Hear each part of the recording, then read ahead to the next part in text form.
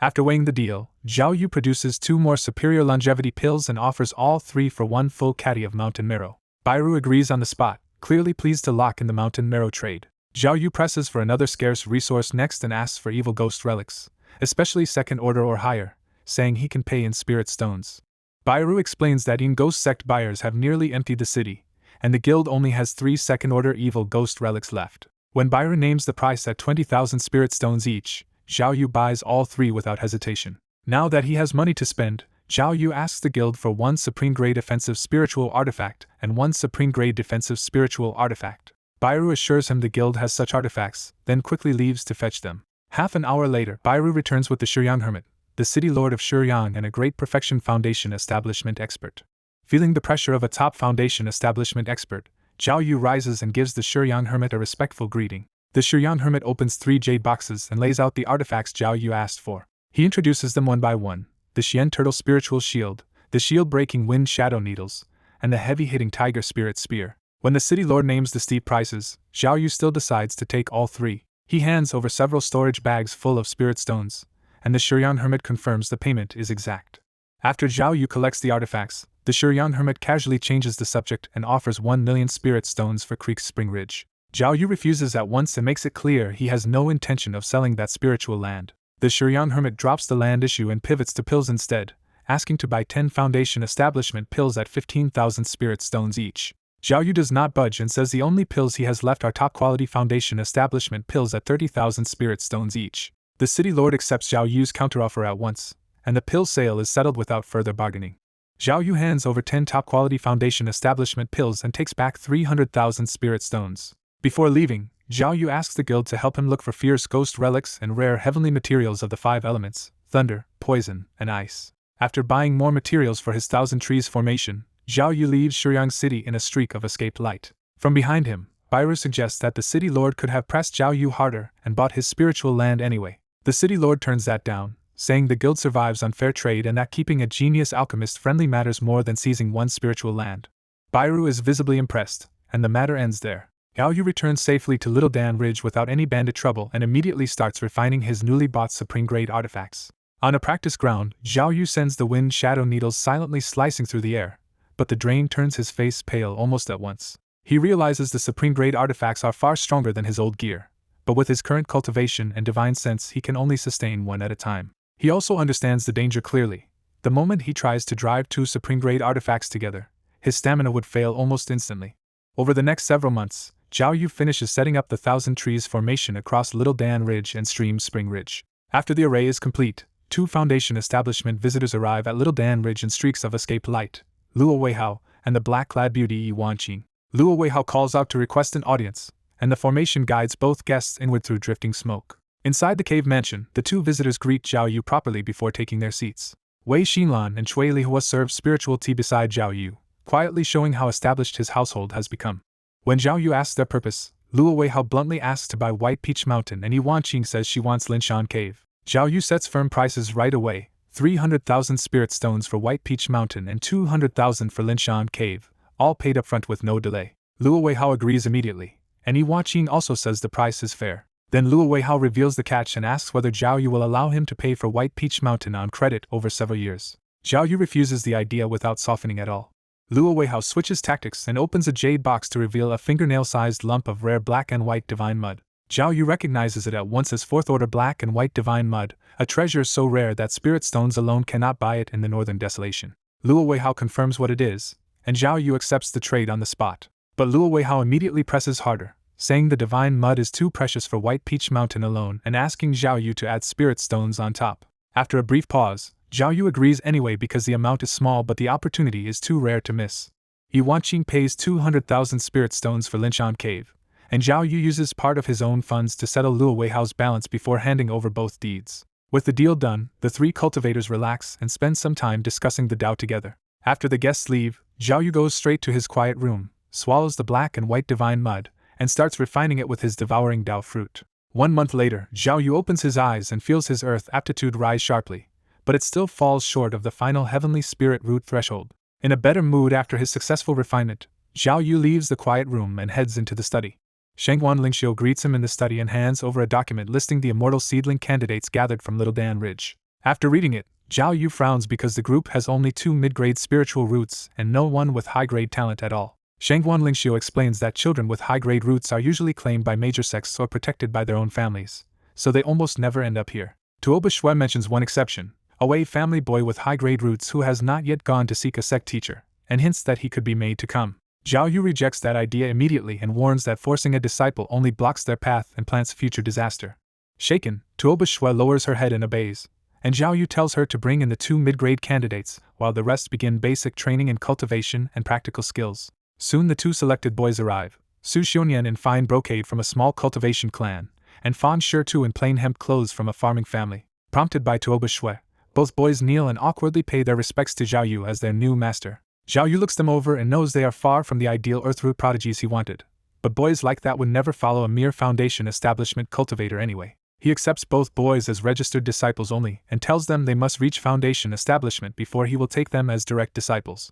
The boys rise, bow again, and leave with their new status settled. With the formal business finally over, Zhao Yu catches Tuoba Shui's hand and his mood turns intimate. Tuoba Shui blushes and melts into Zhao Yu's arms, ending the chapter on a private spring-like note. Deep in misty Maple Ridge, Zhao Yu finally starts forging the Earth Attribute spirit body he has been aiming for. 5 months later, he checks the result and sees the hard truth.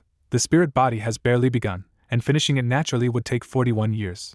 Unwilling to wait decades, Zhao Yu swallows the mountain marrow and uses his Dao fruit boost to force the breakthrough forward. The moment he adds a point to the Earth's spirit body, his body turns into a hungry vortex and the transformation tears through him in brutal pain. 10 years pass in cultivation, and Misty Maple Ridge pays the price as its earth-veined spiritual energy collapses into barrenness. Back inside the cave mansion, Zhao Yu opens his eyes with a smile because the Earth Attribute spirit body is finally complete. The finished spirit body brings 2 mastery-level minor supernatural powers, Earth Escape Technique and Earth Vein Gathering Spirit Technique.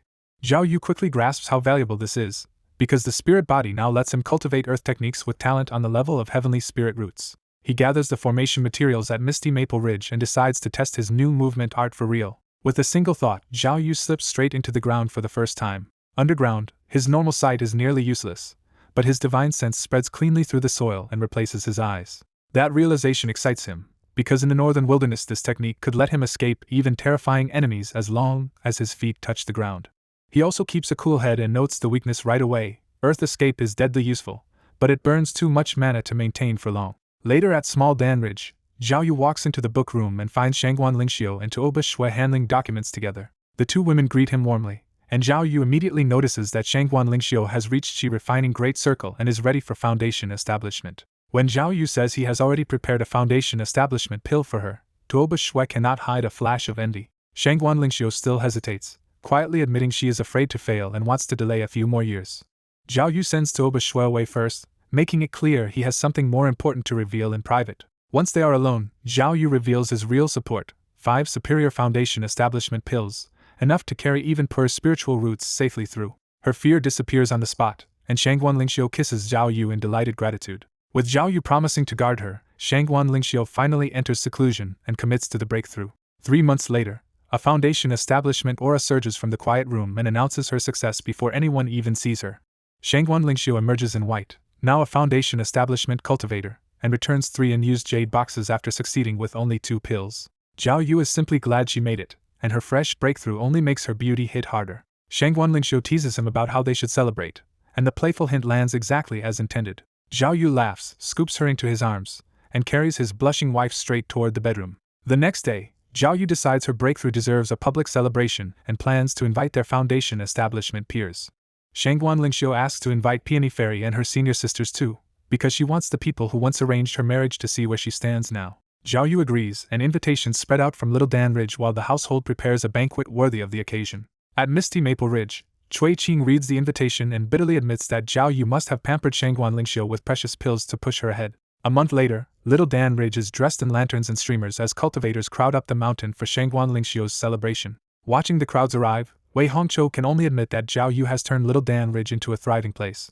The reason is obvious on the ground. Zhao Yu's formation, order-keeping, and crackdown on bandits have pulled loose cultivators in and made the whole ridge prosper. Among the old families, that prosperity has also shifted power, and the Wei elders quietly resent how Tuoba Shui's position lets the Tuoba family edge them out. They console themselves by looking down on the badly weakened Hua family, which now arrives with only a thin, diminished group. Then Wei Xinlan comes hurrying down the mountain to greet her parents, cheerful and glowing in a way her old family has not seen before. Wei Minghui sees that Xinlan has already reached the 6th level of qi refining and instantly turns that reunion into pure jealousy. Inside the grand hall, Wei Hongqiu and the Wei family are stunned by the expensive spirit food and wine Zhao Yu has laid out for the guests. Wei Xinlan blurts out that this food feels normal because she eats it all the time now, and that innocent answer makes Wei Minghui even more bitter. At another front table, Peony Fairy's 6 disciples sit together in open envy, stunned that Shangguan Lingxiu was the first among them to reach foundation establishment. One sister says it plainly: Shangguan Lingxiu got the right husband, and Zhao Yu's steady devotion has turned into real results. One sister takes it the hardest, staring at Shangguan Lingxiu's place with pride and regret because she cannot stop thinking the breakthrough should have been hers. At the main table, even the foundation establishment men look at Zhao Yu with envy, because Shangguan Lingxiu's beauty has only become more dazzling after her breakthrough. Shangguan Lingxiu raises her cup to Peony Fairy and pointedly thanks her for helping her find such a good match. Peony Fairy accepts the toast with a calm smile, saying that seeing her disciple live well is enough to put her at ease. As the banquet winds down, Zhao Yu seizes the rare gathering and proposes turning it into an exchange meeting for the foundation establishment guests. Tong Shorin and the others quickly support the idea, and even Peony Fairy nods along after a brief pause. After the banquet, the foundation establishment cultivators move into a spacious palace hall for serious trading. Zhao Yu steps onto the platform and opens aggressively, offering foundation establishment pills, superior snake and beast pills, and even superior second-order life-extending pills. He also names exactly what he wants back, including advanced pills, materials, fierce ghost relics, and rare metal or earth-attributed treasures. The hall heats up immediately, and the words superior life-extending pill hit Peony Fairy especially hard, because she has been saving her limited foundation establishment lifespan pill chances for the best possible quality. Peony Fairy decides to move first. She throws out 9 second-order evil ghost relics and asks for 3 superior life-extending pills in return. Zhao Yu refuses the price without wavering and says those 9 relics are only worth 1 superior life-extending pill. After a brief hesitation, Peony Fairy raises the stakes and opens another jade box to reveal a lump of black and white divine clay. At the exchange meeting, Zhao Yu immediately tried to buy all of Peony Fairy's black and white divine clay, offering 3 superior second-order longevity pills plus 300,000 spirit stones for her 9 second-order evil ghost relics. Peony Fairy pushed for more, demanding 6 foundation establishment pills, 5 superior triple snake pattern pills, and 5 superior quintessential beast spirit pills on top of the deal. Zhao Yu accepted on the spot, locking down a huge haul of spirit root treasure and ghost relics in one move. Seeing that trade, the aging Luo Weihao hurried forward and asked Zhao Yu what 1 superior second-order longevity pill would cost in pure spirit stones. Zhao Yu told the elderly buyer that 1 superior second-order longevity pill could add 20 years of life, but the price was 200,000 spirit stones. Even at that painful price, the elderly cultivator gritted his teeth and bought one, because he was already near the foundation establishment lifespan limit. After that, Tong Shorin and the other foundation establishment guests lined up to trade with Zhao Yu for pills, using spirit stones or rare materials when they came up short. But the longevity pills stayed almost untouched by everyone else, because ordinary foundation establishment cultivators simply could not afford them. When the exchange finally ended, the foundation establishment cultivators dispersed, and Zhao Yu returned straight to quiet cultivation with his newly won divine clay. Inside the quiet room, Zhao Yu split off a small piece of the black and white divine clay, swallowed it, and refined it with the Dao fruit of devouring. A month later, Zhao Yu's body suddenly trembled and burst out a layer of foul filth, as if he had shed old impurities all at once. As the filth fell away, spiritual energy started flowing into him on its own, and Zhao Yu realized his earth spirit root had finally risen to heavenly spirit root grade. He could barely contain his joy, because this was the moment he finally believed he had become a true cultivation genius with a real path toward golden core. He also checked on the White Ghost Emperor and found that years of feeding it evil ghost relics had raised its quality again, bringing it closer to a future third-order breakthrough. In a bright mood, Zhao Yu bathed, changed clothes, and went out to the study to share the good news. The moment Shangguan Lingxiu saw him, she lit up and blurted out that her husband looked even more handsome than before. Tuoba Shui was just as surprised, and her reaction made it clear Zhao Yu's repeated transformations had visibly refined both body and spirit.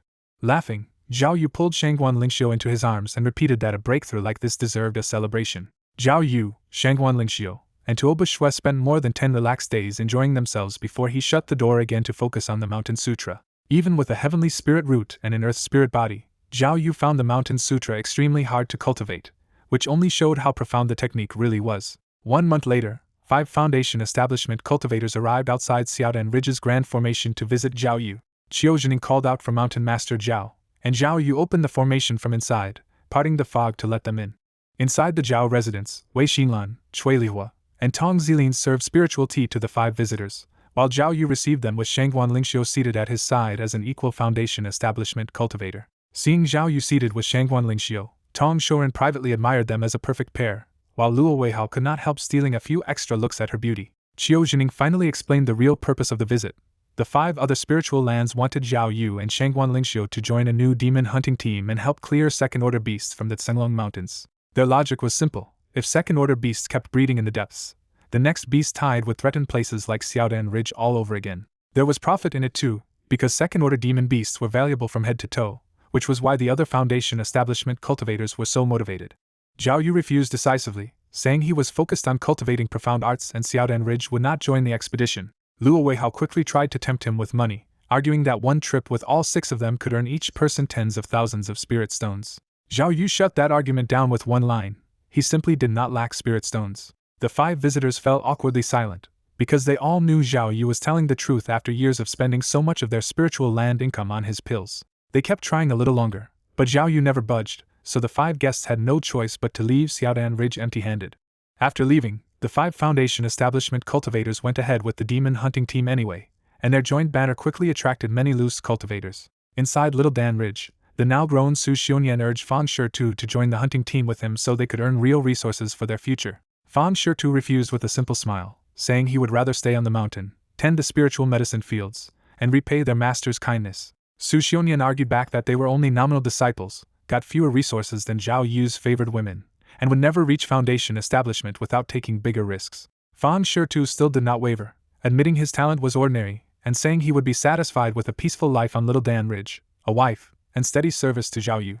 Realizing he could not change his fellow disciple's mind, Su Xiuyan gave up and headed alone toward Zhao Yu's cave mansion. Fan Shitu went back to the spiritual medicine garden and quietly read a spirit plant manual instead, content with the path he had chosen. After formally reporting in, Su Xiuyan knelt before Zhao Yu and begged permission to join the demon hunting team. Zhao Yu agreed, but only on one condition: from that moment on, Su Xiuyan would no longer be his nominal disciple and would lose all the attached benefits. Su Xiuyan trembled at that price, but he still kowtowed in thanks and accepted the break. Right after that, Zhao Yu told Toba Shui not to stop anyone else who wanted to leave for the demon hunting team, and announced he would return to closed-door cultivation. Several more nominal disciples soon left as well, and Toba Shui released them without making things difficult. After months of preparation, the demon hunting team finally set out under the leadership of the 5 Foundation establishment cultivators and headed deep into Tsenglong Mountain. A year passed in seclusion, and inside his quiet room Zhao Yu finally completed the Mountain Sutra. The breakthrough changed everything at once. Zhao Yu reached the 11th level of the Mountain Sutra, gained 200 years of lifespan, and refined his mana into something far purer and harder to shake with spells.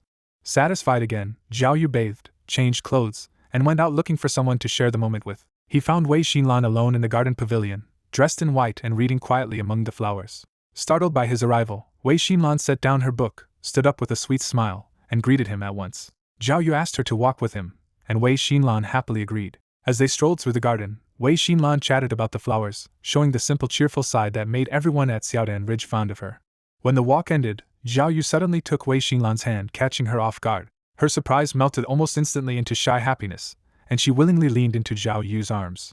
With a faint smile, Zhao Yu lifted her in his arms and carried her back toward the cave mansion. Another month later, the demon hunting team finally returned from Tsenglong Mountain. Su Xiuyan came back to Xiaodan Ridge in plain clothes with his right arm gone, staring up at the mountain with a mess of regret and hard-earned realism in his eyes. Fan Shitu came down from the mountain and froze in shock when he saw Su Xiuyan had lost his right arm. Su Xiuyan explained that a poisonous demon insect had bitten him in the mountains, costing him the arm and almost his life. He admitted the worst loss was his future, because before major cultivation success a ruined body usually meant cultivation had reached a dead end. When Fan Shitu asked why he had come back, Su Xiuyan answered honestly that he could no longer hunt demons and hoped to find some small job on Xiaodan Ridge to finish out his days. After he went up the mountain, Su Xiuyan never even got to see Zhao Yu again, and Tuoba Shui was the one who received him instead. In the end, the fallen former disciple was only given a rent-collecting job for the spirit fields, a small place in the order he once hoped to rise through. At Zhao Yu's cave mansion on Little Dan Ridge, a lavish banquet was in full swing as Foundation establishment guests watched dancers, drank spiritual tea, and tested his mood. Qiu Jining brought up their last trip to the Tsenglong mountain range and invited Zhao Yu to join next year's demon hunt, tempting him with the huge profits. Cui Qin eagerly backed him up, boasting that with the 7 of them together, almost nothing in Tsenglong mountain could stop them unless the demon king himself appeared. Zhao Yu answered with a mild smile that he and Shangguan Lingxiu had little real combat experience, making his refusal sound modest instead of blunt. Tong Shoren laughed at that excuse, because everyone in the room still remembered Zhao Yu crushing the beast tied years ago, and no one truly believed he was weak. Yuan Qing shifted the pressure onto Shangguan Lingxiu and asked if she wanted to leave Little Dan Ridge and see the wider world. Shangguan Lingxiu answered gently that she would follow Zhao Yu wherever he chose to go, and if he stayed here, she would stay by his side and serve him. Her obedient answer made the other Foundation establishment guests look at Zhao Yu with open envy, because a gentle and beautiful woman like Shangguan Lingxiu was rare among cultivators. Even after more persuasion, Zhao Yu quietly refused to join the hunt, and the banquet eventually broke up with everyone going their separate ways. Not long after, the masks dropped in a secret chamber at Changyuan Mountain, where 6 Foundation establishment bandits gathered to discuss how badly Zhao Yu had resisted their bait. Qiu Jining complained that Zhao Yu was hiding like a turtle in Little Dan Ridge and might stay in seclusion for decades if nothing forced him out. When Qiu Jining suggested changing targets, Luo Weihao rejected it at once because killing easier men like Cui Qing or Tong Shoren would only put Zhao Yu on guard and ruin everything. Yuan Qing's eyes lit up as she admitted the real goal was never small loot, but Zhao Yu himself, because controlling a top alchemist could feed them endless wealth and maybe even a golden core future. Fan Shuanglan, missing for 11 years, reappeared in the plot and warned that Zhao Yu's ghost banner was the real danger, since its ghost fog and illusion techniques could turn the fight against them. The silver-robed Chunlifan bragged that he could counter the ghost banner, then crudely demanded Shangguan Lingxiu for himself after Zhao Yu was captured. The pale old bandit backed him up and said that once the banner was neutralized, 6 of them should easily capture Zhao Yu alive and turn his alchemy into their road to golden core. The whole group visibly took the bait, because to desperate bandit cultivators, an alchemy master under their control was better than any robbery. A few days later, a woman named Zhou Yulan arrived above Little Dan Ridge on a silk scarf artifact and announced that she had come on Yuan Qing's orders. The protective clouds over the ridge opened for her, letting Zhou Yulan enter Zhao Yu's cave mansion instead of being blocked outside. Led by Cui Lihua into the reception hall, Zhou Yulan respectfully presented Zhao Yu with a moon-silver thread envelope from Yuan Qing. The lover's envelope made Zhao Yu immediately suspicious that Yuan Qing was trying to seduce him rather than send an ordinary message. Inside, Yuan Qing invited him to meet her at Linshan Lake 7 nights later, right when 3 spirit night lotuses were due to bloom. Zhao Yu dismissed Zhou Yulan for the moment, already choosing caution over curiosity. Instead of answering alone, he immediately sent for Shangguan Lingxiu.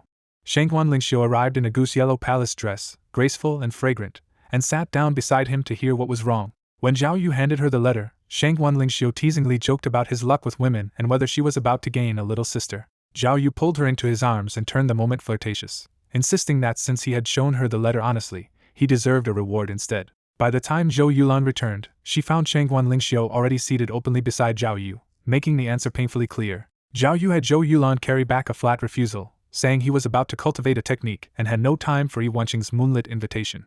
Back at Linshan Cave, Zhou Yulan reported the refusal, and Yuan Qing smashed the table in fury at being rejected. Fan Shuanglan mocked Yuan Qing's rejection and made it plain that the 2 women in their robber gang regularly used seduction to lure male cultivators to their deaths. Yuan Qing shot back that Fan Shuanglan had failed with Zhao Yu too, and Fan Shuanglan admitted the ghost banner had ruined their earlier plan. The old bandit elder cut their bickering short and ordered the group to drop the beauty trap and move on to the next step. Several days later, Tong Shoren arrived alone at Yuan Qing's cave mansion in Linshan Cave and walked in unsuspectingly after a servant led him toward the garden.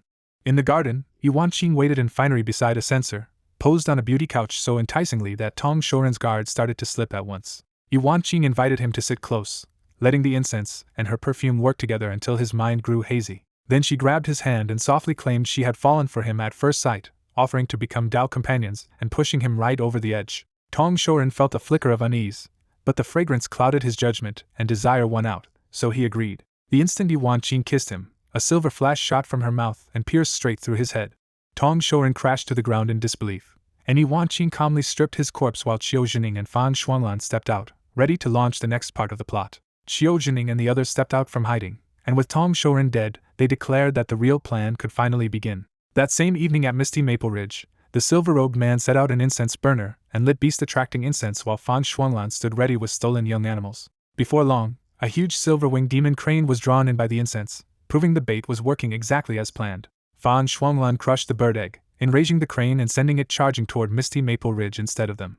Inside Misty Maple Ridge, the alarms went up at once as people realized the second-order demon beast was attacking and activated the spirit with grand formation. Then a second-order crimson scale flame hound arrived too, and Fan Shuanglan killed the pup in front of it to drive that beast and its pack into the same frenzy. Chen Lifan regretted that a third second-order beast had not shown up, but Fang Shuanglan decided 2 enraged mid-grade demon beasts were enough and told him it was time to leave. Back in Misty Maple Ridge's Core Cave Mansion, Qiu Jining saw the beast tide was serious and volunteered to seek help from Zhao Yu immediately. Chui Qing agreed, because even with the Ridge's second-order formation and his own cultivation, he did not feel confident facing the tide alone.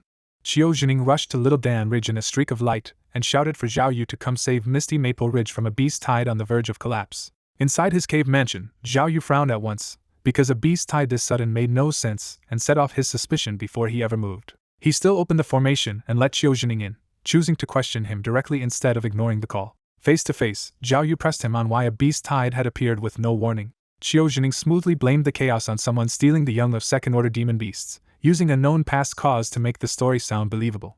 After a short pause, Zhao Yu decided to go help Chui Qing anyway, showing that suspicion had not outweighed old ties and immediate danger. Qiu Jining hid his relief, because the trap had finally pulled Zhao Yu out of the safety of Little Dan Ridge. Before leaving, Zhao Yu handed Shangguan Lingxiu the Thousand Trees formation token and ordered her to seal the ridge completely and kill anyone who tried to break in or out. Shangguan Lingxiu accepted the order without hesitation, taking charge of the superior formation while Zhao Yu prepared to step into the unfolding ambush. Zhao Yu finally went out with Qiu Jining, but the moment they were outside, Qiu Jining paused in surprise because Zhao Yu was still traveling on foot instead of flying. On the way to Misty Maple Ridge, Zhao Yu refuses to explain himself and uses a superior featherweight talisman to sprint low across the ground instead of flying. The real reason is simple. As long as his feet stay on the earth, Zhao Yu can use earth elemental skill and draw support from the Mountain Sutra to move even faster with less strain. Watching from the shadows, Qiu Jining feels something is off when Zhao Yu keeps running on foot, but the trap is already set, and he forces himself to go through with it. Near a forest, Zhao Yu suddenly stops and calmly calls the hidden enemies out instead of walking deeper into their kill zone. The ambushes reveal themselves. The old bandit steps out first, Fang Shuanglan appears at one side, and an unnamed young cultivator in silver robes emerges beside her. One look at Fang Shuanglan is enough for Zhao Yu to understand this was no chance meeting at all, and he bluntly calls her out as part of a bandit ambush. Qiu Jining drops in behind Zhao Yu and loudly pretends to be an ally, claiming he came to fight by Zhao Yu's side. Zhao Yu instantly sidesteps away from Qiu Jining and coolly refuses to let anyone stand at his back, making it clear he saw through the act. With the deception blown, the old bandit drops the act and orders everyone to attack at once. The old bandit summons a pitch-black spirit jar and releases a giant human-faced mantis monster from it. Fang Shuanglan follows with a blue high-grade magic sword and thrusts straight at Zhao Yu. The unnamed silver-robed cultivator adds even more pressure by releasing a huge red-skinned dragon ape beast to charge in. Qiu Jining closes in two, still acting helpful as he tries to box Zhao Yu in from another angle. Instead of meeting the trap head-on, Zhao Yu sinks into the ground with earth escape and vanishes in front of everyone. The giant mantis monster still strikes the spot where Zhao Yu vanished and carves a deep ravine into the earth, but it hits nothing. The old bandit turns ugly with shock because earth escape is one of the hardest techniques to master, and none of the ambushers can counter it. Reappearing far away under stealth, Zhao Yu calmly confirms that Qiu Jining was never targeted by the others and is definitely in on the ambush. Once he has the whole field figured out, Zhao Yu slaps his ghost nurturing jar and summons the White Ghost Emperor to wipe them out. The White Ghost Emperor opens his illusory ghost eyes and floods the clearing with ghost fog, turning the ambush back on the attackers. Inside the ghost fog, the old bandit realizes Zhao Yu is hiding outside it and planning to pick them off one by one. But the silver-robed cultivator came prepared too, and he sends out a breaking illusion night crow whose vertical eye tears the ghost fog apart. Zhao Yu sees that the enemy prepared a direct counter for the White Ghost Emperor's eye technique, so he drops back underground and lets brute force take over. With the ghost fog gone, the White Ghost Emperor still rushes the ambush team head-on, forcing all 5 Foundation Establishment cultivators to brace for impact. The dragon ape tries to meet him with a punch, but the White Ghost Emperor smashes the beast away in one brutal hit. The mantis monster strikes next, and the White Ghost Emperor catches its bladed limb with ghost-fast claws. Then he rips one of the mantis monster's blade legs clean off, proving the fight has already turned into a slaughter. The wounded mantis monster spits its deadliest 100 insect goo poison, a black cloud feared even by peak Foundation Establishment cultivators. The White Ghost Emperor answers with his own ghastly black breath, and the 2 deadly clouds crash together and cancel out. Watching the White Ghost Emperor overpower the mantis monster, the silver-robed cultivator finally realizes what it is: the Een Ghost Sect's dreaded king of 100 ghosts. That name alone shocks the whole ambush team, because everyone knows how fearsome the Een Ghost Sect's ghost spirits once were. Panicking, the old bandit yells for Yuan Qing and Luo Weihao to stop holding back and orders everyone to focus on killing the evil ghost together. The old bandit, Fang Shuanglan, and Qiu Jining unleash a rain of evil-suppressing talismans at the White Ghost Emperor. The silver-robed cultivator pays the price for a stronger talisman, and a beam of pure evil-suppressing light finally bites into the White Ghost Emperor. Most of the weaker talismans burn out uselessly, but Luo Weihao's beam does leave the White Ghost Emperor smoking as if set alight. At the same moment, Zhao Yu rises from the earth behind Fang Shuanglan and drives the Tiger Spirit Spear at her back. Fang Shuanglan reacts fast enough to raise a white jade spiritual shield, but she is still a bit too slow. The Tiger Spirit Spear releases a Tiger Roar shockwave that stuns her mind for an instant and freezes her mana. That one instant is enough for Zhao Yu to spear straight through Fang Shuanglan's head and kill her on the spot. After dropping one enemy, Zhao Yu immediately slips back into the earth before the others can turn on him. Even under the burning pure light, the White Ghost Emperor stays ferocious and tears the human-faced mantis monster in half with both claws. The old bandit loses control when his precious insect dies and angrily summons a giant pustule-covered toad monster from a black banner. The dragon ape charges back in two, while the battered ambushers throw everything they have at the White Ghost Emperor. Instead of trading with the strongest threats first, the White Ghost Emperor suddenly flashes to Qiujining, the weakest link in the group. Qiujining screams for help and burns through every defensive charm and shield he can trigger in time. None of it stops the White Ghost Emperor, whose claw punches through the barrier and corrupts Qiujining's superior shield on contact. At the same time, the dragon ape, giant toad, a superior magic sword, Yuanqing's red daggers, and a pitch-black flying fork all crash in toward the White Ghost Emperor. Zhao Yu suddenly resurfaces behind the White Ghost Emperor and raises the supreme-grade Black Tortoise shield, blocking the whole wave of incoming attacks. The Black Tortoise shield holds, but the mana drain behind it is heavy enough to leave Zhao Yu visibly pale. With Zhao Yu covering him, the White Ghost Emperor finishes Qiujining by tearing off his head in one savage motion. Then the White Ghost Emperor turns and smiles at Yuanqing, making it obvious she is next.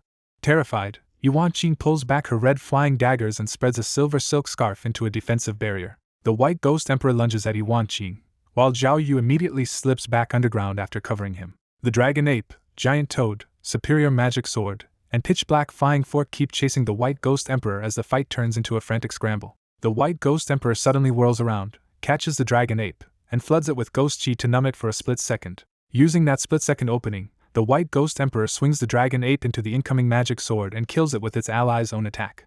Without slowing down, the White Ghost Emperor grabs the giant toad's tongue and sends corrupting ghost chi into its body. He also spits a stream of black chi across the flying fork, corrupting its spirituality and knocking that artifact out of the fight. The giant toad monster bursts apart under the White Ghost Emperor's ghost energy, and the Tumorous Elder's black banner is ripped half-ruined with it. Before anyone can react, the White Ghost Emperor flashes in front of Luo Weihao and drives a claw through his heart. Luo Weihao's corpse is tossed aside, and the surviving ambushers finally understand they are facing a terrifying ghost king.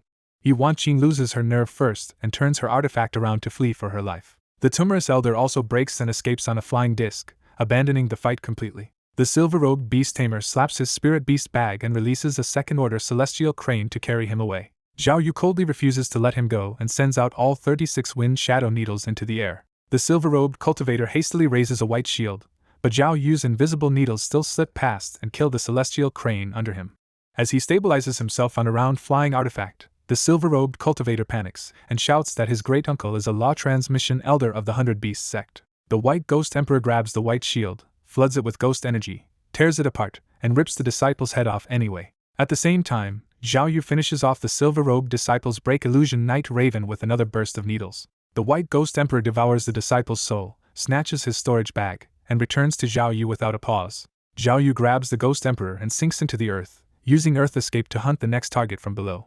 He erupts from the ground directly in front of the fleeing poison toad hermit, and cuts off the old rogue's last escape route. The White Ghost Emperor opens his illusory ghost eyes, and a tide of ghost fog rolls over the elder. The old man panics and throws out 2 fiery Jiao talismans, using fire to burn great holes through the ghost fog. He even relaxes for a heartbeat, convinced that fire has countered the evil spirit. That relief lasts one instant before the White Ghost Emperor appears behind him and claws his heart out from his chest.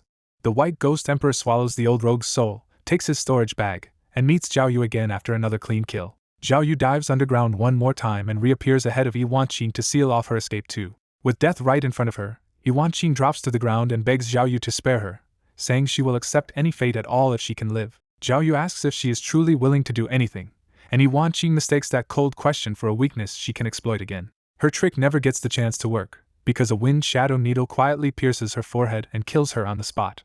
As the needle returns to his hand, Zhao Yu finally says the real reason: he does not trust her at all. The White Ghost Emperor immediately devours Yuanqing's soul too and strips away her storage bag like the others.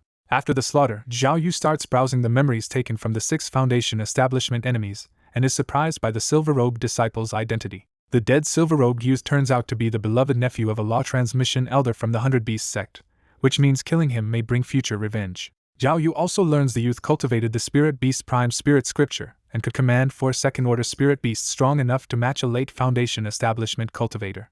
The memory gets uglier when Zhao Yu sees that this pampered disciple was once nearly killed by his own sect master after seducing a concubine, and only his great-uncle's intervention saved him. Even so, Zhao Yu is pleased, because the Spirit Beast Prime Spirit Scripture itself is now his through those stolen memories. He cannot cultivate that sect method himself, but the devoured Dao fruit lets him keep every divine technique and secret art he can pull from the dead. As he studies further, Zhao Yu realizes the Beast Spirit Pact secret technique works a lot like his Human Ghost Pact, and could let him raise a powerful spirit beast of his own. He keeps digging through the dead cultivator's secrets, and confirms the timorous elder was the poison toad hermit, a rogue using the mediocre toxic toad technique. Yuan Qing and the others turn out to be using only scattered ordinary techniques from the Thousand Mysteries sect, not some deeper hidden inheritance. The memories also reveal the full plot.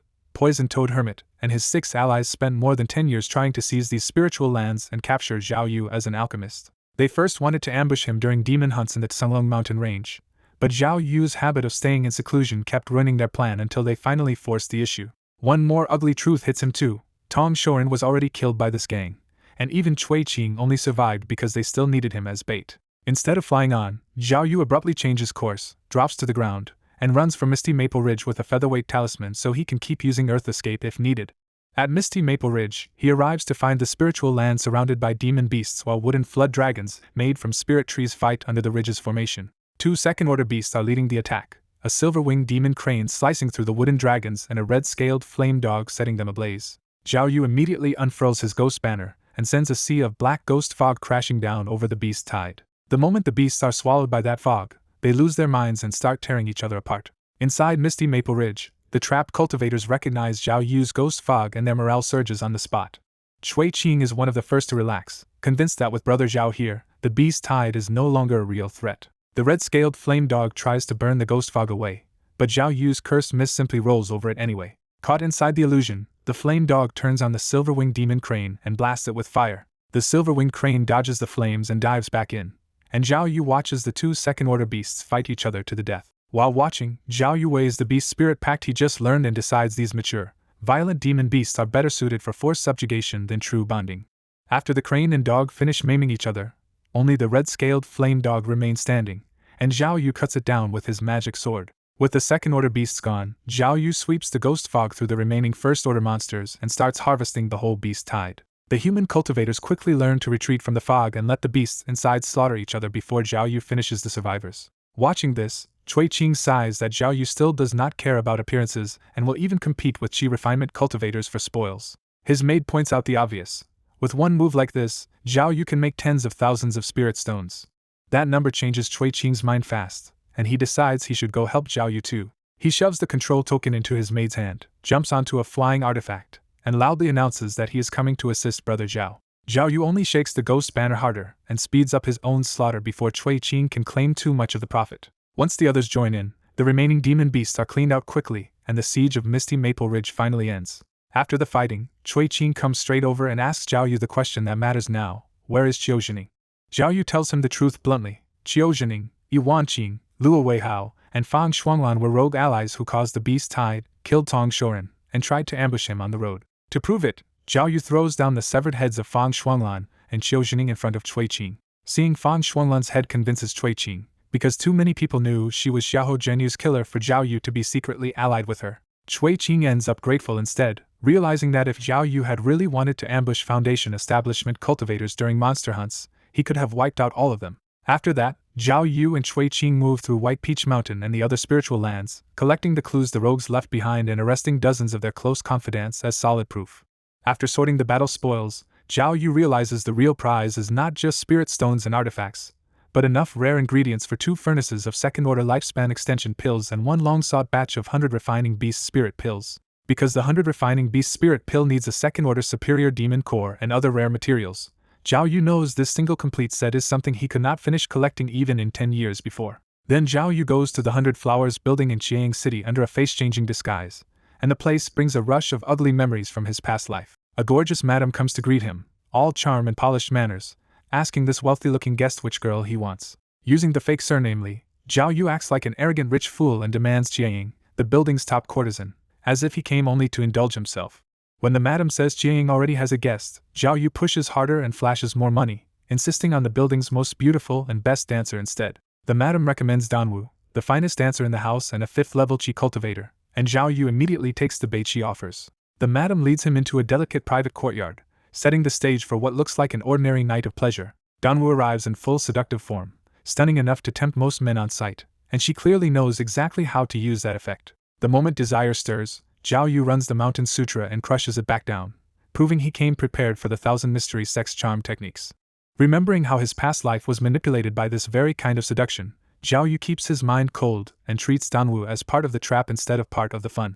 Hidden in the room, the White Ghost Emperor quietly turns its illusory ghost eyes on Danwu before she can react. Danwu's eyes go blank, and she obediently starts singing and dancing, leaving Zhao Yu free to move while her body keeps up the illusion of a normal appointment. Zhao Yu slips out and checks the nearby courtyard, where Jiaying, the elder's regular companion, is waiting in her own private garden. Using Phantom Step, he glides over the wall like a ghost and enters Jiaying's side of the compound without making a sound. In the garden, Zhao Yu finally sees Jiaying for himself, a beautiful late-stage Qi cultivator whose looks and talent easily explain her star status. Before Jiaying can say anything, the White Ghost Emperor enslaves her too, and she calmly goes back to reading as if Zhao Yu does not exist. Seeing how terrifying the illusory ghost eyes really are, Zhao Yu hides himself at the courtyard entrance and settles into a patient ambush. An hour later, the target finally enters the courtyard, the former doctrine-transmitting elder of the beast-taming sect, a 9th-level foundation establishment cultivator. The old elder came here on his usual 7-day visit to Jiaying, never realizing Zhao Yu had built the entire assassination plan around that habit. The instant the elder steps into Jiaying's courtyard, the White Ghost Emperor erupts with cursed pupils and black ghost fog, making the old man realize too late that he has walked into an ambush. The elder burns through evil-repelling talismans to fight the ghost fog, but the mist still touches him and rattles his mind for one fatal instant. Zhao Yu seizes that tiny opening and fires all 36 wind shadow needles straight through the elder's body. The kill is clean, and Zhao Yu immediately stuffs the elder's corpse into a storage bag before anyone can react. Without hesitating, Zhao Yu triggers a featherweight talisman and bolts for the outskirts of Jiaying City, with the White Ghost Emperor gliding after him. Elsewhere inside 100 Flowers Building, a high-ranking young mistress of the 1,000 Mysteries sect senses the White Ghost Emperor flaring at full power and immediately turns serious. When the madam asks if they should intervene, the young mistress flatly refuses, saying Jiaying City security is the beast-taming sect's job, not theirs. The young mistress veils herself in black silk and disappears into the darkness, while the madam immediately sends a communication talisman to the beast-taming sect. The beast-taming sect's enforcement team is alarmed, and 2 Foundation establishment cultivators rush toward 100 Flowers Building on second-order iron cranes. At the murder scene in Jiaying's courtyard, one investigator releases a floating ray-like spirit beast with 3 nostrils to track what happened. The tracking beast picks up lingering ghost energy, and the investigator grimly identifies the killer's methods as a Yin ghost sex-style assassination. His fellow enforcer asks if they should pursue, but the senior refuses because anyone who killed that elder so quickly is beyond the 2 of them. So they choose safety over pride, lock down the city with the main array, and send for stronger sect experts instead. But the citywide barrier rises too late, because Zhao Yu has already slipped out before it closes. Once clear of pursuit, Zhao Yu dives into a stream, sinks to the bottom, and switches to Earth Escape to vanish underground.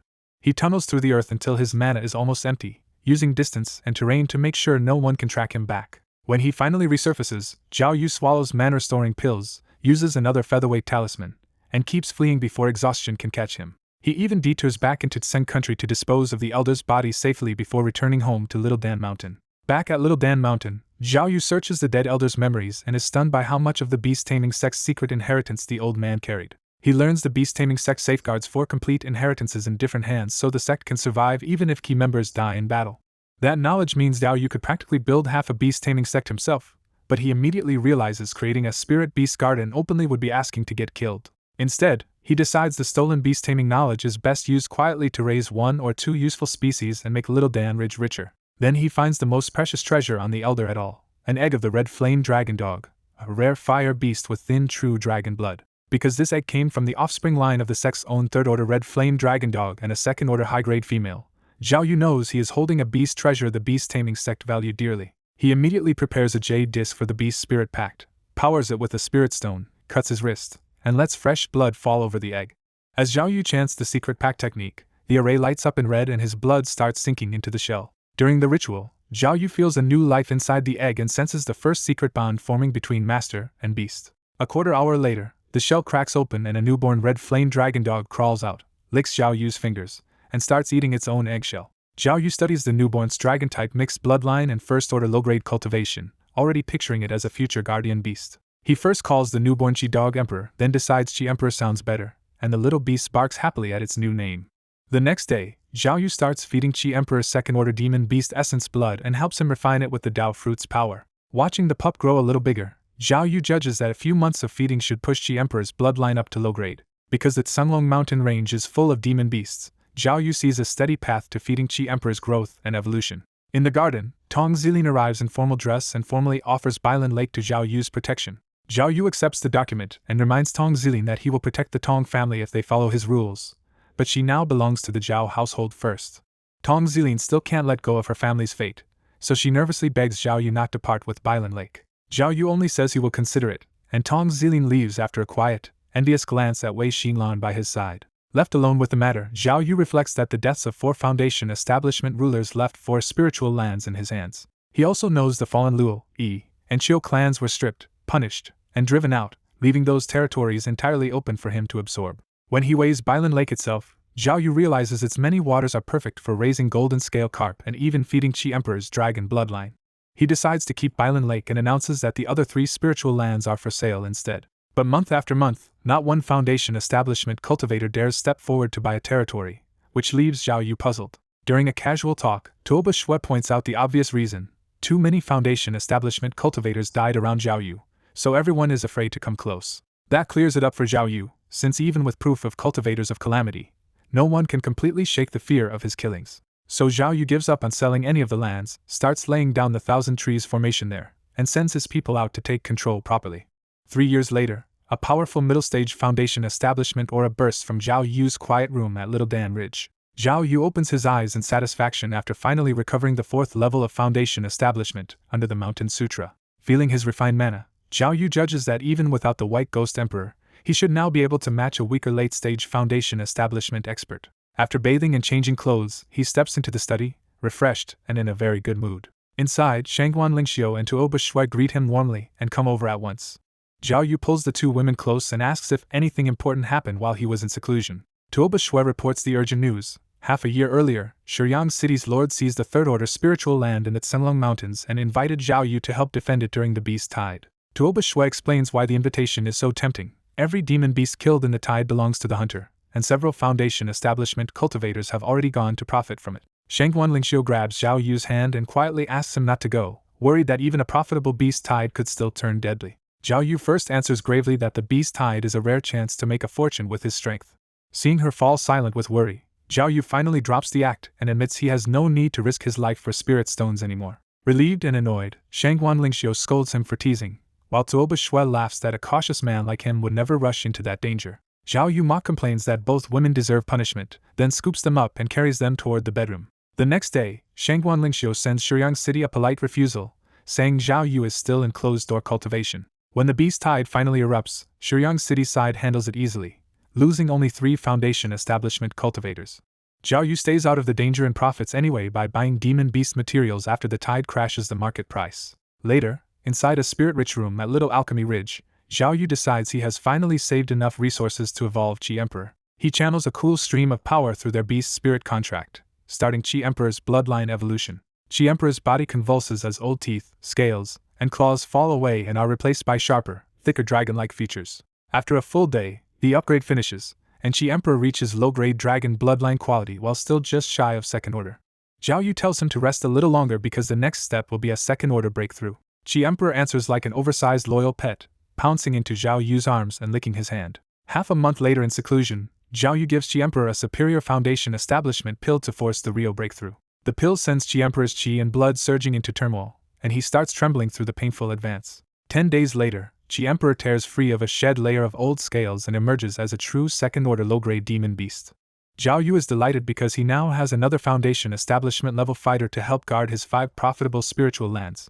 Pleased with the breakthrough, Zhao Yu takes Chi Emperor out for a walk in the garden. Wei Xinlan brightens when she sees Zhao Yu, but the sight of the huge evolved Chi Emperor makes her freeze in fear. Zhao Yu pats Chi Emperor's head and cheerfully insists he is still the same adorable companion she used to hold when he was small. Wei Xinlan honestly admits she knows Chi Emperor will not hurt her, but his new form is far too fierce for her not to fear. Understanding that her timid chi refinement instincts cannot handle a second-order dragon-kind beast, Zhao Yu sends Chi Emperor off to play elsewhere. Once the beast runs off happily, Zhao Yu sits beside Wei Xinlan and wraps an arm around her waist as they enjoy the garden together. Wei Xinlan blushes under his attention, looking even more delicate against the flowers. The quiet moment breaks when Tuoba Shui arrives and announces that Master Yunshan has come to see Zhao Yu. Zhao Yu immediately has Master Yunshan shown to the drawing room and goes to meet him. In the drawing room, Zhao Yu finds not only the broad-faced Master Yunshan but also an ordinary-looking young man beside him. Master Yunshan says the matter is extremely important and asks Zhao Yu to dismiss everyone else first. Shangguan Lingxiu starts to withdraw with the servants, but Zhao Yu stops her and keeps her beside him. Holding Shangguan Lingxiu's hand, Zhao Yu says flatly that if a secret is too dangerous for even his wife to hear, he would rather not hear it at all. Master Yunshan has no answer for that, and can only glance toward the plain young man beside him. Then the young man lets mist spill from his body, and Shiryang the recluse reveals himself in front of Zhao Yu. The aura of Foundation Establishment Great Perfection fills the room, and Zhao Yu instantly turns serious and orders Shangguan Lingxiu to leave. Once she is gone, Shiryang teases Zhao Yu for changing his mind only after recognizing who he was. Zhao Yu reads the situation at once, and says the only reason Shiryang would come in disguise is because he wants help with his own core formation. He goes even further and bluntly guesses that Shiryang wants him to refine golden core pills. Shiryang drops the pretense, and plainly admits he came for Zhao Yu's alchemy, asking him to refine a batch of golden core pills and promising rich payment. Zhao Yu refuses on the spot, politely blaming his own limited alchemy while making it clear he will not touch a golden core pill job this dangerous. At Little Dan Ridge, Shiryang Hermit flatters Zhao Yu's pill skill and admits he came prepared to stop a refusal. He opens the first jade box, and Zhao Yu's eyes sharpen the instant he recognizes a fist-sized lump of black and white divine mud. That treasure matters because Zhao Yu's Mountain Sutra will later need rare earth treasures like this for both the mountain treasured body and his future life-bound mountain seal. Shiryang Hermit brings out a second box containing a rooted sliver of soul-nurturing wood, and Zhao Yu immediately asks what it is. The hermit explains that soul-nurturing wood grows in Een-rich land, nourishes ghosts, and becomes far more valuable the older it gets. Zhao Yu keeps a straight face, but inside he knows the Een ghost sect would pay heavily for such a rooted piece, and even a superior second-order ghost could use it to gamble on a breakthrough. Then Shiryang Hermit reveals the third offer, a third-order low-grade fierce ghost relic radiating chilling Een energy. The price finally breaks Zhao Yu's resistance, and he agrees to help refine the golden core pill if Shiryang adds 10 more second-order ghost relics.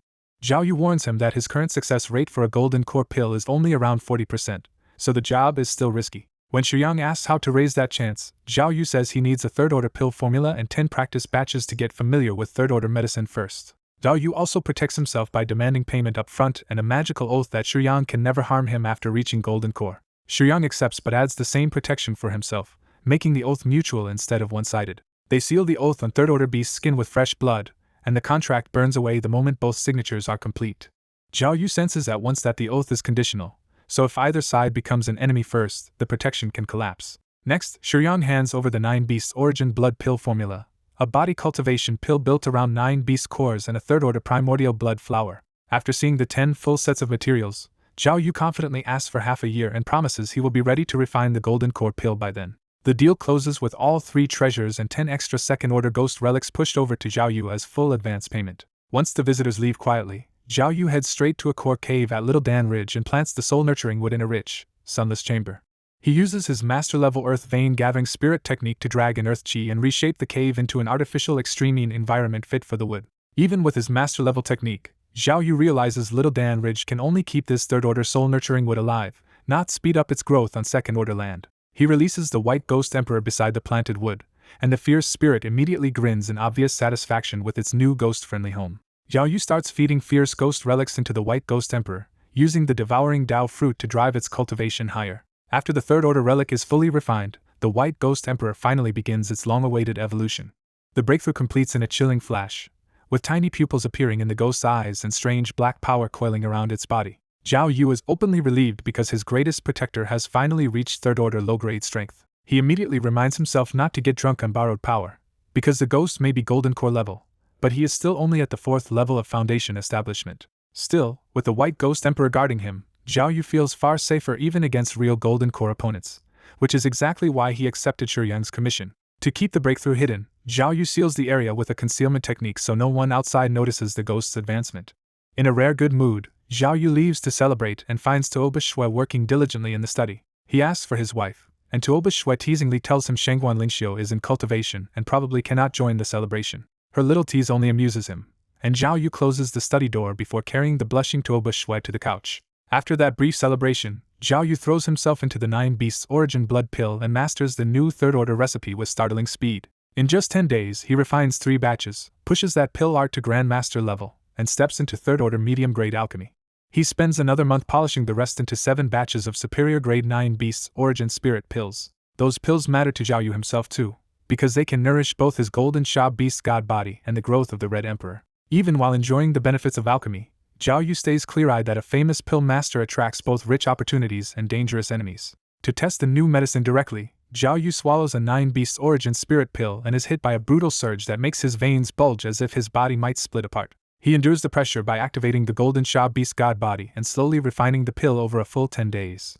When he finishes, Zhao Yu judges that one superior pill is worth about a year of hard training, enough to push his body cultivation toward the peak of the 6th level if he keeps going. Months later at Little Dan Ridge, Shangguan Lingxiu finds Zhao Yu in the garden and tells him Master Yunshan has arrived, interrupting his relaxed moment with Wei Xinlan. The interruption catches Zhao Yu while he is with Wei Xinlan, and he calmly tells Shangguan Lingxiu to seat the guests in the reception hall. When Zhao Yu enters the hall, he finds Master Yunshan beside Shuyang Hermit, who is again hiding under the appearance of an ordinary cultivator. Both sides confirm the appointment, and the long-prepared golden core refinement is finally about to begin.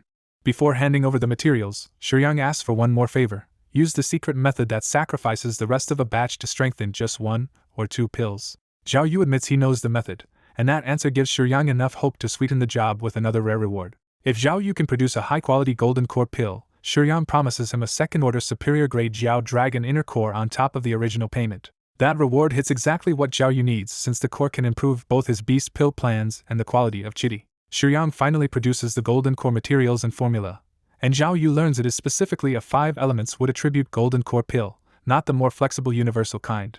Still, Zhao Yu takes the job seriously, bathes, changes clothes, and enters the alchemy room for the most important refinement yet. 7 days later, the alchemy room doors open and Zhao Yu steps out looking visibly drained from the attempt. Shuyang Hermit can barely hide his nerves anymore and asks the only question that matters: whether the golden core pill succeeded. Zhao Yu opens a jade box and calmly reveals the finished pill, a high-quality golden core pill glowing pale green. Shuyang Hermit is overjoyed, seals the pill carefully, and hands Zhao Yu a second jade box holding the promised Jiaolong inner core.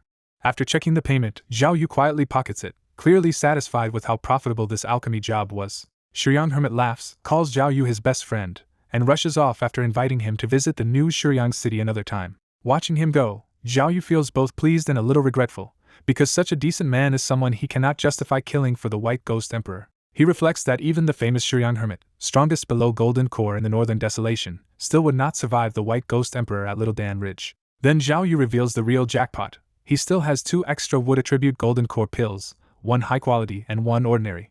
In the Northern Desolation, even wood attribute Golden Core pills are priceless enough to drive wood cultivators mad. After that windfall, Zhao Yu settles back into a peaceful routine of cultivation and occasional outings with Shangguan Lingxiu, Toba Shui, and Wei Xinlan. 4 months later, spring fills Little Dan Ridge's spiritual peach garden, and Zhao Yu is living in shameless comfort. Shangguan Lingxiu lets him rest on her lap, Wei Xinlan massages his legs, and Toba Shui feeds him sliced spirit fruit 1 skewer at a time. So comfortable he can barely believe it, Zhao Yu jokes that he could live like this for 100,000 years and never get tired of it.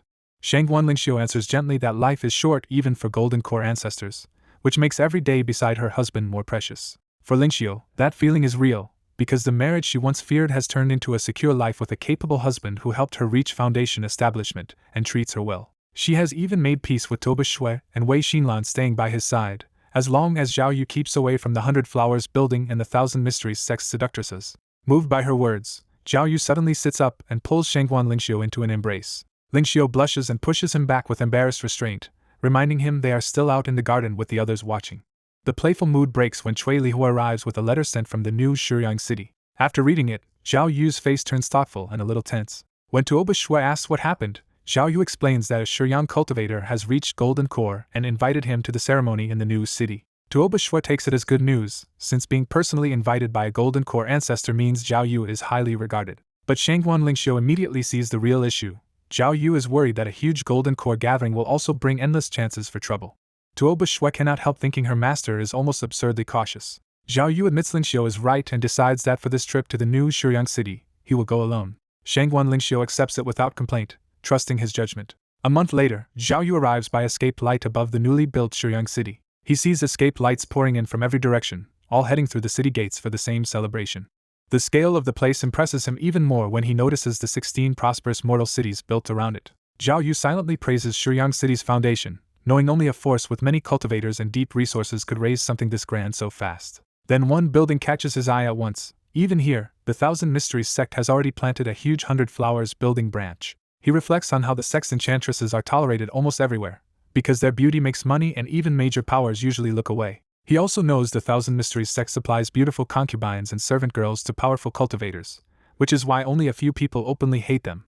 Just as he lingers near the 100 Flowers building, Fan Lingdai calls out and approaches with 2 Danling sect women, including the graceful Lan Ninghua in goose yellow silk. The 3 women bow politely, then glance toward the 100 Flowers building and clearly suspect Zhao Yu is standing here for exactly the reason they fear. The woman in goose yellow introduces herself as Lan Ninghua, a disciple of Xian Nu, one of Dan Ling's sect's strongest figures. Zhao Yu immediately senses the trio has trouble on their hands, and tries to slip away before they can rope him in. The woman in goose yellow stops him and explains that one of their junior sisters is in a dispute with a Thousand Mysteries sect disciple, so they need a senior to back them up. Now that Dan Ling sect juniors have openly asked for help, Zhao Yu cannot refuse without losing face, so he gives in and agrees to go. The women lead Zhao Yu to a luxurious building where a crowd has already gathered around a nasty public relationship dispute. At the center of the circle, a furious Dan Ling sect woman grabs a delicate Thousand Mysteries sect girl by the hair while clinging to the guilty man caught between them. On the way over, Zhao Yu already learned the core of it. The Thousand Mysteries sect girl seduced the man, and now the original cultivation couple is falling apart. The betrayed woman explodes, calling the Thousand Mysteries sect girl a shameless homewrecker in front of everyone.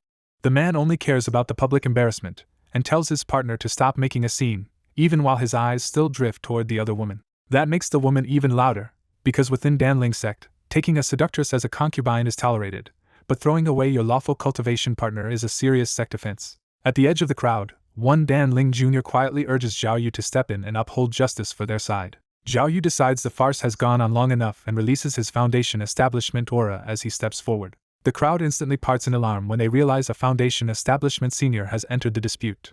He goes straight for the weak point and tells the Dan Ling male disciple that if he insists on leaving his cultivation partner, Zhao Yu can handle the separation and have him expelled from the sect. That threat lands hard because the disciple knows losing Dan Ling's sect would also destroy his cultivation future and status. Even after all that, the Dan Ling woman still pleads with Zhao Yu to spare the man, because she wants to save the relationship instead of ruin him. So Zhao Yu turns to the Thousand Mysteries sect girl and orders her to apologize, leave the city immediately, and never approach the pair again. The girl grits her teeth and is just about to submit when a new voice cuts in from the side. A stunning woman from 100 Flowers building arrives with 3 foundation establishment men, instantly changing the balance around the scene. One ornament-covered young man from the new group steps forward and accuses Zhao Yu of bullying a weak woman with his higher cultivation. Zhao Yu's eyes sharpen as he states that he is an elder of Dan Ling's sect and demands the other man's name. The young man answers arrogantly that he is from White Peak Mountain. One Dan Ling Jr. quickly whispers that the arrogant young man is the direct offspring of the White Peak Hermit, giving Zhao Yu the background behind his swagger. That only darkens Zhao Yu's face, because now he sees exactly why this man dares to swagger in and twist black into white. He fires back that the Thousand Mysteries sect girl broke a Dan Ling sect taboo and asks whether White Peak Mountain really wants to become an enemy of Dan Ling's sect over this. For all his swagger, the brocade-robed young man finally goes pale with anger and hesitates, because even his backing is not enough to casually provoke a Golden Core sect. When the quarrel turns ugly, the Thousand Mysteries sect beauty softly asks Master Jing to handle it for her, and her disappointed tone immediately fires up Jing Xiongtao's pride. Trying to impress her, Jing Xiongtao challenges Zhao Yu to settle the dispute by magical combat, and says the loser's side must apologize. Zhao Yu can tell Jing Xiongtao is being led around by that beauty, and even he catches himself staring at her far more than he should. He quietly runs the Mountain Sutra, and the warm surge of earth-aligned mana steadies his mind enough to shake off the urge to help her. Now fully clear-headed, Zhao Yu warns Jing Xiongtao that magical combat is no joke and can turn deadly over a petty matter. Jing Xiongtao mistakes that caution for fear and smugly says Zhao Yu can avoid the fight if he just apologizes. Zhao Yu stops entertaining him and agrees to the duel on the spot. Lan Ninghua immediately steps in with the practical warning that the other side has 4 foundation establishment cultivators, and could gang up if they fight without witnesses. Accepting that warning, Zhao Yu sets the duel for 3 days later on Mingyan Mountain, and Jing Xiongtao confidently locks it in. After the crowd breaks up, Lan Ninghua brings Zhao Yu to an elegant courtyard where the Dan Ling sect's 4 foundation establishment cultivators are waiting to back him. With Peony Fairy introducing everyone, Zhao Yu finally meets the aloof Water Fairy, the silk-clad Luo Xiaobai, and the burly Taoist Neo Buffon. Water Fairy praises Zhao Yu for defending the sex face, casually mentions the nasty rumor that he was a coward, and promises they will support him in 3 days. Zhao Yu keeps the smile on his face, but inwardly fumes that caution and cowardice are not the same thing. Water Fairy lays out the enemy lineup: Jing Xiongtao, the mysterious Nangong Shiyao, beast-taming sect true disciple Su Haoheng, and Sung Ling sect true disciple Qi Changxing. She adds that Jing Xiongtao is 6th layer foundation establishment, Su Haoheng and Qi Changxing are both 7th layer, and all 3 are famous young elites with many allies. Because the Thousand Mysteries sect side will probably bring more foundation establishment witnesses, the Danling sect decides to spend the next 3 days gathering as many supporters as possible. Water Fairy specifically asks Zhao Yu to invite Su Bingyun, and Luo Xiaobai adds that if the Fire Crow Fairy joins them, it would be like gaining 10 more people. Once Zhao Yu gets Su Bingyun's address, he heads straight to her courtyard and knocks on the gate. The gate opens to Lei Yuting, Su Bingyun's bright-eyed disciple, and she warmly ushers Zhao Yu inside the moment she hears his name. She brings him into an elegant guest hall and hurries off to call her master. A moment later, Su Bingyun walks in, stunning in black and just as lively as Zhao Yu remembers. Their reunion starts easy and warm, with Zhao Yu praising her beauty and Su Bingyun teasing that he has grown more handsome too. Because they kept writing letters over the years, the first awkwardness fades almost immediately. Zhao Yu opens with a serious gift and places 3 jade boxes in front of Su Bingyun, each holding a superior second-order life-extending pill. Su Bingyun is visibly taken aback and refuses at first, because life-extending pills this rare can ignite bidding wars among Foundation establishment cultivators. Zhao Yu reminds her that she once gave him Wolf Ridge Mountain, so to him these pills are a small return, and he even jokes that he is investing in the day she becomes a Golden Core ancestor. That finally gets through to her, and Su Bingyun accepts the pills with a sweet promise to look after him when she reaches Golden Core.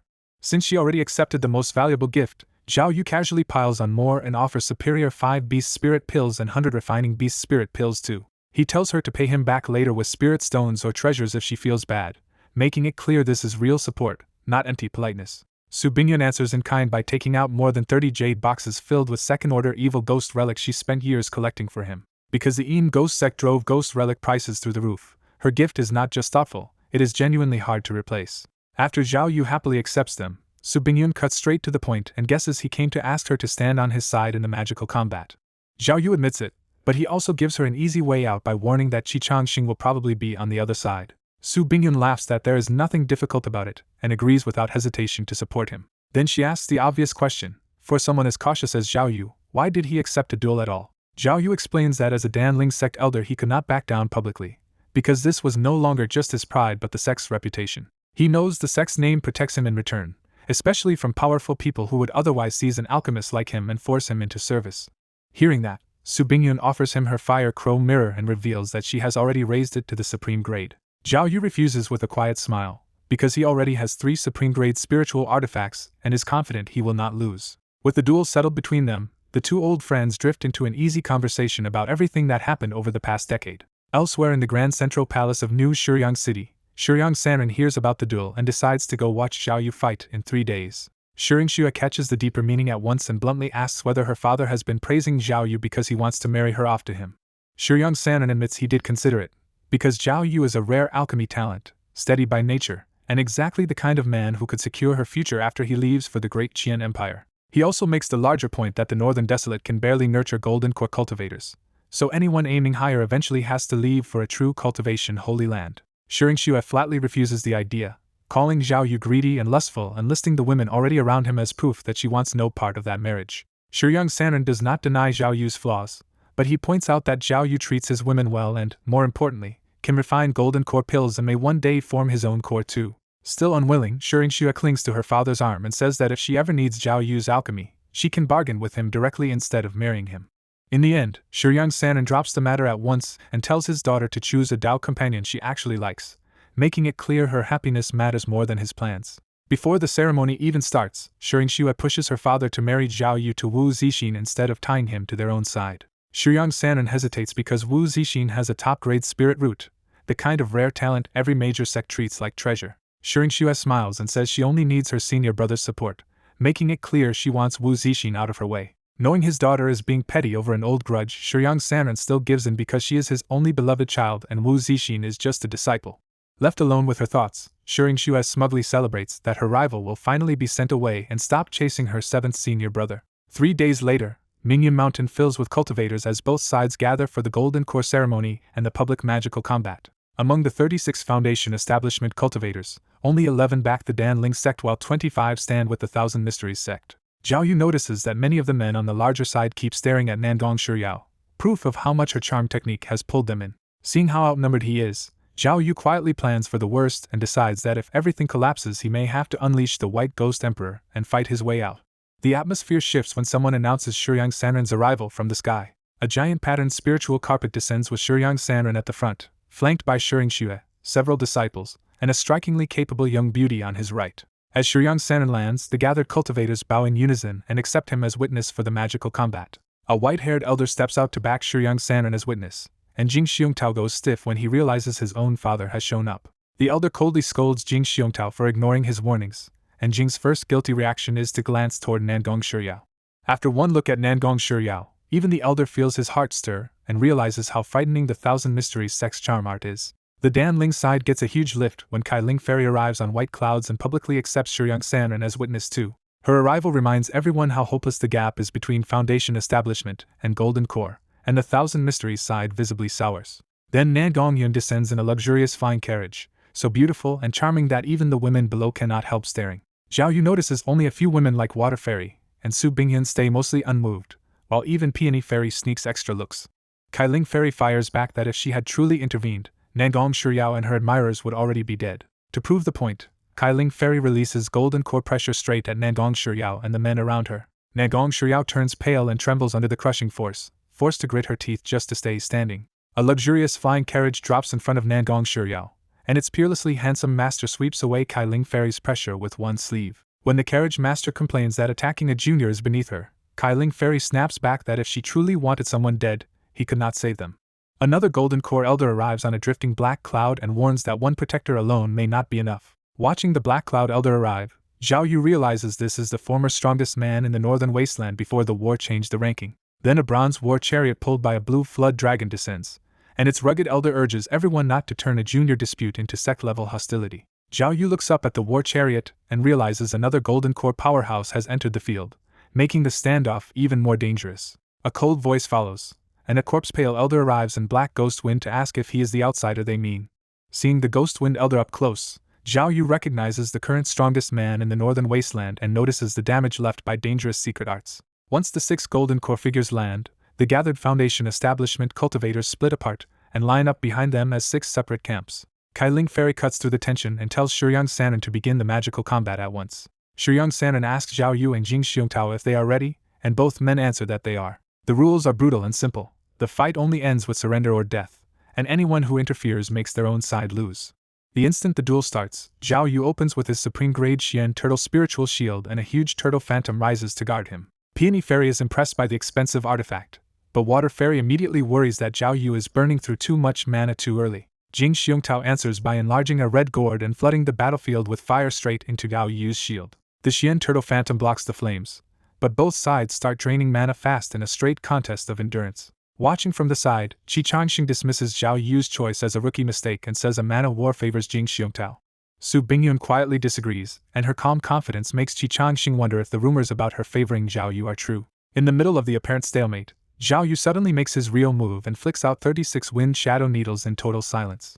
Jing Xiongtao senses the hidden attack at the last second and throws up a crimson spiritual shield in front of himself. The first wave of needles clangs harmlessly into the crimson shield, making it look like Jing Xiongtao has defended in time. But under Zhao Yu's precise control, several wind shadow needles have already slipped behind Jing Xiongtao and line up for the back of his head.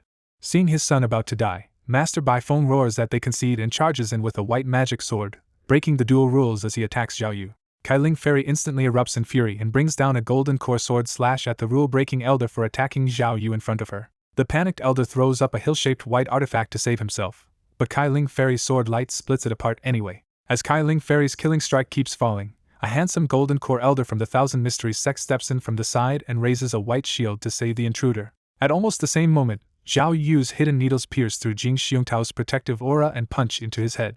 Jing Xiongtao stares in disbelief for one last second, then collapses dead onto the mountain ground. With the duel decided by death, Shiryang Sanren calmly declares Zhao Yu the winner of the magical combat. A Thousand Mysteries sect enchantress steps out, apologizes to Sister Zhang and Brother Li, then retreats back into her sex ranks. Colorful Spirit Fairy's eyes turn icy as she declares that the White Peak Man broke the rules by interfering in magical combat, and even trying to attack a Dan Ling sect elder, so he deserves death. Nangong-yun smoothly objects, and says the White Peak Man acted out of panic for his son, so he should be punished, but not killed. Sim Wishwang takes the hard line and says the White Peak Man still deserves to die. Yu Tianming sides with Nangong-yun instead, making the split between the Golden Core guests even more obvious. Yuan Jinming senses the balance of power shifting, pushes for death again, and openly asks Shiryang Hermit to show where he stands. With every gaze on him, Shiryang Hermit answers carefully that the White Peak Man must be punished heavily, but his offense still does not merit death. Colorful Spirit Fairy accepts that ruling on one brutal condition: the White Peak Man must cut off one of his own arms. Nagong-yun gives a slight nod, the others stay silent, and the White Peak Man realizes no one here will save him. Forced into submission, the White Peak Man slices off his own left arm and thanks the seniors for sparing his life through clenched teeth. Colorful Spirit Fairy flicks out a fireball and burns the severed arm to ash, leaving him no chance to recover it.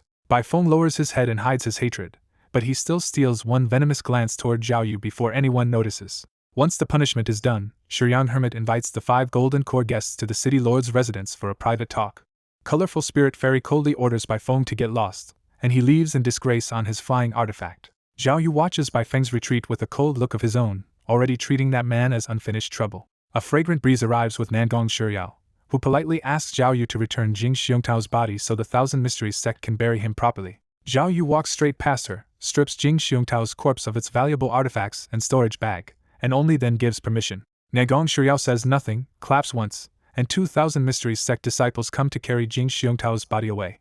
Qi Changxing immediately attacks Zhao Yu's character, saying it started as a trivial argument, and Zhao Yu was far too cruel to kill over it. Su Bingyun fires back that Jing Xiongtao chose magical combat himself, twisted the truth, and brought this disaster on his own head. She goes even further and bluntly asks whether Qi Changxing has been so charmed by Nangong Shiryao that he can no longer tell right from wrong. Qi Changxing's face darkens, and he snaps back that Su Bingyun must have fallen for Zhao Yu if she is siding against her own senior brother. Su Bingyun instantly loses her composure, flushing red and stammering out a denial that only makes the moment more awkward.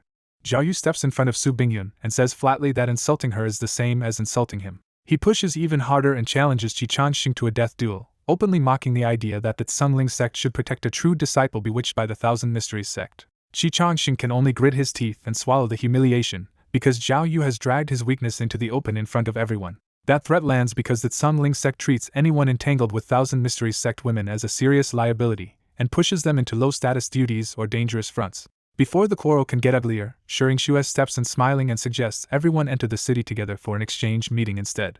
Su Haoheng agrees at once, and the other Foundation establishment cultivators follow along, happy to use this rare gathering of 5 major sects for trade. Away from the city, Baifeng flees through the Tsenlong Mountains in black escape light, nursing hatred for Colorful Spirit Fairy and an even deeper grudge against Zhao Yu for killing his beloved son. He decides that after returning to White Peak he will have to lean toward the Thousand Mysteries sect and wait for a chance to make Zhao Yu die horribly. His situation is already desperate, because losing a limb can ruin a cultivator's path unless they find a rare treasure that can regrow it. Then the air below him suddenly boils with surging black ghost fog, cutting off his escape. Baifeng panics and throws out an evil-suppressing talisman, whose pure light burns through the ghost fog for an instant. In that clearing he finally sees the real threat, the third-order White Ghost Emperor grinning at him through the dark. Terrified, Baifeng unleashes his supreme-grade Fire Jiao sword, which transforms into a blazing 3-zhang Fire Jiao and lunges straight at the ghost. The White Ghost Emperor simply walks on air through the black chi, reaches out one claw, and meets the charging fire head-on. His ghostly power snuffs out the flames, exposes the sword's true form, and crushes the Fire Jiao weapon in his hand by brute force.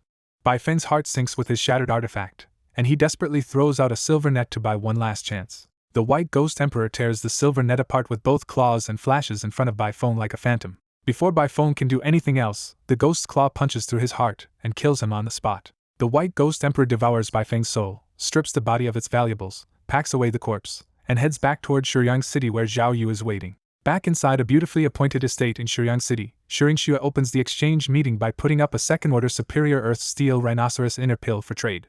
The room instantly focuses, because a second-order Superior Inner Pill is a rare prize that even late Foundation establishment cultivators struggle to obtain. Zhao Yu calmly offers a superior second-order life extension pill that can add 20 years of life in exchange for it. Shiring Shua accepts immediately, and the crowd stares as Zhao Yu's rare life-extending pill changes hands.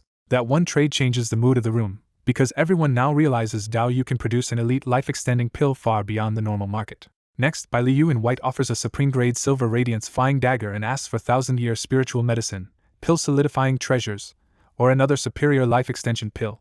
But Zhao Yu is not interested at all, since he already has 3 supreme-grade spiritual artifacts and another one would not improve his combat power. The rest of the hall also stays silent, because the dagger is valuable but still not worth the far rarer treasures Bai Liu wants in return. After that disappointment, Zhao Yu takes the platform himself and openly announces trades for his remaining 4 superior life extension pills. He makes his terms clear. He wants 3rd order earth treasures, 2nd order dragon lineage inner pills, 2nd order or stronger evil ghost relics, 1,000-year medicine, and other rare items. Yuan Feng, who looks much like Yuan Jinming, moves first and offers 2 superior Blackwater Xian snake inner pills for 2 of Zhao Yu's life extension pills. Zhao Yu agrees on the spot, and after the exchange Yuan Feng passes one of the precious life extension pills to his sister Yuan Hui. Next, Hui Xianling from the Fierce Ghost sect offers 15 second order evil ghost relics, which is exactly the kind of resource Zhao Yu wants. Zhao Yu accepts again and quickly closes the relic trade without hesitation. The Water Fairy follows with an even more important offer, 10 gene of 3rd order Linksea Divine Sand, a rare earth attribute treasure used to forge 3rd order treasures. Zhao Yu agrees at once, locking in another major resource for his future plans. With all 4 pills gone, Zhao Yu uses the moment to advertise himself and says anyone who wants superior life extension pills later can come to Little Danling with materials for 5 furnaces to trade for 1 pill. The price sounds steep, but Zhao Yu needs a mountain of resources for his cultivation, his ghost and beast companions, and the future mountain seal he plans to forge. Bai Liu raises an eyebrow and says bluntly that Zhao Yu's 5 furnace exchange rate is too expensive. Zhao Yu answers with a faint smile and expands the offer, saying superior foundation establishment pills, 5 beast spirit pills, and tricolored mist spirit pills can all be refined on the same 5 furnace terms. That makes the room think harder, because those superior pills are rare enough that even expensive terms might still be worth it. Then Zhao Yu drops the real hook. Taking both a superior 5 beast spirit pill and a superior tricolored mist spirit pill can raise a mid-stage foundation establishment cultivator's chance to break into late stage by 10% without damaging their foundation even if they fail. At that, the mid-stage foundation establishment cultivators can no longer hide their excitement, because Zhao Yu has just turned himself into a possible way past one of their biggest bottlenecks. At the exchange meeting, one foundation establishment cultivator after another brought out rare treasures, but nearly all of them ended their offers the same way. They wanted Zhao Yu's superior life-extending pill. Zhao Yu could only watch those heavenly treasures slip past, because the ingredients for his life-extending pills were too precious, and he did not have many pills left to trade. When the exchange ended, Nangong Shuriao approached with a sweet smile and openly praised Zhao Yu's alchemy, then asked if he would personally teach her. Seeing Nangong Shuriao make her move, Su Bingyun's heart sank, because even she could feel how dangerously charming this woman was. Zhao Yu refused her at once, because he had no intention of getting tangled up with a 1,000 mysteries sect beauty who could ruin a man's judgment without even using full bewitchment. Nangong Shuriao took the rejection smoothly and called herself presumptuous, without showing the slightest embarrassment. Su Haoheng immediately stepped in, clearly jealous, and offered Nangong Shuriao a full alchemy inheritance of his own to win her favor. But Nangong Shuriao turned him down too, saying her sect already had higher alchemy inheritances, and what she lacked was a real master, not another jade slip. After that, even more foundation establishment cultivators gathered around Zhao Yu, and he took the chance to make connections instead of shutting anyone out. Yuan Feng tried to turn the gathering into a hunt by revealing a blackwater serpent nest in the Tsenglong Mountains and inviting everyone to kill it together. The Water Fairy and the others were instantly interested, but Zhao Yu kept a low profile and insisted his combat strength was too weak to join. Even after repeated urging, Zhao Yu refused to go, and the gathering finally broke apart. Once the others left, La Ninghua came to Zhao Yu with a summons from the sect's supreme elder.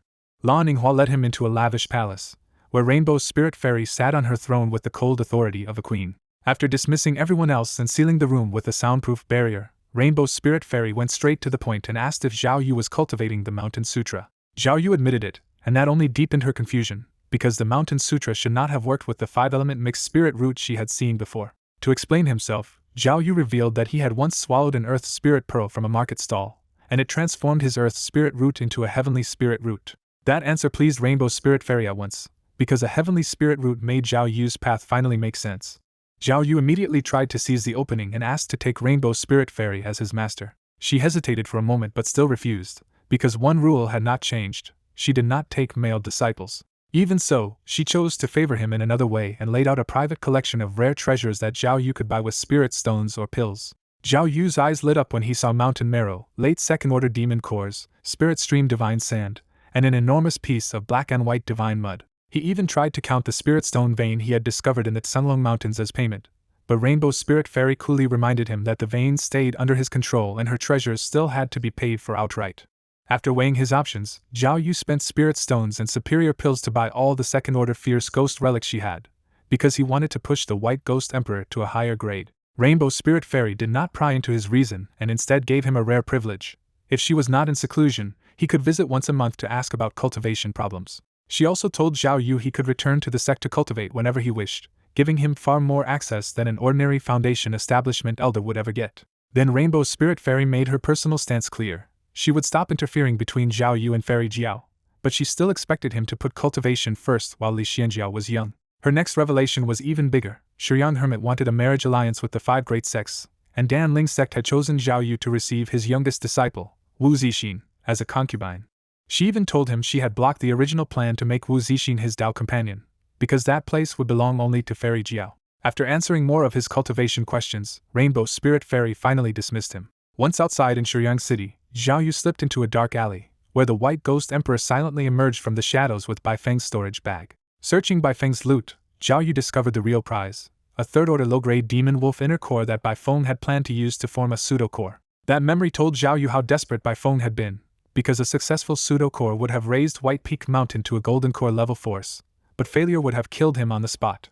Zhao Yu quickly judged that the inner core would be far more useful on Qi Emperor than on himself, because demon beasts could absorb that kind of power much more efficiently than a human cultivator. Besides the inner core, Baifeng's storage bag also held a huge haul of artifacts, spirit stones, pills, and talismans, showing just how much Zhao Yu had gained from killing him. Late that night in the city lord's residence, Wu Zixin sat alone in a pavilion by the lotus pond, beautiful and proper on the outside, but quietly sad about the marriage arranged for her. Bai Liu found her there and bluntly said it was a waste for their master to give her to Zhao Yu, then urged her to become his concubine instead so he could change the arrangement. Wu Zixin shut him down with perfect manners, saying she had only ever seen him as an elder brother and that, since she had been promised to Zhao Yu, she had to keep proper boundaries. She left in a waft of fragrance, and Bai Liu could only watch her go and regret that such a flawless woman would belong to Zhao Yu instead of him. The next day in the new Shuyang City Palace, Shuyang Wanderer formally presented Wu Zixin to Zhao Yu and announced that, under the agreement between their two sides, she would now become Zhao Yu's concubine. Wu Zixin stepped forward with flawless etiquette and greeted Zhao Yu as her lord husband, accepting the arrangement without public resistance. Zhao Yu answered gently that there was no need for excessive formality from now on, and that small kindness made Wu Zixin's eyes brighten as she quietly took her place by his side. A few days after Shuyang Sanren's Golden Core ceremony, Zhao Yu refuses the beast hunting invitation and heads straight back to Little Dan Ridge with Wu Zixin. Back at Little Dan Ridge, Zhao Yu gathers the key people and openly introduces Wu Zixin as his new consort. Tuoba Shui and the others salute respectfully, but Tuoba Shui cannot hide a sharp flash of envy at how quickly Wu Zixin rises to the top. Seeing Wei Xinlan sincerely pleased by the new arrival, Tuoba Shui bitterly realizes that kind of simple-hearted warmth is exactly why Zhao Yu favors her. Once the others leave, Wu Zixin politely greets Shangguan Lingxiu and immediately sees why Zhao Yu treasures her so much. Shangguan Lingxiu welcomes her as family and lightly teases that their husband is a bit lustful but still a genuinely good man. Wu Zixin agrees, because Shuyang Sanren already investigated Zhao Yu thoroughly before sending her here. Instead of acting like a sheltered bride, Wu Zixin asks to help manage Little Dan Ridge. Zhao Yu is delighted because someone with Wu Zixin's merchant city experience can save his growing spiritual lands from waste and mismanagement. The burden had already been falling on Shangguan Lingxiu and Tuoba Shui, so Zhao Yu starts shifting part of that work to Wu Zixin and frees them to cultivate more. Wu Zixin settles into Little Dan Ridge fast and proves so capable that Zhao Yu confidently hands her even more control. Meanwhile, Zhao Yu pours his remaining spirit stones into second-order fierce ghost relics and feeds their energy to the White Ghost Emperor, gambling on another upgrade. 1 month later, the White Ghost Emperor erupts in the cave, roaring as it devours the surrounding energy and reveals deeper ghost patterns across its body. Its cultivation stays at third-order low grade, but the quality rises to middle grade, which makes Zhao Yu feel much safer. After testing it on a secluded training ground, Zhao Yu confirms the White Ghost Emperor's overall strength has jumped by more than double. The upgrade even makes Zhao Yu wonder whether it could challenge a Golden Core expert, though he still wants nothing to do with that fight yet.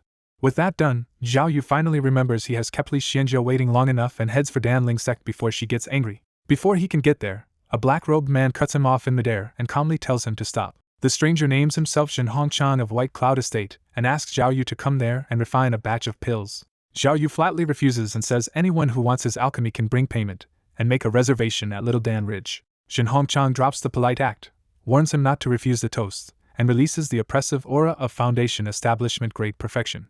Zhao Yu warns that attacking a Danling sect elder will bring sect retaliation, but Jin Hongchang clearly plans to leave no witness behind. Jin Hongchang suddenly strikes with a top-grade silver spirit rope that shoots at Zhao Yu so fast he barely has time to react. Just before the rope can bind him, a white ghost claw wrapped in black she appears and catches it cold. The white ghost emperor crushes the spirit rope on the spot and fully reveals itself beside Zhao Yu in a surge of dark ghost energy. Then it grins at Jin Hongchang and opens its illusory ghost eyes, filling its pupils with dense dark curse seals. The moment Jin Hongchang realizes Zhao Yu controls a third-order evil ghost, his confidence collapses and he begs for his life with a huge spirit stone offer. Zhao Yu does not answer, and the white ghost emperor rushes him as a mass of black mist. Desperate, Jin Hongchang throws out an evil-suppressing talisman that blasts pure light through the mist and seems to clear the danger. But the white ghost emperor is already gone from the front, and Jin Hongchang realizes too late that something is wrong. A ghost claw bursts through his chest from behind and rips out his heart, revealing he was trapped in an illusion before he ever understood the real attack. With another Foundation establishment great perfection enemy dead, Zhao Yu immediately suspects this ambush is tied to a bigger scheme and valuable pills waiting at Little Dan Peak. The white ghost emperor swallows Jin Hongchang's soul, letting Zhao Yu read his memories and uncover the real target, a thousand spirits blood god pill. From those memories, Zhao Yu learns the demon path pill uses the blood and souls of 1,000 cultivators to fake a golden core breakthrough. Once he connects the numbers, Zhao Yu realizes Jin Hongchang meant to massacre the cultivators living under his control to gather the 1,000 victims needed. The motive is simple and ugly. Jin Hongchang is nearly out of lifespan, so he was willing to become a monster for one more shot at living as a false golden core. Then the loot check turns Zhao Yu's mood around, because Jin Hongchang's storage holds serious wealth and even a rare talisman treasure. He opens the box and finds a yellow sword-shaped talisman treasure, the kind Foundation establishment cultivators can use to unleash a fragment of true magic treasure power. On top of that, he counts 16 second-order beast inner pills, 2 supreme-grade spiritual artifacts, many more artifacts, and over 4,000 medium-grade spirit stones. After cleaning up the aftermath, Zhao Yu resumes his trip and finally reaches Danling sect. At a palace on Danxia Peak, Li Xianjia rushes in to greet him the moment he arrives. Zhao Yu is stunned by how much she has changed, because the girl he remembered has grown into an even more breathtaking beauty than before. Li Xianjia pouts and complains that he stayed away for years, while she was also stuck in the sect because her master would not let her leave. Zhao Yu explains the sect had forbidden him from returning for 50 years unless summoned, and that finally softens her. Once she forgives him, Li Xianjiao proudly reveals the gift she prepared with her own savings, 2 third-order evil ghost relics. Knowing those are exactly what he needs, Zhao Yu smiles and starts presenting several gift boxes of his own in return. At Danling sect, Li Xianjiao happily accepts Zhao Yu's rare pills and immediately turns the gift into a joke proposal, saying she might as well marry him. She even teases him about how disappointed he once was that Su Bingyun did not offer herself, dragging out one of Zhao Yu's old regrets with a grin. When Li Xianjiao asks who is prettier, Su Bingyun or her, Zhao Yu answers honestly that she is a little more beautiful. That answer is all Li Xianjiao needs, and she boldly tells Zhao Yu to ask her master for her hand because she wants to become his Dao companion. After that, the two stroll through Danling sect together, with Li Xianjiao guiding Zhao Yu through the scenery he barely knows after being away so long. Their peaceful walk is interrupted when Brother Feng steps in, eyeing Zhao Yu with immediate hostility and demanding to know who he is. Li Xianjiao answers by sweetly clinging to Zhao Yu's arm and introducing him as her future Dao companion right in front of Feng. Bai Feng snaps, saying he has loved Li Xianjiao for over a decade and insisting he is the one worthy of her, even offering his family as backing for her future golden core path. Li Xianjiao shuts him down just as clearly, saying she never liked him and has only ever loved Zhao Yu. Zhao Yu wraps an arm around Li Xianjiao's slim waist and walks off with her, and her cool front melts into a shy blush. Bai Feng is left with twisted rage and clenched fists, but he still does not dare attack because Li Xianjiao is Kai Ling Fairy's treasured disciple. Later, Zhao Yu formally seeks an audience with Kai Ling Fairy and goes to her palace to ask for Li Xianjiao's hand. Zhao Yu speaks plainly in front of master and disciple alike, asking Kai Ling Fairy to grant Li Xianjiao to him as his Dao companion. Kai Ling Fairy sees how completely her disciple has fallen for him and agrees, but sets one hard condition: Li Xianjiao cannot leave the sect until she reaches Golden Core. Li Xianjiao immediately clings to her master in delight, and Kai Ling Fairy dryly jokes that without this help, her disciple might stop recognizing her as master.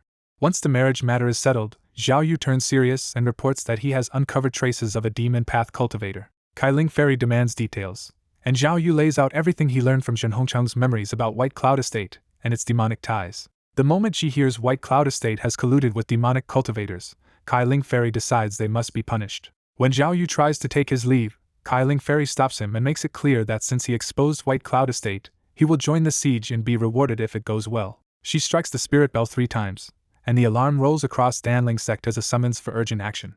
The triple bell call pulls Yunji and the sect's Foundation Establishment cultivators from all directions toward Danxia Peak. Soon, 46 Foundation Establishment cultivators gather in the hall, and Kailing Fairy announces that she will personally lead the campaign against White Cloud Estate. She orders Yunji to pick 20 Foundation Establishment cultivators for the assault, turning the accusation into a full military operation. Not long after, 25 spirit boats rise from Danling sect and head straight for White Cloud Estate. At White Cloud Estate, Wei Hongqiu sits with 3 other Foundation Establishment cultivators in a pleasure garden, but she quietly admits she is worried that Jin Hongchang still has not returned.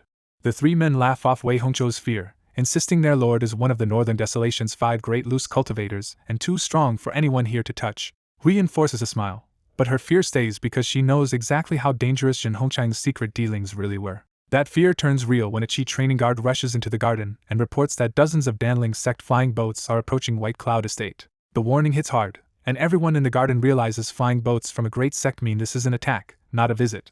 Huiyan reacts first and activates White Cloud Estate's prohibition token, throwing up the estate's grand defensive formation.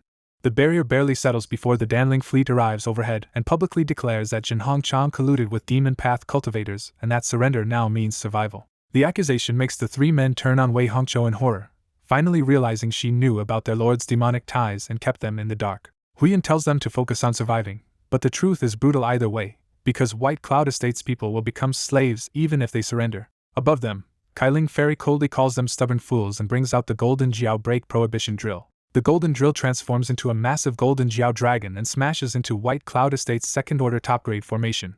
The Grand Array explodes apart in one strike, its nodes bursting across the estate as the thick mist starts to peel away. Watching that single blow, Zhao Yu is reminded just how overwhelming a true Golden Core expert from a major sect really is. Kailing Fairy gives the order to attack, and the Danling cultivators surge down into the broken estate. The moment the formation falls, White Cloud Estate's 3 other Foundation Establishment cultivators completely lose their nerve and scatter in panic. Wei Hongqiu makes a different choice from the others and flies toward White Cloud Estate's secret vault, desperate to grab something before everything is lost.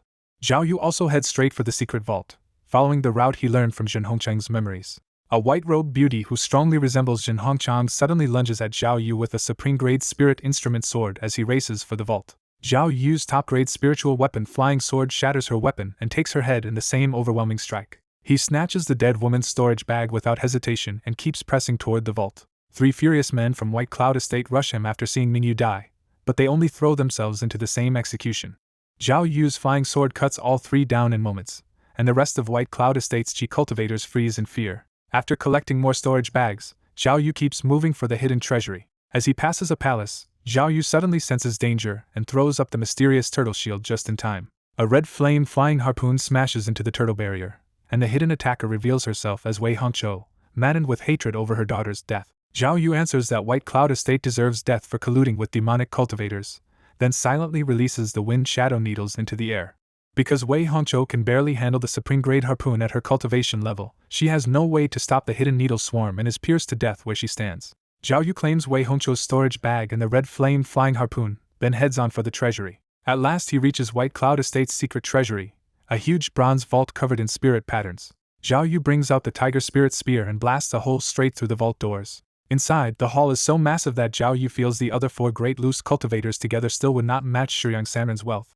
He wastes no time and sweeps the vault completely clean before going back out to continue the slaughter. Under Danling sect's full assault, not a single cultivator from White Cloud Estate manages to escape. With Zhao Yu guiding the search, Danling sect also digs up solid proof that White Cloud Estate really had been working with Demon Path cultivators. Once that evidence is shown to the other great powers, the 6 Golden Core forces unite into a demon eradication team. That alliance then sweeps across the Northern Desolation, exposing and exterminating many Demon Path cultivators who had slipped in under the surface.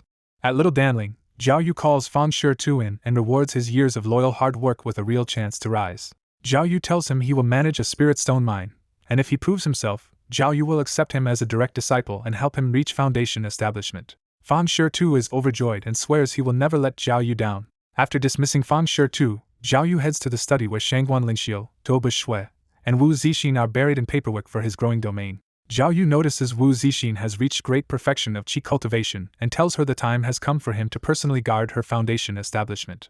When Zhao Yu reveals he already prepared Foundation establishment pills for Wu Zixin, she lights up, and Tuoba Shui lets a brief flash of envy show. Zhao Yu takes Wu Zixin to the quiet room and, instead of one pill, hands her 5 superior foundation establishment pills to make success almost certain. Wu Zixin enters seclusion, and 3 months later the closed room finally releases the unmistakable aura of foundation establishment. After bathing and changing clothes, Wu Zixin steps out transformed, elegant, fragrant, and unmistakably stronger than before.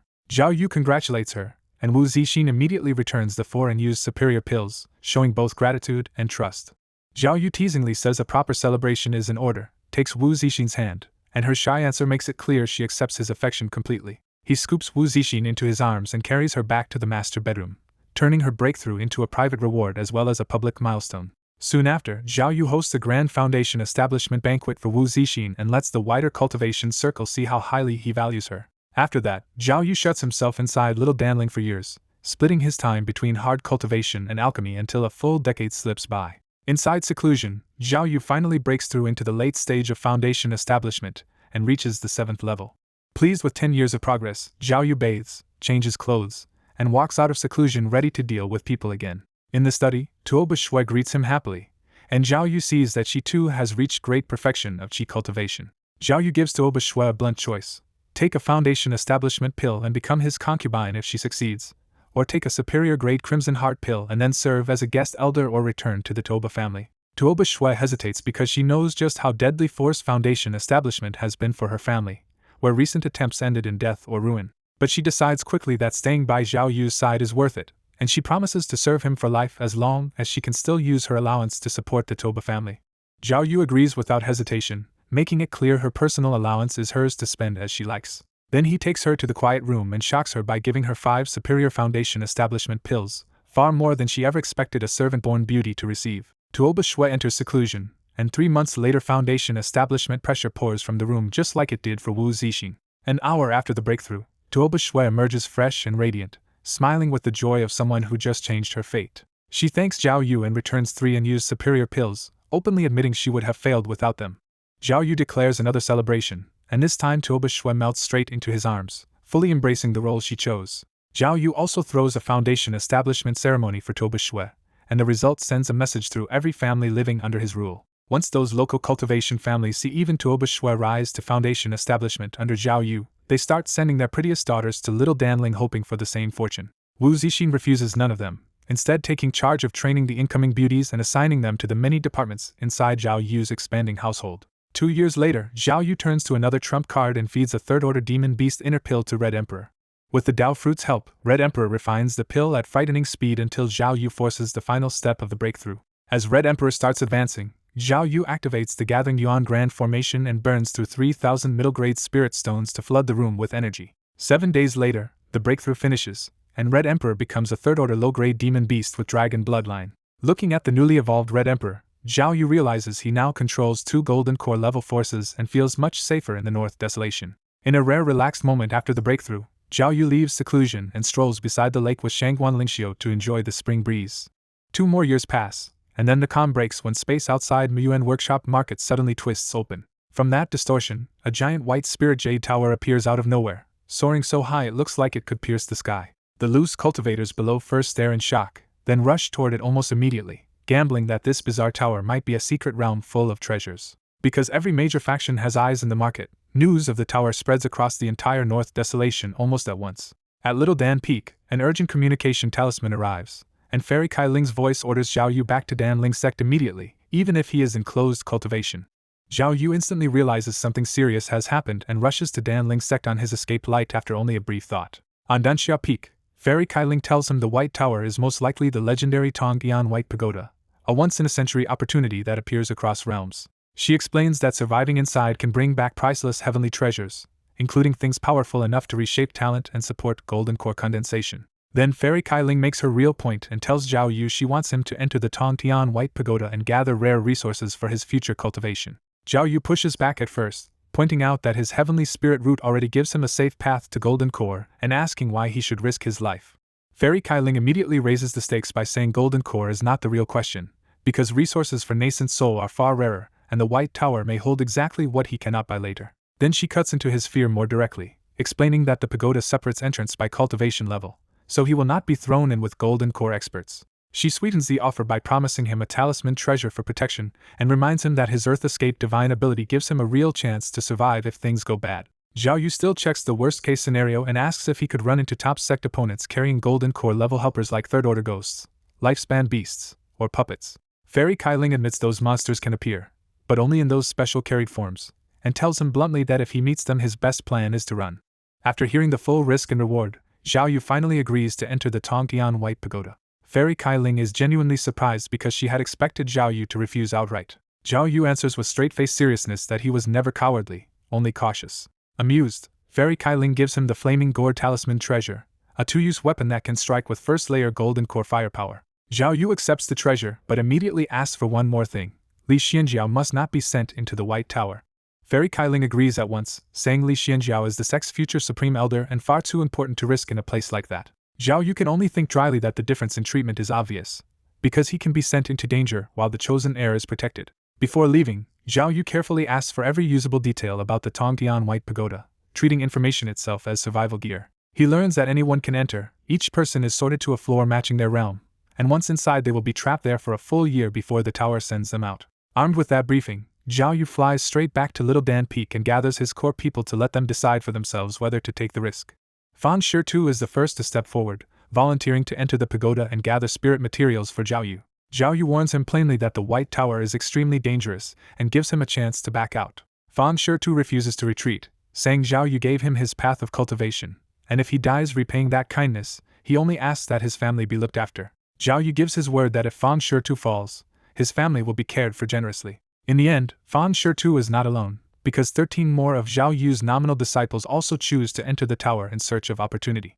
Zhao Yu equips every one of those volunteers with a supreme-grade magic artifact, doing what he can before sending them toward a year-long life-or-death gamble. Meanwhile, after Zhao Yu talks them out of it, Shangguan Lingxiu and the others give up the idea of entering the Tongtian White Pagoda themselves. Around the towering White Pagoda, Thousand Mysteries sect patrols had already sealed the place off like their own private prize. A young loose cultivator and a resolute woman in goose yellow robes tried to approach, only to be stopped cold at the gate. When the young man pointed out that this band did not exist 2 days ago, the guard bluntly told them the rule existed now and they could leave or die. The pair had no choice but to turn back, swallowing their anger in front of the sect's raw power. Then Zhao Yu arrived with Fan Shirtu and other Dan Ling sect cultivators, landing openly in front of the pagoda. A Foundation establishment woman from Thousand Mysteries sect challenged the newcomers, and Zhao Yu calmly identified himself as an elder of Dan Ling sect. Hearing Zhao Yu's name, the Thousand Mysteries sect woman immediately turned warm and waved his group inside with an openly seductive charm. Fan Shirtu and the others were instantly dazed by her charm art, and Zhao Yu cut in coldly and told her to show some restraint. The woman sweetly apologized, let the charm dissolve, and Fan Shirtu's group finally snapped back to themselves in a sweat. Zhao Yu led his group to the pagoda, and the instant they touched it, they vanished into the tower. Watching the sect disciples enter while he was barred outside, the young loose cultivator simmered with humiliation and cursed the great sects for swallowing every chance in the northern desolation. Remembering the black-robed figure who had approached him earlier, he made a grim choice in his heart. If demonic cultivation was the only road left, he would take it. Inside the tower, Zhao Yu found himself in a lush inner world with sky-high spiritual energy, rich enough to make even his sect feel ordinary. The sheer richness of the place made Zhao Yu's eyes heat up, because only a land like this could grow treasures that might help someone form a nascent soul. Still, Zhao Yu's first instinct was caution, so he released the White Ghost Emperor and ordered it to hide in his shadow as a secret guard against ambush. As soon as Zhao Yu spread his divine sense, a pole rose in the northwest and confirmed the tower's built-in guidance toward the spirit arena. He already knew the rule. Whoever could hold the spirit arena for 1 month would earn the golden core pill's key ingredient and move on to an even fiercer next floor. There were other ways to search the tower for treasures, but Zhao Yu chose the guided route and burst into the forest with phantom step. He had barely gone 10 miles before spotting a precious herb on a cliff, one of the rare ingredients used for a second-order life-extending pill. Since those longevity ingredients were painfully hard to collect even outside, finding one here instantly felt like striking gold. Before he could take it, a giant thousand-legged demon centipede crawled from a cave in the cliff and lunged straight at him. Zhao Yu was delighted instead of alarmed, because the centipede itself was another valuable prize. The White Ghost Emperor shot out from Zhao Yu's shadow and tore through the centipede's head in one brutal strike. The massive beast crashed down dead, leaving Zhao Yu free to harvest it at leisure. When Zhao Yu cut out the inner core, he happily realized he had also found the main ingredient for 100 refining beast spirit pill. He released Qi Wang and pointed the giant centipede corpse out as food for his spirit beast. While Qi Wang devoured the centipede with help from Zhao Yu's devouring Dao fruit, Zhao Yu personally climbed up to pluck the rare herb from the cliff. Zhao Yu kept moving, and not long after, he killed another second-order beast and picked up another rare medicine without slowing down. Elsewhere in the tower, Shuringxue had already found her 7th senior brother Bai Liu by using a precious blood-tracking talisman from their master. Then Shuringxue suddenly spotted nearly 20 spirit flame vermilion fruits and excitedly pulled Bai Liu's sleeve toward the grove. Even Bai Liu's eyes heated up, because a single one of those fire tribute fruits could headline an auction, and here there were 20. The pair hurried toward the grove, only to freeze when a towering red-furred fiery beast exploded out of the woods first. The beast roared and blasted crimson fire at them, turning the treasure hunt into a sudden survival fight. Bai Liu stayed confident, threw up a bronze top-grade spirit shield, and blocked the flames in front of both of them. He immediately followed with a silver flying dagger, and killed the first beast in one clean strike. With the danger seemingly over, Bai Liu even joked that he would turn the beast's fiery fur into a flame-resistant cloak for her. That calm lasted one step, because a whole pack of red flame demon apes suddenly poured out of the woods behind the corpse. Seeing 15 second-order superior beasts at once, Bai Liu instantly abandoned the fruit and shouted for retreat.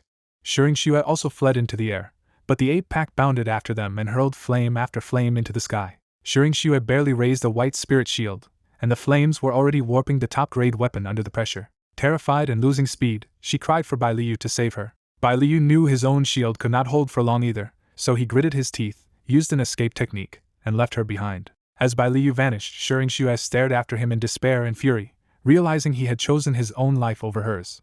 Just when death looked certain, a mysterious turtle shield slammed into place in front of her and blocked the sea of fire. Shuringxue looked over and saw Zhao Yu holding the line from far away, buying her a narrow path to escape. She thanked him with a complicated look and fled at full speed, leaving Zhao Yu alone with the whole ape pack. Only after Shuringxue was safely gone did Zhao Yu show his real mood, because to him these 15 red flame demon apes were a windfall. He would never chase so many second-order superior beasts in the deeper Canglong Mountains, so finding them packed together here was almost too good to be true. Saving Shuringxue had only been a convenient favor anyway, mostly because Zhao Yu was very satisfied with how much Wu Zixin had helped his lands prosper. The ape pack kept pouring flame onto the turtle barrier, and even Zhao Yu's heavy mountain scripture mana was draining fast under the bombardment. So Zhao Yu finally let his hidden killer move, and the white ghost emperor burst from his shadow with its illusory ghost pupil. Black ghost fog rolled over the battlefield, and the apes sensed danger at once and answered with more flames. The flames burned away part of the fog, but enough of the illusion still got through to hit the whole pack. The 15 red flame demon apes instantly fell into confusion and started tearing into each other in a frenzy. That was all the opening the white ghost emperor needed, and it flashed through the pack, cutting off heads one after another. In just a few breaths, every one of the 15 apes was dead. Zhao Yu then released Red Emperor and pointed it toward the 8 corpses, ordering it to eat the whole pile. But Red Emperor immediately refused, and Zhao Yu could only stare at the overstuffed beast in mild disbelief. Zhao Yu could only rub Red Emperor's head and complain that it was wasting a rare feast like this. After a long hesitation, Red Emperor forced itself to eat only 3 more ape corpses before stopping completely. Zhao Yu harvested the remaining inner cores, stored the leftover bodies, and picked every spirit flame vermilion fruit before moving on again. Not long after, Zhao Yu reached another spirit-rich mountain and spotted an even bigger prize waiting on its peak. Growing there was an earth attribute solidifying gold spirit tree bearing 5 earthly solidified gold fruits, a treasure tied directly to earth attribute solidifying gold pills. After moving deeper towards Spirit Mountain, Zhao Yu suddenly runs into a sky-darkening swarm of black iron demonic ants diving straight at him. He recognizes the ants as a swarm that can chew through spirit shields and bury even peak Foundation establishment cultivators by sheer numbers. Zhao Yu immediately orders the White Ghost Emperor to act, and the ghost erupts from his shadow in a surge of black fog. The White Ghost Emperor's illusory ghost eyes scramble the ants' minds, and the swarm tears itself apart in midair before raining down as corpses. With the swarm cleared, Zhao Yu reaches the solidifying gold fruit tree and realizes 5 fruits mean no one has harvested it for 500 years.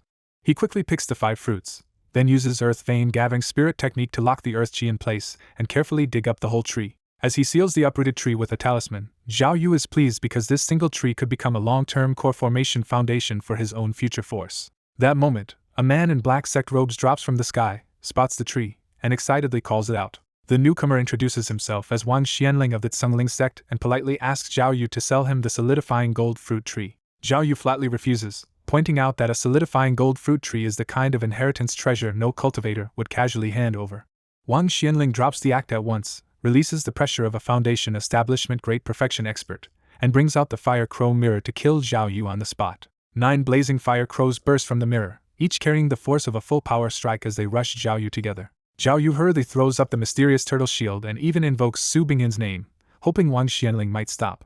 The plea only makes Wang Xianling nastier, and he admits he wants Zhao Yu dead so Su Bingyin will return to him and become his Dao companion. The 9 fire crows crash into the turtle barrier and explode into a sea of flames that engulfs Zhao Yu completely.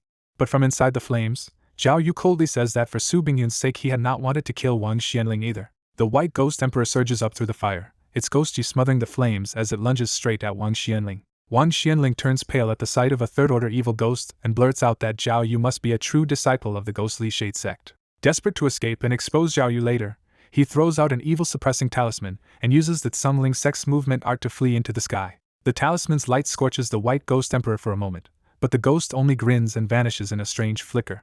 A heartbeat later, Wang Xianling feels pain in his chest as the white ghost emperor appears behind him and drives a ghost-clawed hand through his heart. Wang Xianling dies on the spot and drops from the sky, another of the Northern Desolation's famed experts erased for choosing the wrong target. Zhao Yu walks over to the corpse and calmly takes Wang Xuanling's storage bag along with the fire crow mirror. Seeing the mirror's quality, Zhao Yu realizes it could grow into a magic treasure and expects Wang Xuanling's belongings to also contain the Sunling Sect's core cultivation art.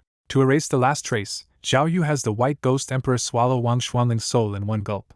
Afterward, Zhao Yu goes through the spoils and confirms he really did find the Sunling Sect's 5 extremity Sunling art. The technique lets a Foundation establishment cultivator nurture 5 elemental artifacts together, including the fire crow mirror, and raise them into life-bound magic treasures after reaching Golden Core. Still, he is a little disappointed because Wang Xianling only had the art up to mid-Golden Core, not the even rarer Nascent Soul section. His mood improves when he opens a jade box and finds a Water Jiao Trident Talisman treasure that can still be used about 3 times.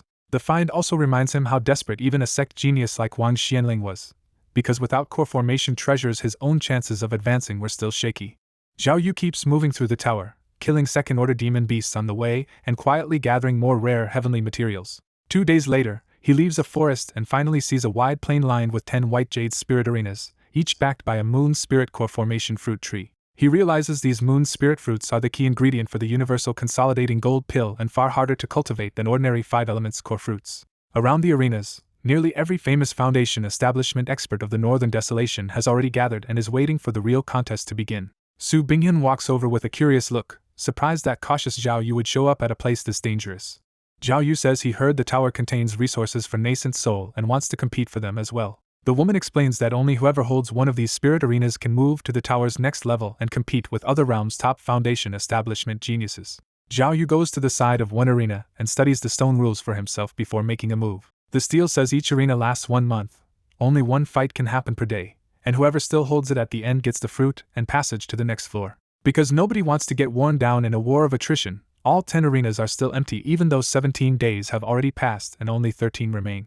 Seeing there are only 13 days left, Zhao Yu stops waiting and jumps straight onto one of the empty arenas. Standing on the stage, he openly declares that he intends to take the moon spirit fruit and warns that anyone who challenges him should be ready to die. His blunt challenge jolts the whole field, and Peony Fairy immediately mounts another arena, praising his nerve and issuing her own deadly warning. Once Zhao Yu and Peony Fairy break the stalemate, other famous Foundation establishment experts rush on to the remaining arenas until all 10 stages finally have defenders. Zhao Yu does not wait long for his first test, because Bai Liu jumps onto his arena and comes at him with killing intent. Bai Liu immediately unleashes his silver flying daggers as streaking attacks powered by his 8th level Foundation establishment cultivation.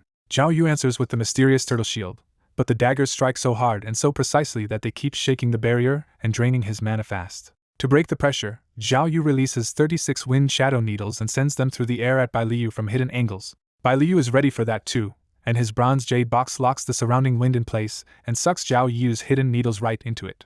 Instead of forcing the exchange, Zhao Yu suddenly uses Earth Escape and vanishes into the arena floor. The moment Bai Liu realizes what happened, he hurriedly throws out a bronze spirit shield to protect himself from a close-range ambush. Zhao Yu appears behind him exactly as feared and brings down a full-force slash with a top-grade spirit sword backed by his terrifying body strength. Bai Liu's supreme-grade bronze spirit shield barely stops the sword, leaving both men locked in a point-blank struggle for the next instant of the fight. In the spirit arena, Zhao Yu's sword smash tears through Bai Liu's bronze shield barrier, but the shield body itself barely holds and both men immediately realize this will turn into a brutal mana war. Under pressure, Bai Liu slaps his spirit beast bag and releases a second-order superior crimson flame tiger to overwhelm Zhao Yu with numbers and firepower. The tiger blasts red fire and Bai Liu's flying daggers keep pressing, forcing Zhao Yu to hide behind the mysterious turtle shield while his mana pours away fast. While enduring the barrage, Zhao Yu grimly admits his Mountain Sutra gives him sturdy mana, Earth Escape, and Spirit Plant support, but in straight magical combat he is still lacking before Golden Core. Bai Liu is just as shaken, because Zhao Yu's mana depth and slippery earth escape skill are far beyond what he expected. Even so, Bai Liyu's rich gear, trained spell combat, and the Crimson Flame Tiger's support keep Zhao Yu pinned down like he is facing a Foundation Establishment Great Perfection expert. Seeing no clean way through, Zhao Yu finally pulls out the yellow sword-shaped talisman treasure he took from Jinhong Chan and starts feeding it mana. The moment the treasure-grade aura erupts, Bai Liyu's courage breaks and he shouts that he concedes while trying to flee the arena alive. Zhao Yu does not hesitate, and the talisman treasure becomes a blazing yellow spirit sword that shoots straight after Bai Liyu. Bai Liyu desperately throws up the Qi Xian shield, but the yellow spirit sword cuts through the shield, splits Bai Liyu in two, whips around, and takes the Crimson Flame Tiger's head before returning to Zhao Yu. Bai Liyu's corpse drops from the air and the tiger collapses headless, leaving the whole crowd staring at the clean kill in horror. The spectators go pale because a talisman treasure means raw golden core level killing power, and most of them know they would not survive even one hit. The fear cuts deeper when they remember even famed loose cultivators like Bai Feng do not normally own treasures like this. After the kill, Zhao Yu calmly strips Bai Liyu's storage bag and Qi Xian shield, swallows recovery pills, and sits down with spirit stones to refill his mana as if this were routine. The arena battles keep going elsewhere, and the defenders kill without mercy until 4 Foundation Establishment cultivators die in a single day. That bloodshed scares everyone off for a day, but the Moon Spirit Foundation Establishment fruit is too rare, so challengers slowly come back anyway. Then a tall, scholarly middle-aged loose cultivator claiming to be Lingdong steps forward and offers Zhao Yu his entire villa if Zhao Yu can beat him without using a talisman treasure. Zhao Yu answers bluntly that without a talisman treasure he cannot beat a Foundation Establishment Great Perfection expert like Lingdong, but he is here for the Moon Spirit Golden Core Pill and will kill anyone who enters his arena. He pushes harder by claiming he owns more than one talisman treasure, warning the others not to think they can burn through his uses with their lives. The scholarly challengers face titans, but in the end he still backs off rather than gamble his life on finding out whether Zhao Yu is bluffing. Once the final day arrives, only 10 cultivators still hold the 10 great arenas, and all of them are backed by talisman treasures. Zhao Yu, Su Bingyun, and Nangong Shuyao are all only late Foundation Establishment, yet their talisman treasures make them untouchable alongside the 7 other ruthless winners. When the jade timers hit 0, the protective barriers around the Moon Spirit fruit trees finally open and the winners are allowed to claim their prizes. This time Zhao Yu behaves and only picks the Moon Spirit Foundation Establishment fruits, because the tree itself is protected by restrictions that he does not dare trigger. After the 10 winners finish picking, a flash of light pulls them all into the tower's next level and leaves the rest of the cultivators behind in frustration. When Zhao Yu lands in the new space, he immediately feels the denser spiritual energy and realizes this higher layer should hold even richer treasures. He is briefly awed by the heaven-reaching white tower's sheer scale, since it can hold whole pieces of heaven and earth and shift cultivators across separate realms. As he walks through a forest, a strange fragrance reaches him, and he instantly knows a rare heavenly treasure is nearby. He follows the scent for dozens of miles until a towering spirit mountain wrapped in thick mist rises in front of him. On the cliff face, Zhao Yu spots a 10-meter fruit tree carrying 10 crimson-patterned fruits and recognizes it as the Millennium Spirit Flame Transcendent Fruit Tree. The value is staggering, because these fruits can greatly boost a cultivator's fire spirit root, and 10 fruits together mean the tree has been growing there for 10,000 years. That same value also warns him that nobody has ever taken it for a reason, so he studies the cliff carefully instead of rushing in. His caution pays off when he finds the Guardian, a huge third-order winged purple-shell dragon centipede coiled along the cliff with a terrifying dragon-kind aura. The instant Zhao Yu recognizes it as a poisonous third-order dragon-kind beast, he retreats hard and lets the White Ghost Emperor rise out of his shadow. The centipede moves so fast it vanishes from sight, but the White Ghost Emperor lunges first and catches its mouthpart attack right in front of Zhao Yu. The winged purple-shell dragon centipede immediately vomits black spirit poison, and even the White Ghost Emperor starts to suffer slight corrosion from it. Zhao Yu's mysterious turtle shield starts collapsing under the poisonous mist too, so he abandons the air and dives underground with earth escape before the venom can touch him.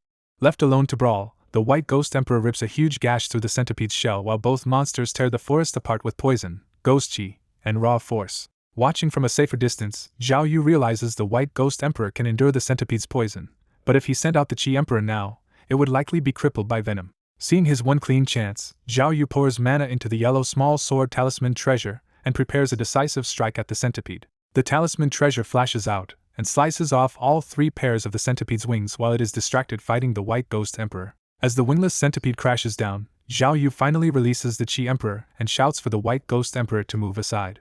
The Chi Emperor roars out a pillar of crimson fire, and the fallen centipede answers with pitch-black poison mist in a violent head-on clash. As the poison and flame collide, the White Ghost Emperor slips above the beast and opens his eerie illusory ghost eyes for the kill. The dragon centipede senses the danger too late, and the White Ghost Emperor drives a claw straight through its head to finish the third-order beast. Zhao Yu is relieved the beast is dead, but he grimly sees that the yellow talisman treasure has been poisoned into complete ruin. While Zhao Yu recovers his thoughts, the White Ghost Emperor efficiently butchers the corpse, pulling out the inner core and stripping away the valuable shell. Zhao Yu goes straight to the cliff, harvests all 10 Millennium Spirit Flame Transcendent fruits, and starts gathering Earth Chi to take the entire tree as well. Using Earth Vein Gathering Spirit and a Seal Spirit Talisman, he removes the whole treasure tree together with its spiritual soil and stores it away. With that prize secured, Zhao Yu keeps moving along the tower's guiding sense because this layer also hides treasures tied to future nascent soul advancement. A while later he spots another Spirit Mountain cliff, this time with a Moon Spirit Foundation establishment fruit tree growing openly on it. But before he can move on the fruit, Zhao Yu suddenly turns toward the northwest woods and calmly calls out the hidden cultivator who has been sneaking closer. Near a Moon Spirit Core Formation fruit tree, a handsome gray-robed cultivator tried to pressure Zhao Yu into giving up the fruit with a fake promise to repay him after reaching Golden Core. Zhao Yu coldly called out the lie, pointing out that they came from different small worlds, so the man's promise had no real value at all. The gray-robed cultivator dropped the polite act, mocked Zhao Yu's lower cultivation, and brought out a gray sword talisman treasure to kill him by force. Zhao Yu answered with one icy sentence, but before the talisman treasure could strike, the gray-robed man suddenly felt fatal danger behind him. The White Ghost Emperor burst out at the perfect moment and punched a ghost claw through the man's heart, killing him before he could fight back. As the corpse fell, the White Ghost Emperor swallowed the man's soul, and Zhao Yu learned he had just killed the strongest true disciple of a minor Golden Core sect. Checking the storage bag, Zhao Yu found 4 talisman treasures, high-grade artifacts, a Moon Spirit Core Formation fruit, and plenty of resources, turning the dead genius into a huge windfall. He picked one fruit from the spirit tree but left the tree itself alone, knowing the surrounding prohibition would punish anyone greedy enough to uproot it. After moving on through the tower's wild second layer, Zhao Yu sensed fighting to the north and immediately got interested. He used Earth Escape and slipped into the ground, rushing underground toward the disturbance. He emerged near a chase where a tall black-clad cultivator was hunting the breathtaking Nangong Shiryao and openly threatening to break her if she refused to submit. Cornered in the air, Nangong Shiryao used the Thousand Mysteries sex charm art and pleaded softly for mercy, trying to shake his resolve. The black-clad cultivator only laughed harder, enjoying the idea of breaking such a beauty, and threw out a silver net talisman treasure to capture her. Nangong Shiryao had no choice but to answer with her own crimson sword talisman treasure, but the silver net slowly started crushing it down. Zhao Yu silently surfaced behind the attacker and used the gray sword talisman treasure he had just looted, choosing a clean ambush over a fair fight. The black-clad cultivator barely raised a shield before the gray talisman sword split both the defense and his body in one stroke. With its owner dead, the silver net lost power, and Zhao Yu calmly collected both the net talisman treasure and the storage bag. Nangong Shiryao hurried over, bowed deeply, and sincerely thanked Zhao Yu for saving her at the last second. Zhao Yu silently weighed whether killing her for another fruit and more resources was worth it, and Nangong Shiryao felt the danger in that silence at once. In the end, Zhao Yu dropped the thought of killing her, said he had urgent business, and turned toward the greater scramble for rare treasures while Nangong Shiryao wisely chose the opposite direction. He only said he had urgent business and left at once toward a more dangerous battlefield where treasures tied to nascent soul chances were drawing the strongest people in. Watching him go, Nangong Shiryao realized Zhao Yu was walking straight into the fiercest struggle on this level, while she wisely chose the opposite direction instead of courting death. Elsewhere in the tower, 2 top true disciples from the Tsungfing realm, Chan Xuanjun and Fan Linghai, faced off amid 4 dead Foundation establishment elites and tested each other with words instead of starting a costly war. After probing each other's famous trump cards, they agreed to postpone the fight for the tower's spirit arena rather than let weaker outsiders benefit from their clash now. The second layer stayed brutal everywhere, with one red-haired body cultivator beheading a third-order demon snake on a spirit mountain as if it were routine work. At a spirit lake, a black-robed cultivator rushed for a 5-colored Xiao Light Lotus, only to inhale hidden poison and lose his head to a waiting woman in white using a golden talisman sword. In another patch of forest, even a Foundation establishment great perfection expert was smashed to death by a diamond-armored third-order ape demon, showing how savage this floor had become. As Zhao Yu kept moving, a clean spiritual fragrance drew his attention toward a towering 3,000 jiang spirit mountain. On a cliff tree he spotted 10 pale golden yuan spirit fruits, and he instantly recognized them as top-tier materials for cultivating the golden Sha beast god body. Before Zhao Yu could claim them, a red-haired body cultivator arrived, called him unlucky, and moved in with open killing intent. The red-haired man activated a Jiao Dragon body pattern and crossed the distance in a blur, proving he was a golden core level body cultivator the moment his blade came down. Zhao Yu barely got a top-grade spirit shield up, and for one dangerous instant it looked like brute force alone would cut him apart. Then the White Ghost Emperor exploded out of Zhao Yu's shadow, caught the blade bare-handed, and stopped the killing blow with terrifying force. The red-haired cultivator was rattled by how strong the White Ghost Emperor was, and that heartbeat of shock opened the way for the counterattack. The White Ghost Emperor used its illusory ghost eyes to stun him and followed with a ghost claw through the chest, dropping the body cultivator dead. Looking at the corpse, Zhao Yu admitted this body cultivator was terrifying and knew he would have needed the White Ghost Emperor and his hidden backup just to survive. At Zhao Yu's order, the White Ghost Emperor devoured the dead man's soul so Zhao Yu could strip his memories and rewards cleanly. That harvest gave Zhao Yu enough to upgrade one soul talent, and he immediately chose body refining, pushing it up to genius level. With his body refining talent improved, Zhao Yu felt even more certain that the Golden Sha Beast God body could advance much faster from here on. Digging through the red-haired man's memories and spoils, Zhao Yu learned the Jiao Dragon transformation technique and pocketed 2 moon spirit fruits, a third-order inner pill, a talisman treasure, a Jiao blood pill recipe, and 4 top-grade spiritual art. While moving through the forest, Zhao Yu catches a strange fragrance and follows it deeper in with growing suspicion and interest. 10 miles later, he finds a spiritual lake with a glowing 5-colored Xiao light lotus blooming alone at its center. Zhao Yu recognizes the lotus as the main ingredient for the legendary 5-colored Xiao spirit pill, a treasure that can raise nascent soul breakthrough odds even by a tiny but priceless amount. Before touching the treasure, Zhao Yu senses someone hiding nearby and coldly calls them out, warning that silence will count as hostility. The hidden female cultivator stays concealed in the forest and sneers at Zhao Yu, convinced he has not found her at all. Her confidence lasts one instant, because the White Ghost Emperor appears behind the hidden woman and drives a ghost claw through her heart before she can raise a shield. The White Ghost Emperor immediately devours the hidden woman's soul, turning Zhao Yu's warning into a ruthless execution. Standing over the corpse, Zhao Yu coolly says her beauty was wasted the moment she hid herself to ambush him. He checks her spoils and finds solid gains, including poison path inheritance and several talisman treasures, but the poison scripture is useless to him because it stops at late golden core and does not fit the Mountain Sutra. Then Zhao Yu's mood flips when he discovers a 4th-order 5-colored Xiao spirit pill recipe among her things.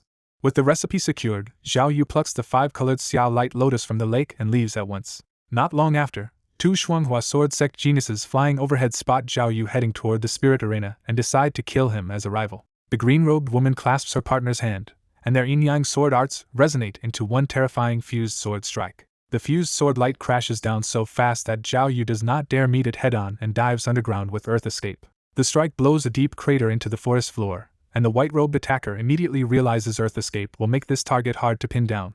The green-robed woman laughs that Zhao Yu is just a burrowing monkey and suggests leaving, giving his hidden side a chance to counterattack. Black ghost fog erupts from below, and the White Ghost Emperor lunges straight at the pair. Recognizing a 3rd-order spirit ghost, the airborne pair instantly switch to ghost-slaying sword art and fire a brilliant evil-dispelling sword light at it. The White Ghost Emperor catches the evil-dispelling sword light with one claw and takes only a deep wound, proving it is far stronger than the pair expected.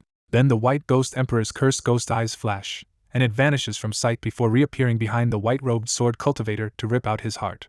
The green-robed woman screams for senior brother Tian and tries to trigger her talisman treasure, but the White Ghost Emperor is already on her. Before the talisman treasure can fully fire, the White Ghost Emperor appears in front of her and pierces her heart too. The White Ghost Emperor devours both souls and brings the pair's corpses back to Zhao Yu as clean battlefield spoils. Reading the dead pair's memories, Zhao Yu learns they were true disciples of the Shuanghua sword sect, a husband and wife style sword path whose combined power could briefly challenge a golden core cultivator. He also learns their sword inheritance is excellent but still stops at golden core perfection, so it cannot replace his main path either. More importantly, Zhao Yu now knows the heaven-piercing White Tower stands in the center of the Tsungfing realm, so top foundation establishment geniuses from several great sects have already entered. The worst names in that crowd are Chang Xuanjun of the Myriad Beast sect and Fan Linghai of the Corpse Demon sect, both carrying power that can threaten golden core level opponents. Since the spirit arena holds only one nascent soul opportunity and still has 11 months left, Zhao Yu decides those monsters will be unavoidable and starts looking for a way to strengthen himself first. He finds a spirit-rich mountain, digs a crude cave mansion, and begins cultivating the Golden Sha Beast God body with a Jin Yuan spirit capital fruit. Because his body refining talent has improved so much, Zhao Yu's progress is shockingly fast during this retreat. 6 months later, Zhao Yu opens his eyes in the filthy cave and smiles because the Golden Sha Beast God body has reached the 7th level. After bathing and changing, he tests the new body by stabbing his own hand with a top-grade spirit sword, and the blade cannot break his skin. He pushes the test further with the wind shadow needles, and even those supreme-grade needles only strike his body with hard metallic snaps. The result satisfies him, but Zhao Yu still refuses to test himself against the talisman treasure and admits he needs a stronger body refining technique after this one reaches its limit. He reminds himself why he still keeps the Slow Mountain Sutra anyway, It massively extends lifespan and could add 20% to his future nascent soul success. Even so, 40% is nowhere near enough for him, so Zhao Yu sets a harsher goal and decides to push his fire spirit root up to heavenly spirit root level next. He first consumes a spirit flame vermilion fruit to raise his fire root to earth spirit root level, then keeps going with a millennium spirit flame transcendent fruit to force another leap. 1 month later, Zhao Yu wakes covered in fresh impurities again and confirms that his fire spirit root has finally reached heavenly spirit root grade. After cleaning up, Zhao Yu leaves the cave and starts moving toward the spirit arena at last. Elsewhere in a forest, Chang Xuanjun walks into an ambush, instantly sees through it, and sneers that a pile of trash is still trash. Chang Xuanjun sneers at the hidden attackers and slaps his spirit beast bag, releasing a massive red blood demon pattern fox with 9 blood red markings. The fox immediately locks onto a hidden enemy, forcing one Foundation Establishment peak cultivator to reveal himself and panic launch a golden brick talisman treasure. The ambusher never gets a chance to use it, because the fox flashes across the gap and smashes his skull with one casual swipe. For hidden Foundation Establishment Great Perfection cultivators spring their ambush at once, hurling seal, sword, spear, and saber talisman treasures straight at Chang Xuanjun. The barrage blows Chang Xuanjun apart and blasts a deep crater into the ground, making it look like the elite beast tamer is finished. But the red-blooded demon-patterned fox appears out of nowhere and crushes one ambusher's head with a single claw. A black-clothed ambusher panics because the spirit beast should have been crippled if its master really died, and the fox kills him before he can get away. The last 2 ambushers try to flee into the air, but the fox blurs after them and tears them down one after another. Then Chang Xuanjun steps out from a screen of drifting leaves and coldly reveals the trick. He never died at all. The fox suddenly turns northwest and shrieks, warning Chang Xuanjun that another cultivator is watching from afar. Chang Xuanjun spots Zhao Yu in the distance, and immediately treats him as another enemy who came to ambush him. Without wasting a word, Chang Xuanjun orders death, and the red demon fox shoots toward Zhao Yu like a teleporting red blur. Zhao Yu instantly realizes this must be Chang Xuanjun of the Myriad Beast sect, a monster tamer backed by a terrifying third-order beast. He does not try to tank that attack and dives underground with Earth Escape just before the fox arrives. The fox smashes the ground hard enough to gouge out a deep pit, but Zhao Yu slips away beneath it. Using its divine sense, the fox tracks Zhao Yu as soon as he resurfaces 1,000 meters away and pounces again without hesitation. This time Zhao Yu answers with his hidden trump card as Black Ghost Yi erupts from his shadow and the White Ghost Emperor lunges out to intercept the fox. The White Ghost Emperor and the Red Demon Fox crash together in a brutal third-order clash that tears holes through the ground. Chang Xuanjun takes one look and understands the problem. His fox can only stall that mid-grade third-order spirit ghost, not beat it. So he changes targets and dumps out 4 second-order superior beasts at once to swarm Zhao Yu before the fight gets worse. Zhao Yu answers just as fast, summoning the Red Emperor in a flash of red light right in front of himself. The Red Emperor explodes into the pack, mauls the demon ape at close range, and in the same rush sends the giant tiger's head flying. Then it spits a red flame spear into the winged flying serpent, and turns the beast into a burning fireball falling from the sky. Seeing a third-order red flame dragon dog too, Chang Xuanjun finally feels real fear and hurriedly draws a superior red small sword talisman treasure. Zhao Yu vanishes underground again with Earth Escape, forcing Chang Xuanjun to react immediately. Knowing what Earth Escape can do, Chang Xuanjun does the smart thing and shoots upward into the air before Zhao Yu can strike from below. Zhao Yu still bursts out of the ground in a pale gold body-refining glow, and lunges straight at him in midair. Chang Xuanjun sneers and unleashes the red talisman treasure, turning it into a huge spirit sword meant to cut Zhao Yu down in one blow. Zhao Yu throws out his own green sword talisman treasure to meet it, but the quality gap is obvious the moment the 2 giant spirit swords collide. His green talisman sword shatters and burns to ash, but it still drains most of the red sword's power before it reaches him. Zhao Yu pushes the 7th layer of the golden Sha beast god body and catches the weakened red spirit sword with his bare hand. With a crunch, he crushes the talisman sword outright, and Chang Xuanjun is left staring in disbelief at a body cultivator this monstrous. Zhao Yu closes the gap in a blink and drives a punch into Chang Xuanjun's last-minute white spiritual shield. Even with his white shield breaking under Zhao Yu's fist, Chang Xuanjun refuses to fold and demands to know who is killing him. Zhao Yu answers with another punch that smashes Chang Xuanjun's head and ends the fight on the spot. The moment Chang Xuanjun dies, his red demon fox stiffens, vomits blood, and finally loses the fight it was barely holding together. The White Ghost Emperor steps in, crushes the fox's head, and devours its soul before it can recover. Zhao Yu almost gives his name to the dying man, then stops himself and stays careful even after winning. The White Ghost Emperor devours Chang Xuanjun's soul too, letting Zhao Yu plunder all of his memories through the Dao Fruit's power. From those memories, Zhao Yu confirms Chang Xuanjun was a true disciple of the Myriad Beast sect and learns the Myriad Beast's Heart Sutra and the sect's deeper beast cultivation knowledge. He also discovers just how much blood Chang Xuanjun spilled here already, because the man's haul includes 15 Foundation Establishment fruits and 23 talisman treasures. After collecting the spoils, Zhao Yu heads deeper into the heaven-reaching White Tower toward the central spirit arena. 3 days later, a vast plain opens before him, and at its center stands the enormous spirit arena with a jade stele and a countdown. Behind the arena, Zhao Yu spots the treasure everyone came for, the fist-sized 100-year dragon's word Gensing floating over a jade platform. The sight hits Zhao Yu hard, because this legendary treasure can raise the chance of forming a nascent soul by 10% and is worth fighting anyone for.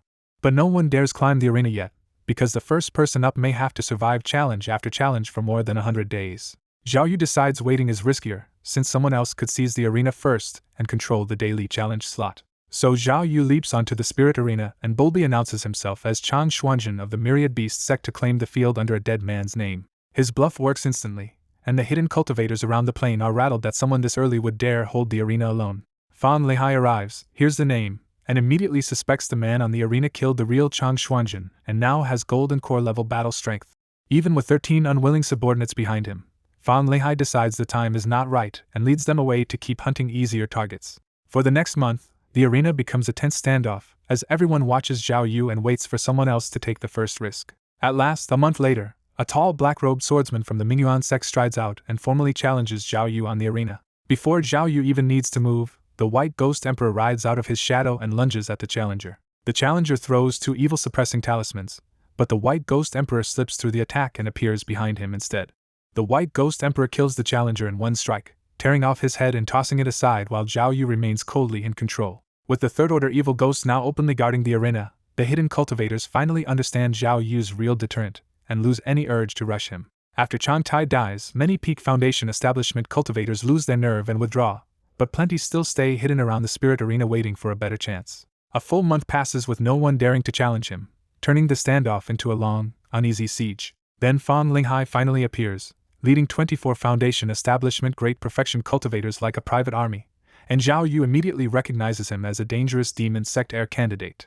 Zhao Yu understands what kind of control Fan Linghai uses, because the demon sect is infamous for the 7 poisons corpse brainworm that forces victims to obey or die with their brains devoured. With an almost polite smile, Fan Lehai asks Zhao Yu to hand over the 10,000-year Jade Dragon Ginseng in exchange for all 24 captives and even a future nascent soul resource. Zhao Yu shuts him down at once, refusing to give up the ginseng for anyone and dismissing Fan Linghai's empty promise about another realm. Fan Linghai's smile vanishes, and he orders one of his enslaved cultivators to climb the spirit arena and fight to the death. The man barely reaches the challenge before the White Ghost Emperor flashes forward and rips his head off in one brutal move.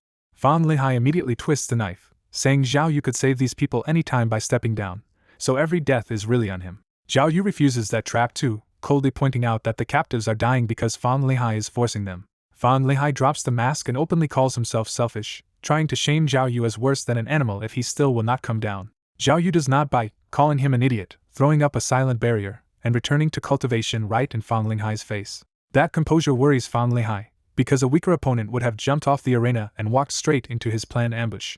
The next day Fan Lehai forces another captive onto the platform, and the White Ghost Emperor kills him just as easily. On the third day, Fan Linghai changes tactics and sends out a stunning woman in white to kneel and beg Zhao Yu to save her, offering anything if he comes down. Zhao Yu sees the trick for exactly what it is and stays completely expressionless, refusing to answer at all. When Fan Lehai orders her onto the platform, the woman's hope breaks into despair, but she still has no choice except to obey. The moment she steps onto the arena, the White Ghost Emperor kills her too.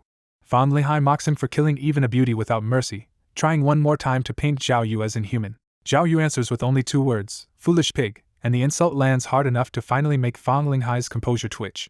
Day after day the same pattern continues, with Fan Lehai feeding captives to the arena and Zhao Yu replying to every taunt with the same steady insult before going back to cultivation.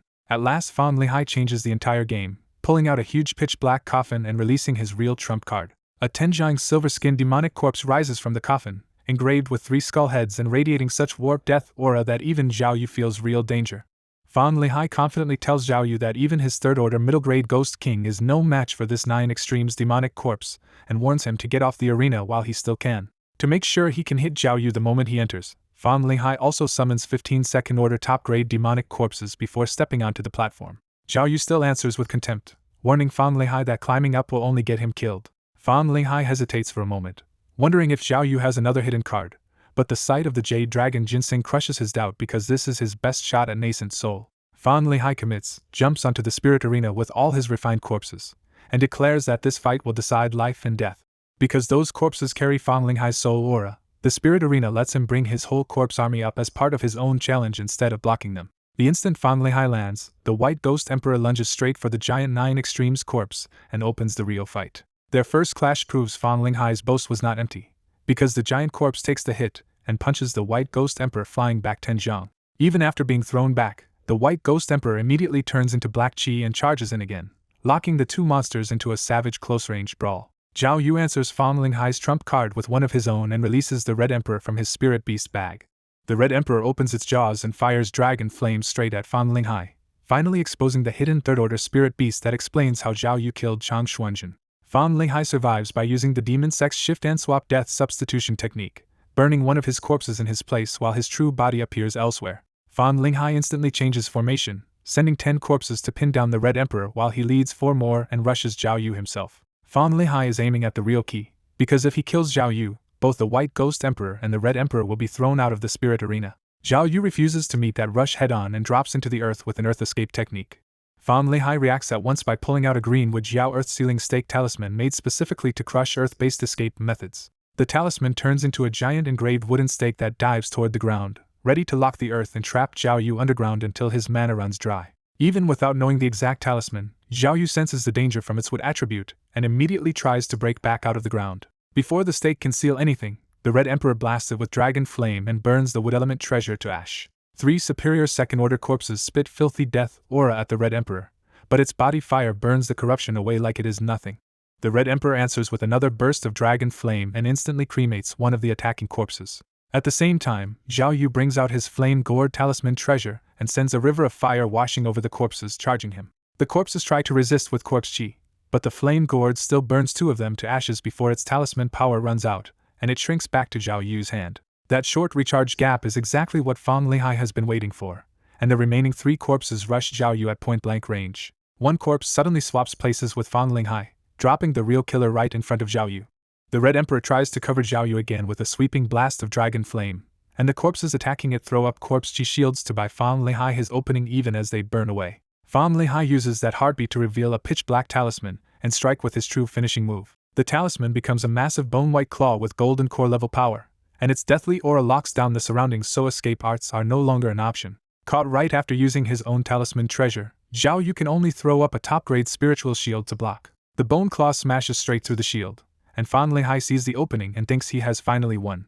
Pressed hard by Fan Linghai, Zhao Yu finally roared and pushed his golden Sha beast god body to the 7th level. He smashed the giant bone claw apart in one strike, though corpse chi numbed his right hand and left him lightly injured. The moment Fan Linghai realized Zhao Yu had body refinement at the 7th level on top of 2 golden core level helpers, his confidence collapsed. Knowing he could not win, Fan Linghai started backing away and desperately begged Zhao Yu to spare him. Zhao Yu refused without hesitation, saying anyone who had seen his trump card had to die.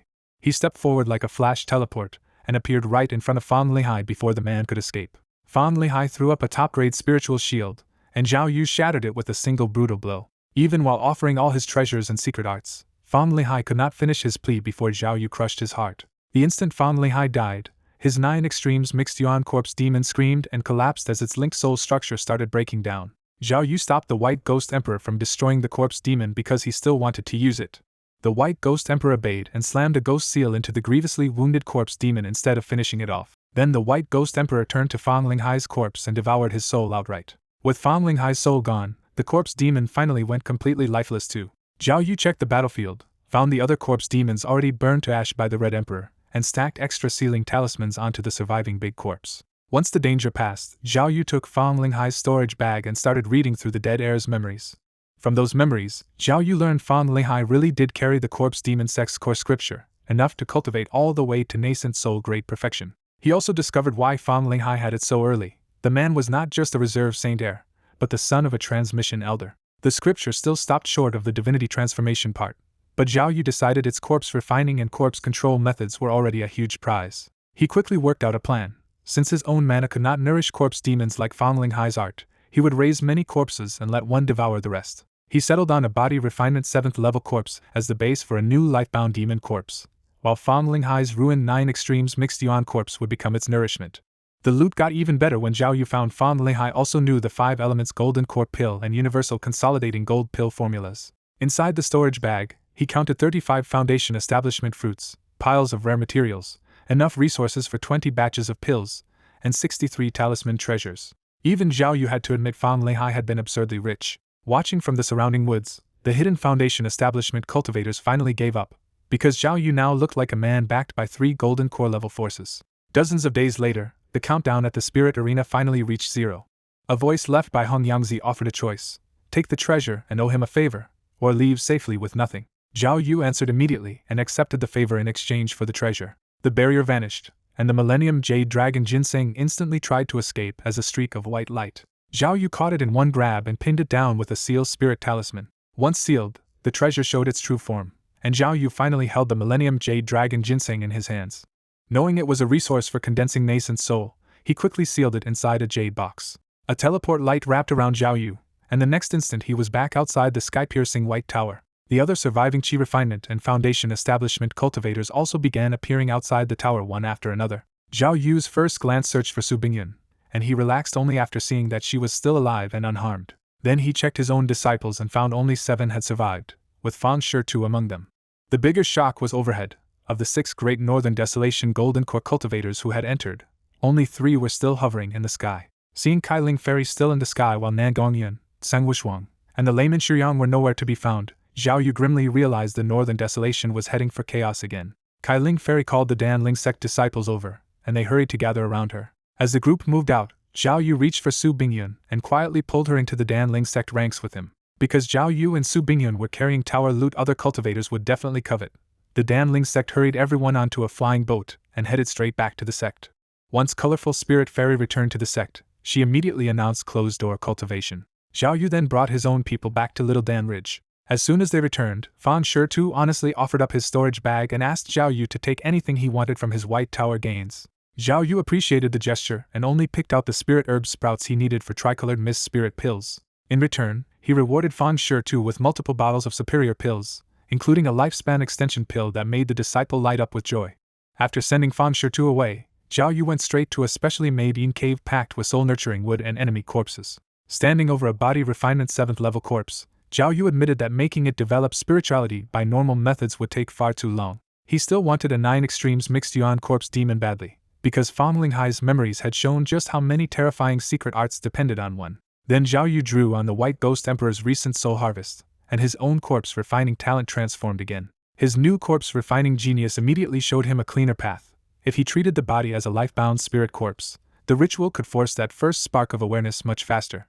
Since Fang Lihai had already left behind top-tier refining materials, Zhao Yu realized the hardest resource problem was already solved. With the method decided, Zhao Yu sat in the cave, laid the materials across the corpse, and began the life-bound spirit corpse refinement. 1 month later, the corpse finally trembled, opened its eyes, and produced the first trace of real spirituality. Zhao Yu knew that was only the beginning, but he was still relieved because the most impossible step had finally succeeded. To speed the growth, Zhao Yu fed the new corpse a corpse origin pill and used his Dao fruit digestion ability to help it absorb the medicine.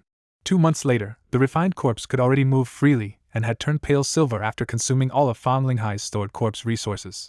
That still was not enough, so Zhao Yu dragged out Fang Linghai's damaged 9 extremes mixed yuan corpse demon and ordered the new corpse to devour it. The new corpse bit into the old demon with difficulty, and Zhao Yu again used his Dao fruit ability to help force the refinement through. As more of the old demon was absorbed, the new corpse's body turned silver piece by piece. A month later, the devouring was complete, and Zhao Yu's new 9 extremes corpse emperor stood fully silver, 10 feet tall, fierce-faced, and wrapped in terrifying corpse miasma.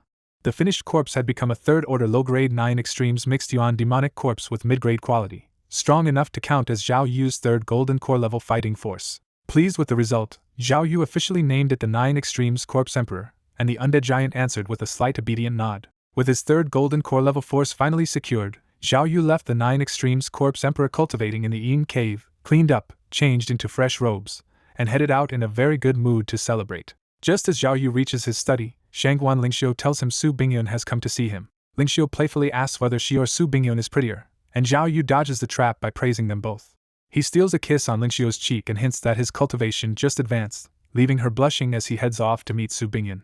In the reception hall, Zhao Yu finds Su Bingyun in black robes looking exhausted, red-eyed, and clearly carrying bad news. Su Bingyun tells him her sect's main stronghold has fallen to the beast-taming sect, and she came only to see him one last time before disappearing. Then she finally confesses that she has liked Zhao Yu since he saved her long ago, even though she believes they were never meant to stay together. Su Bingyun says the beast-taming sect is hunting her and tries to leave before she brings disaster to his door.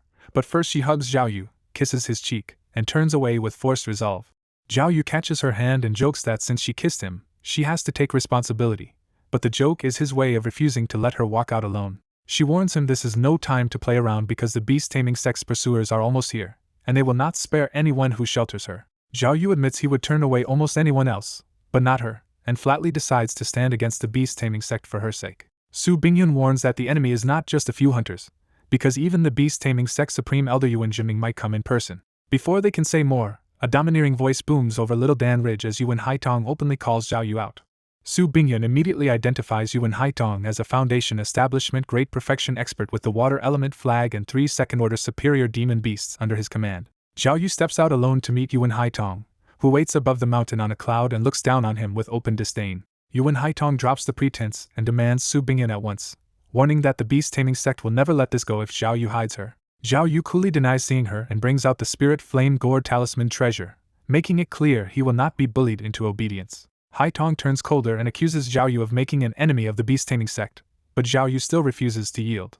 Then the real hammer drops as Supreme Elder Yuan Jiming arrives on a bronze chariot pulled by a Cyan Jiao dragon, exposing that Zhao Yu was the true target all along. When Zhao Yu calls out the trap, Yuan Jiming answers with pure arrogance, and releases golden core pressure straight onto him. Zhao Yu grits his teeth and holds his ground, but the golden core pressure is strong enough to show this fight is on a completely different level. Inside the cave mansion, Lingxiu goes pale, Wu Zixin despairs, and Tuoba Shui bitterly blames Su Bingyun for drawing a golden core enemy to their home. To keep Zhao Yu from being dragged down with her, Su Bingyun suddenly rushes out on a flying artifact and shouts for Yuan Jiming to come after her instead.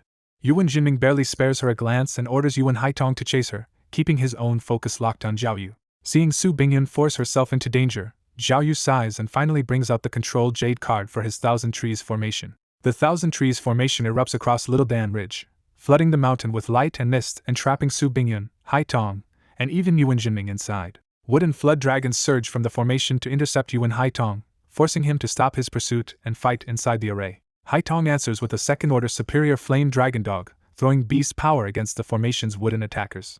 Yuan Jiming sneers at Zhao Yu's defiance, and releases his own third-order low-grade flame dragon dog to crush the resistance. Zhao Yu counters at once by releasing Qi Emperor, his fire crow, and the 2 third-order fire beasts smash flame against flame in the sky. Seeing Zhao Yu command a third-order fire spirit beast, Yuan Jiming turns even more determined to kill him and brings out his low-grade magic treasure, the Water Element flag. The Water Element flag pours out mysterious blue real water, a fire-countering stream strong enough to overwhelm ordinary flames. But Zhao Yu's real hidden move is the White Ghost Emperor, which bursts from his shadow and charges Yuan Jiming with illusory ghost eyes activated.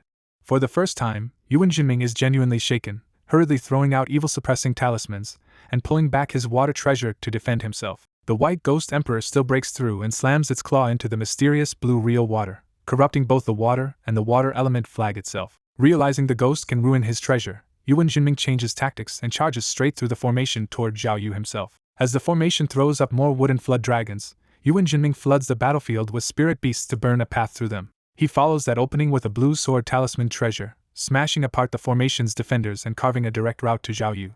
The White Ghost Emperor keeps hammering at him from behind, and every blocked strike leaves Yuan Jiming's Water Element flag more contaminated. Yuan Jiming finally reaches Zhao Yu and drives the blue sword talisman straight at him in a killing thrust. Zhao Yu answers with his own earth and yellow sword talisman, but a Foundation Establishment Cultivator cannot match Golden Core Mana head-on, and his talisman is shattered. With Zhao Yu's earth and yellow sword talisman shattered and the weakened blue sword still stabbing toward him, Yuan Jiming thinks the kill is certain. Instead, Zhao Yu springs a hidden defense as the 9 Extremes Corpse Emperor appears in front of him and blocks the blue sword's path. The Corpse Emperor destroys the blue sword talisman with one punch, and Yuan Jiming realizes Zhao Yu is also controlling a third-order silver corpse. That terrifying reveal breaks his confidence, because now Zhao Yu has both a third-order ghost and a third-order corpse monster on the field. The 9 Extremes Corpse Emperor flashes behind him and drops a killing punch, forcing Yuan Jiming to throw out a second-order high-grade Xian turtle in desperation. At the last second, Yuan Jiming shouts for Zhao Yu to stop and offers to abandon the hunt for Su Bingyun and stop opposing Little Dan Ridge. The plea comes too late as the Corpse Emperor's punch blows through the turtle's shield, shatters the beast, and tears a huge hole through Yuan Jiming's chest. Yuan Jiming falls from the sky, his Water Element flag drops with him, and the White Ghost Emperor dives in to devour his soul before anything can save him. With Yuan Jinming dead, his third-order flame dragon dog suffers backlash, and Zhao Yu's Chi Emperor tears into it before it can recover. The rest of Yuan Jinming's flame beasts fall into chaos, with some charging in revenge while others panic and try to break out of the Thousand Trees formation. Elsewhere inside the formation, Yuan Haitong feels the Supreme Elder's death and turns to flee, but Su Bingyun is still right on him. Su Bingyun refuses to let him slip away and drives the Fire Crow mirror at full force, unleashing wave after wave of fire crows to pin him inside the formation. Yuan Haitong thrashed in fury and screamed that he would drag his enemy down with him if they did not release him. His threat ended instantly when a ghost-shrouded fist punched through his chest and killed him on the spot. When Shangguan Lingxiu realized Zhao Yu had really killed 100 Beast Sect Master Yuan Jinming, she shook with joy and burst into tears. Wu Zixin could hardly believe it either, because killing a Golden Core Sect Master meant Little Dan Ridge had suddenly become a Golden Core level force. That thought hit even harder because New Shiryang City had already declined after its own Golden Core backer fell, so Zhao Yu's rise changed the whole balance of the northern desolation. Tuoba Shui was almost giddy, because the maid who once expected nothing more than serving quietly at Zhao Yu's side had now become attendant to a man who could kill Golden Core cultivators. Wei Xinlan smiled in simple relief, caring less about status than the fact that her master had come back alive. A streak of escape light dropped from the sky as Zhao Yu landed beside Shangguan Lingxiu and immediately turned from victory to command. He told Shangguan Lingxiu to hold their home, keep the Thousand Trees formation running, and kill anyone who tried to leak the news while he was away. To make that order stick, Zhao Yu summoned the Jiujing Corpse Emperor and assigned the Undead Guardian to obey Shangguan Lingxiu during his absence. Shangguan Lingxiu answered with a sweet, confident promise that she would guard their base for him. With that settled, Zhao Yu left at once and flew with Su Bingyun toward the 100 Beast Sect. Their target was the 100 Beast Sect headquarters deep in the Beast Spirit Mountain Range, a vast third-order upper-grade spiritual land. Inside his study, Sect Master Yuan Shitong was still dreaming that if the ancestor captured Zhao Yu alive, he might force him to refine a third-order Golden Core pill and open his own path forward. That hope came from fear as much as greed, because the northern desolation was so barren that even he, as Sect Master, could not get a Golden Core pill and did not dare attempt the breakthrough barehanded. Then the study doors exploded inward, and the White Ghost Emperor lunged through the wreckage with its illusory ghost eyes blazing. Yuan Shitong panicked at the sight of a third-order evil ghost inside his own protected sect and threw up a top-grade spiritual shield to save himself. It was useless, because in the next instant a claw pierced through his chest from behind and ended him before he could truly resist. The White Ghost Emperor swallowed Yuan Shitong's soul, turning the kill into complete annihilation. Only after Yuan Shitong was dead did Zhao Yu calmly walk into the wrecked study, already holding Yuan Jinming's control token for the 100 Beast Sect's Great Array. That token let him bypass the 100 Beast Sect's six-fold Earth Flame Golden Fire Array, a third-order middle-grade formation strong enough to threaten even Golden Core attackers. After taking Yuan Shitong's storage bag and the second control token, Zhao Yu finally claimed the whole sect with a satisfied smile. The takeover was spotted almost at once when 6 Foundation establishment cultivators rushed him in outrage and released 14 spirit beasts to kill the intruder. Zhao Yu gave a single kill order, and the White Ghost Emperor answered by flooding the area with ghost fog and opening its illusory ghost eyes. Their screams did not last long, and soon both the 6 cultivators and all 14 spirit beasts were lying dead on the floor. Zhao Yu calmly stripped the bodies of their storage bags, treating the slaughter as the first step in a full purge. Then the White Ghost Emperor let ghost fog roll across the entire mountain, throwing the 100 Beast Sect headquarters into instant panic. Disciples shouted in confusion because evil ghosts had invaded, but the sect's own Great Array was not responding to save them. Some cultivators fled the sect on the spot, while others still tried to hunt the enemy inside the grounds out of fear or loyalty. Zhao Yu used the chaos perfectly, sending the White Ghost Emperor to massacre disciples while he, Su Bingyun, and Che Huang swept key sites like the Scripture Pavilion, Medicine Garden, and Pill Hall for surviving experts. Even the Foundation establishment experts on the other peaks lost their nerve when they saw the main peak drowned in ghost fog and started fleeing the mountain range. After the slaughter, Zhao Yu sat alone in a quiet room on the main peak and savored what he had taken, a third-order high-grade spiritual land that could speed his path to Golden Core. But even in victory he saw the problem clearly, because he did not have nearly enough disciples to defend and develop the whole Beast Spirit Mountain range. When he counted the spoils, the numbers were staggering enough to make it feel like he had swallowed the entire wealth of the beast-taming sect in one bite. One of the biggest prizes was Yuan Jinming's water element flag, the life-bound magic treasure that had made that Golden Core sect master so difficult to kill. His satisfaction did not last, because a life-bound magic treasure only shows a fraction of its power in another person's hands, and this one had also been fouled by the White Ghost Emperor. That also explained how dangerous Yuan Jinming had been, since even Zhao Yu's third-order Crimson Flame Dragon Dog had been suppressed once the flag came out. After seizing the sect, Zhao Yu moved fast and brought Shangguan Lingxiu, Fang Shitu, and half of Little Dan Ridge's senior people to the main peak to start holding it for real. At the same time, Zhao Yu and Su Bingyun joined the remaining Tsengling sect cultivators to wipe out the beast-taming sect's leftover forces outside the headquarters. News of Yuan Jinming's death and the fall of the beast-taming sect spread across the northern wilderness and hit every power like an earthquake. In the Wei family, that shock turned into ugly enthusiasm as elders crowded around Wei Machin and begged him to use Wei Xinlan's connection to place their daughters beside Zhao Yu. Their scramble showed how far Wei Xinlan's status had risen, because her family's branch had climbed into the direct line simply from being attached to Zhao Yu's household. Even without openly asking favors, Wei Xinlan's position had already brought the Wei family easier dealings and faster growth because no one wanted to offend Zhao Yu's people. Wei Minghui watched all of this with bitter regret and begged her father Wei Hongzhou to ask Xinlan for help so she could still become Zhao Yu's personal maid. Wei Hongzhou could only tell her the truth. Zhao Yu had not taken new personal maids in years, and the beauties other families sent were being diverted into Wu Zixin's businesses instead. But Wei Minghui would not give up, and her father's resistance started softening under her pleading. In the end, Wei Hongzhou put on a smile and walked toward Wei Machin anyway, ready to join the crowd asking for a chance. The Tuoba family was celebrating too, except their elders praised Tuoba Ing for seeing Zhao Yu's future early enough to tie their clan to him through Tuoba Shui. Because Tuoba Shui had become a foundation establishment favored concubine, the entire Tuoba family had already been rising with her. Tuoba Ing did not let the family get drunk on luck, and instead warned that everyone had to obey Zhao Yu's rules or he would punish even his own clan without mercy.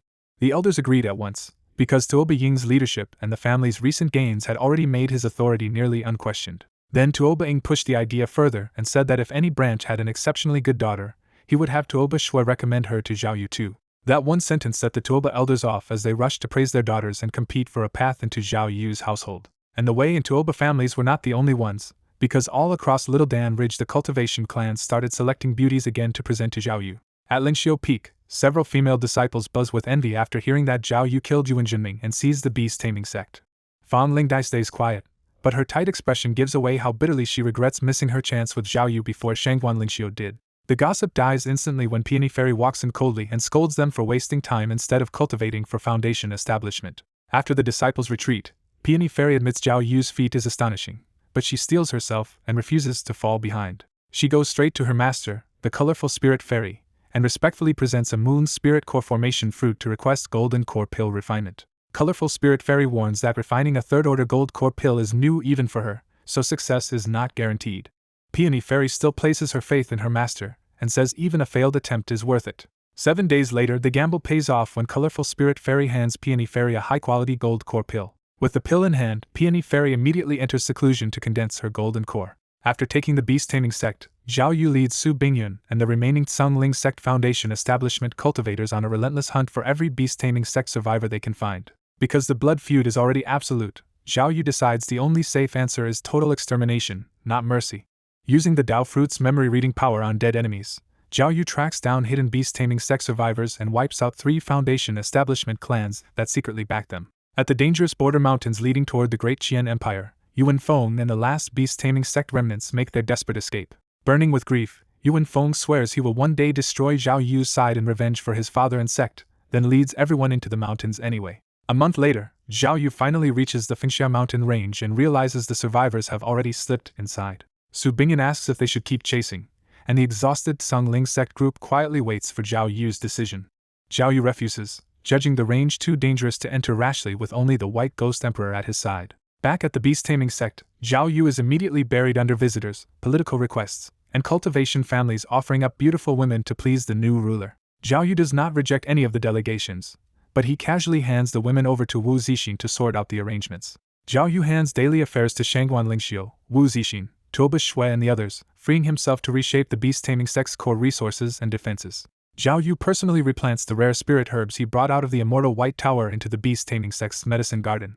He also builds a yin-gathering site and moves the soul-nurturing wood there to create a better cultivation environment for the White Ghost Emperor and 9 Extremes Corpse Emperor. Once the medicine garden is finally restored, Zhao Yu decides he has earned a little celebration. Inside Beast Eye Hall, Shangguan Lingxiu catches Zhao Yu at once and teasingly rushes him toward Yuan Beast Hall, promising the waiting guest is someone he will definitely want to see. The guest turns out to be Ling Qianxue, elegant in white and smiling warmly after half a year apart. She congratulates him on killing a golden core and taking the sect, and Zhao Yu steps forward to pull her into his arms. Ling Qianxue blushes, wraps herself around him, and invites him to celebrate properly, which Zhao Yu happily accepts. Another month passes before Zhao Yu answers a summons from Fairy Kaling and arrives at Dunxiao Peak. Fairy Kaling greets him with a complicated look, and Zhao Yu respectfully salutes the woman who once stood far above him. Fairy Kaling openly acknowledges that Zhao Yu now commands 3 third-order monsters and is strong enough to be treated as her equal. She asks the real political question next: will he remain inside Dan Ling's sect, or break away and found a faction of his own? Zhao Yu chooses stability over ambition and says he wants to remain with Dan Ling's sect. Relieved and pleased, Fairy Kaling immediately raises him to Supreme Elder of Dan Ling's sect. Zhao Yu quickly follows up by asking whether her old promise still stands, the one that let him exchange spirit stones and resources for rare treasures. Fairy Kaling agrees, curious to see what wealth he seized, and Zhao Yu successfully trades for black and white divine mud plus more high-order earth treasures. The moment Zhao Yu leaves, Li Xianjiao happily hooks his arm, praises his golden core slaying fame, and invites him to celebrate with her prized golden dragon carp. Zhao Yu agrees at once, and the two head off together to enjoy her cooking. Back in the 100 Beast sect, Zhao Yu weighs his next soul upgrade and decides artifact refining matters more than formations before his golden core breakthrough. He chooses artifact refining and uses the White Ghost Emperor's harvested soul gains to push his artifact refining talent up to genius level. As soon as the transformation settles, Zhao Yu starts devouring a full third-order artifact refining inheritance with fresh confidence. The next day he enters the Earth Fire Chamber and starts from the basics, forging a low-grade magical flying dagger to build real hands-on experience. 7 days later, Zhao Yu stares in delighted disbelief when his first low-grade magical flying dagger actually succeeds. After that, Zhao Yu keeps training the Mountain Sutra while also using Dao Fruit power to strengthen Red Emperor's bloodline for future growth. 2 months later, Negong Shuriao flees through the sky while Huai Xianling chases close behind, pressing her to surrender because the Thousand Mysteries sect has already fallen. Huai Xianling suddenly sends out a ghostly pale evil spirit, but Negong Shuriao instantly counters with an evil suppressing talisman and drives it back smoking. Knowing she cannot win, Negong Shuriao sends a communication talisman into Zhao Yu's territory and publicly begs to see him over a matter tied to nascent soul. Huai Xianling realizes what she is doing, curses her, and sends out 5 more evil ghosts to finish her before help can arrive. Before the ghosts can strike, Shangguan Lingxiu arrives and coldly declares that fighting is forbidden inside small spirit mountain territory. Huai Xianling suppresses his attack, tries a diplomatic tone, and asks Shangguan Lingxiu to hand over Nangong Shuriao as a wanted enemy of the Shade Ghost sect. Nangong Shuriao immediately flips the accusation back, saying the Shade Ghost sect betrayed its word, destroyed her sect, and slaughtered countless Thousand Mysteries disciples. After one look at the pitiful and stunning fugitive, Shangguan Lingxiu understands exactly why Zhao Yu wanted her saved.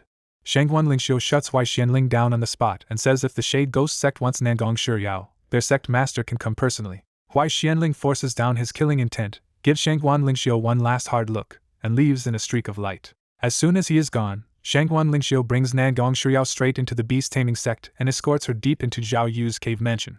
Inside Zhao Yu's cave mansion, Nangong Shuriao greets him with perfect courtesy, and Zhao Yu immediately sees that her beauty is overwhelming even without any charm art. Zhao Yu gets right to the point and asks what information about nascent soul condensation was important enough to bring her here. Nangong Shuriao says the matter is too important for other ears, and Zhao Yu clears the room without hesitation. Once they are alone, Nangong Shuriao steps close and offers a jade slip holding a Thousand Mysteries sect secret art that can boost nascent soul success by 50%. After checking the jade slip, Zhao Yu sees the catch at once. The technique needs a woman with a phoenix spirit mysterious yin body, and he bluntly asks if she is that rare person. Nangong Shuriao admits she has that physique and offers herself as his servant concubine and future crucible. Zhao Yu laughs at how clever she is and accepts her on the spot, turning her offer into a formal place in his household. The deal is useful but expensive. If Zhao Yu wants that future nascent soul boost, he has to raise Nangong Shuriao all the way to Golden Core while she keeps her primordial yin intact. Nangong Shuriao sweetly calls him Lord Husband, and Zhao Yu brings her out to meet the household before returning to closed-door cultivation. Back in the quiet room, Zhao Yu drags out the third-order Crimson Flame Dragon Dog corpse and orders Red Emperor to devour it, knowing the ghost sect will come for Nangong Shuriao. Red Emperor tears into the Dragon Dog, and Zhao Yu uses the moment to push its bloodline quality upward. Crimson fire wraps around Red Emperor, flame patterns rise under its scales, and Zhao Yu judges that its new medium-grade bloodline may even overpower the White Ghost Emperor. Zhao Yu keeps cultivating in seclusion for a month, using rare beast-taming sect resources and the Dao Fruit's power to keep accelerating Red Emperor's growth. 1 month later, Dark Ghost Wind rolls up outside the beast-taming sect as Yu Tianming arrives and calls for Zhao Yu to come out and speak. Zhao Yu flies out to meet the ghost sect visitor, smiling on the surface while probing the reason for his arrival. From inside the Ghost Wind, the ghost sect master demands Nangong Shuriao back and accuses her of killing many of his disciples. Zhao Yu flatly refuses, saying Nangong Shuriao is already his concubine and asking the ghost sect side to drop the matter. The ghost sect side raises the price and offers 10 female disciples in exchange, showing how badly Nangong Shuriao matters to them. Zhao Yu shuts that down too and proposes the Cultivators way instead, magical combat to settle it. Inside, Yu Tianming has already made his choice because Nangong Shuryao's phoenix spirit mysterious Yin body could push his own cultivation higher, and even help his nascent soul hopes. Instead of waiting a month, Yu Tianming points toward Lingfeng Mountain and demands they fight immediately. Zhao Yu agrees at once, and the two streak away toward Lingfeng Mountain for a real showdown. The moment they land on Lingfeng Mountain, Yu Tianming opens with his ghost nurturing jar and releases a huge third-order spirit ghost bristling with spikes. Zhao Yu answers with his own ghost nurturing jar, calling out the White Ghost Emperor to face the enemy spirit ghost head-on. Yu Tianming is genuinely shocked that Zhao Yu has managed to raise a third-order spirit ghost at all. At Zhao Yu's command, the White Ghost Emperor rushes in first, and wins the opening clash so hard that the dark spirit ghost is blasted backward. The two ghosts tear into each other in a frantic exchange, but the White Ghost Emperor clearly dominates every direct trade. Yu Tianming sneers that Zhao Yu is wasting a good spirit ghost, then unveils the ghost sect's real trick by raising the 1,000 Ghosts banner. The 1,000 Ghosts banner swells to giant size and vomits out 1,000 evil ghosts until the whole mountaintop turns dark with Yin energy. Yu Tianming's spirit ghost dives into that sea of evil ghosts, absorbs their power, and swells into a much stronger mid-third order monster. The powered-up spirit ghost instantly turns the tables and smashes the White Ghost Emperor backward. Then the empowered ghost grins and dives straight at Zhao Yu himself. Seeing how dangerous this secret art really is, Zhao Yu calls out Red Emperor to counter the ghost with Dragon Flame. Red Emperor's Dragon Flame burns away swaths of ghost chi, but the empowered spirit ghost still forces its way through and keeps fighting. White Ghost Emperor slips behind the enemy for a back attack, but even that only works as support because the boosted spirit ghost is now too strong to finish quickly. Yu Tianming finally realizes Zhao Yu killed Yuan Jinming by fielding multiple third-order monsters, then sneers at Zhao Yu's mere 7th-layer foundation establishment before preparing his own strike. With a curse and a reach of his hand, Yu Tianming forms a huge black evil ghost claw that tears toward Zhao Yu with power beyond ordinary talisman treasures. Zhao Yu fires back first with a flame gore talisman treasure, but the evil ghost claw pushes through the blaze instead of stopping. So Zhao Yu escalates again and releases the Corpse Emperor from a black coffin. The Corpse Emperor smashes the giant ghost claw apart with one punch and immediately turns its killing momentum toward Yu Tianming. Now seeing Zhao Yu can command 3 third-order monsters, Yu Tianming's confidence finally cracks and he tries to retreat while admitting defeat. As Yu Tianming tries to pull his dark spirit ghost back to cover his retreat, White Ghost Emperor catches the opening and tears into it from behind. That bite is worse than it looks, because Zhao Yu refines the stolen ghost energy through the Dao fruit and feeds it straight into White Ghost Emperor's power. With its master in trouble, the 1,000 Ghosts banner starts collapsing too, and the sea of evil ghosts rapidly falls apart. With the ghost swarm collapsing, Red Emperor seizes the gap and drives a condensed fire spear straight through the Dark Spirit Ghost's chest. The Dark Spirit Ghost is forced to stop and turn on White Ghost Emperor, which gives the Corpse Emperor the clean lane it needs to reach Yu Tianming. Yu Tianming panics, throws himself backward with an escape technique, and raises a black spiritual shield in front of his body. The shield shatters under one punch, and the Corpse Emperor follows through with corpse chi surging around its fist. In the next instant, the Corpse Emperor catches Yu Tianming and crushes his heart, killing the Ghost Sect Master on the spot. As soon as Yu Tianming dies, the 1,000 Ghosts banner loses its master, dims, and drops from the sky while the 1,000 evil ghosts vanish. His dark spirit ghost is left heavily wounded and shrinks back to its original form, marking the complete collapse of Yu Tianming's side. Right after the battle, the White Ghost Emperor swallows the dark spiritual ghost, and Zhao Yu uses the ghost-devouring Dao fruit to refine it on the spot. The White Ghost Emperor moves to Yu Tianming's corpse and devours the fallen sect master's soul, giving Zhao Yu access to his memories. From Yu Tianming's memories, Zhao Yu learns that the Yin Ghost sect was once a nascent soul sect in the Great Qian Empire before it collapsed and fled to the northern wastelands. He also discovers why the Yin Ghost sect stole the 1,000 Mysteries sect's territory. They needed the superior third-order spiritual vein of the mysterious Spirit Mountain range. Yu Tianming's inheritance offers Zhao Yu a Ghost Claw divine skill, but the real takeaway is simpler. With the sect master dead, Zhao Yu decides the Yin Ghost sect should be wiped out completely. Zhao Yu flies straight toward the Yin Ghost sect headquarters in the mysterious Spirit Mountain range to finish the job. Inside the sect palace, Huai Xianling is still waiting for Yu Tianming to return and even regrets losing a beauty like Nangong Shuyao. That calm breaks instantly when the doors explode open and the White Ghost Emperor charges in. Huai Xianling panics at the sight of a third-order evil ghost and hurriedly releases 3 second-order evil ghosts from his ghost nurturing jar. It does not save him at all, because a ghost claw tears through Huai Xuanling's chest before he can turn the fight around. As he dies, Huai Xuanling's last shock is not the attack itself but the fact that Zhao Yu somehow breached the sect's grand formation. 7 Foundation establishment elders rush into the hall, recognize Zhao Yu, and immediately realize the sect is in serious trouble. Zhao Yu gives them a cold answer. They are all about to die, so he has no reason to explain anything. The White Ghost Emperor floods the hall with ghost fog and throws itself into the group, turning the elders' resistance into a short burst of screams. With Yu Tianming's prohibition jade plaque in hand, Zhao Yu takes control of the myriad Yin Spirit's grand formation himself. Across the entire Yin Ghost sect, black fog surges from the formation nodes and blankets the headquarters before the disciples understand what is happening. Then the hidden Yin Spirits fuse into dozens of terrifying evil ghosts and turn the whole sect into a slaughter ground. At the same time, Zhao Yu's 3 third-order monsters join the massacre and tear through the Yin Ghost sect from inside. 10 days later, the Yin Ghost sect is completely in Zhao Yu's hands. News of the Yin Ghost sect's fall spreads across 4 nations, and Zhao Yu joins Nangong Shuriao, the surviving Thousand Mysteries sect members, the Danling sect, and the Tsungling sect in a sweeping hunt for the sect's fugitives. As the purge continues, many Yin Ghost sect cultivators are killed and even former allies switch sides to submit to Zhao Yu. Half a year later, Zhao Yu returns to the Myriad Beast sect after nearly wiping the Yin Ghost sect off the map. In the palace, Nangong Shuriao thanks Zhao Yu for avenging her great grievance and vows to do anything to repay him. Zhao Yu gently refuses that kind of burden and tells her to keep their agreement, cultivate hard, and live happily. That answer lifts the mood at once, and Nangong Shuriao smiles with fresh spirit and unmistakable charm. After that, Zhao Yu stays at the Myriad Beast sect, cultivating and using the Dao fruit to feed Yin Ghost sect resources to the White Ghost Emperor so its quality can keep rising. He also copies many cultivation arts from several sects onto jade slips and opens them to his newly recruited disciples. With his new power base secured, Zhao Yu renames Spirit Mountain as New Little Danling. 3 years later, Zhao Yu brings the White Ghost Emperor to the Yin land around the Soul Nurturing Wood and decides the final evolution can begin. As Zhao Yu channels power into it, the White Ghost Emperor gulps down Yin energy and grows black ghost horns from its elbows, hands, and forehead. The evolution succeeds, turning the White Ghost Emperor into a superior quality spiritual ghost and giving it a new innate talent called Spiritual Ghost Horn. Excited to test the upgrade, Zhao Yu heads to a barren part of Beast Spirit Mountain and releases the 9 Extremes Corpse Emperor as a sparring target. The result is immediate.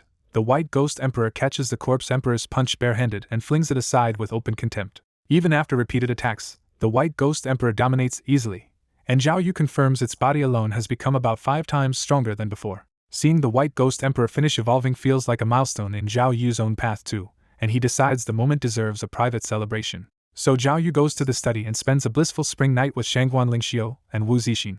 In the years that follow, Zhao Yu keeps cultivating, refining artifacts, and feeding vast sect resources through the Dao fruit to strengthen the Red Emperor as well. 10 years later, Zhao Yu finally reaches foundation establishment great perfection and prepares to form his core. He swallows a superior earth core formation pill and starts compressing all of his mana with the Mountain Sutra. When his soul thread merges into the liquid mana, that mass finally condenses into a flawless golden core. Pure golden core mana surges through Zhao Yu's body, strengthening his flesh and soul as a terrifying new aura rises over New Little Danling. Around the mountain, the people close to him all feel it at once, and Li Xianjiao is the first to smile that Zhao Yu really made golden core so smoothly. Shangguan Lingxiu is dazed and delighted, because the man she once married as a concubine has now become a golden core ancestor. Wu Zixin is excited too, but she quickly turns that pride back into steady work on Zhao Yu's growing affairs. Tuoba Shui trembles with excitement, thrilled that she has become the wife of a golden core ancestor, and already daring to dream even higher. Wei Xinlan and Nangong Shuriao both beam with pride at Zhao Yu's success. Ling Qianxue is happy for him too, but she cannot help regretting that she never married Zhao Yu earlier. Su Bingyan treats Zhao Yu's breakthrough as motivation, deciding she cannot afford to fall behind either. Even Fang Shi too, now already at foundation establishment under Zhao Yu's care, looks toward the main peak in pure admiration. When Zhao Yu checks himself after the breakthrough, he sees the result clearly. He is now a first-layer golden core cultivator with a much longer lifespan. He immediately starts thinking like a golden core cultivator, planning to refine his life-bound magic treasure, the Mountain Seal, even if it ruins his old dream of looking like a carefree sword immortal.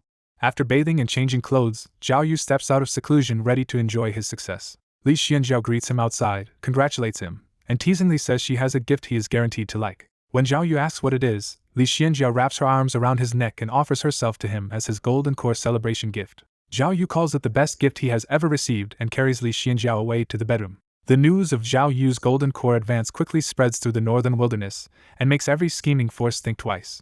2 months later, New Xiaodan Ridge publicly announces Zhao Yu's golden core ceremony, drawing major forces from all over. On the day of the ceremony, leaders from one force after another step forward to present gifts and congratulations to Ancestor Zhao.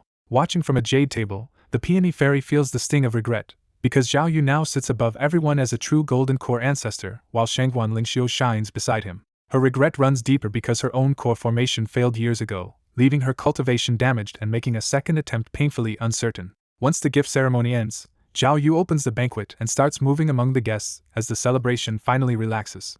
Then, As Zhao Yu reaches Ling Qianxue's table, an elderly white-haired woman bows to him with a strangely familiar voice. At a sect banquet, Zhao Yu recognizes Ling Lianxue, and she greets him with perfect respect while quietly hiding her regret over how far above her he has risen. When Zhao Yu asks about her family, Ling Lianxue says her mother and sister have both died, then presents her sister's grandson Ling Feilong and asks Zhao Yu to accept him as a direct disciple for old ties' sake. The youth respectfully introduces himself as Ling Feilong, but Zhao Yu stays cold and tells him to enter the sect by the normal rules instead of taking him in directly. Ling Lianxue can only swallow her disappointment, because even a supreme-grade spirit root means little now that Zhao Yu stands at the top of the Northern Desolation and almost never takes direct disciples.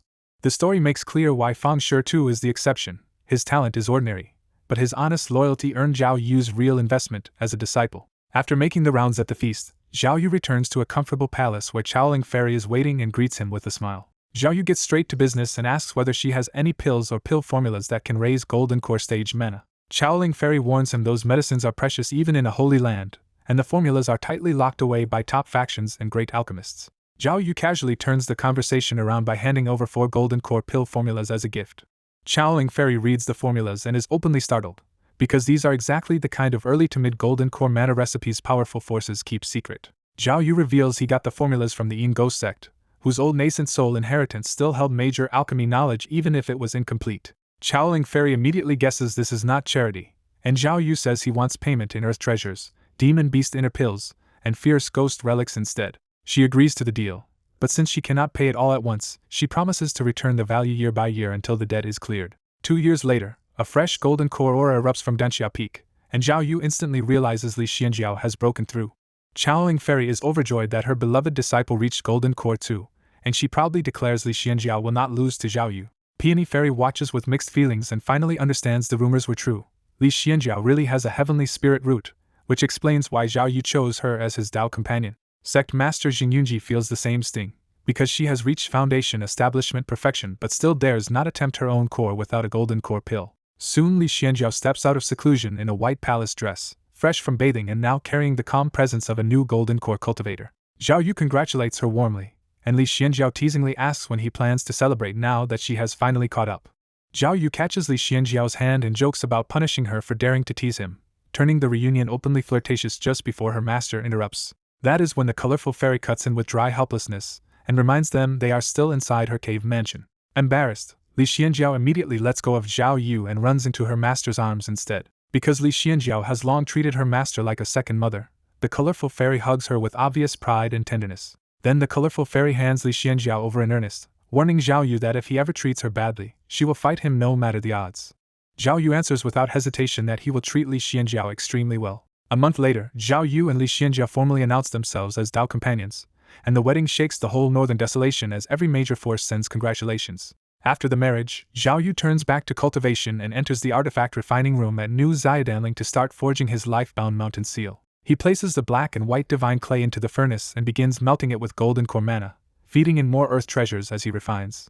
For half a year, Zhao Yu keeps his divine sense wrapped around the material, shaping the seal with patient, exact control. At last a palm-sized earthy yellow seal appears in his hand, and Zhao Yu marks it with essence blood to complete the bond. The mountain seal accepts him, turns into a streak of yellow light, and settles into his dantian as his new life-bound treasure. Zhao Yu is pleased because the Mountain Sutra can keep strengthening this seal, and with enough future growth it might even become a spiritual treasure. He immediately sees its value as a new trump card, because even without calling on the White Ghost Emperor and the others, this treasure should let him crush many early Golden Core opponents. 10 years later, Su Bingyun arrives at New Xiaodan Ridge in a streak of light and respectfully asks to see its master.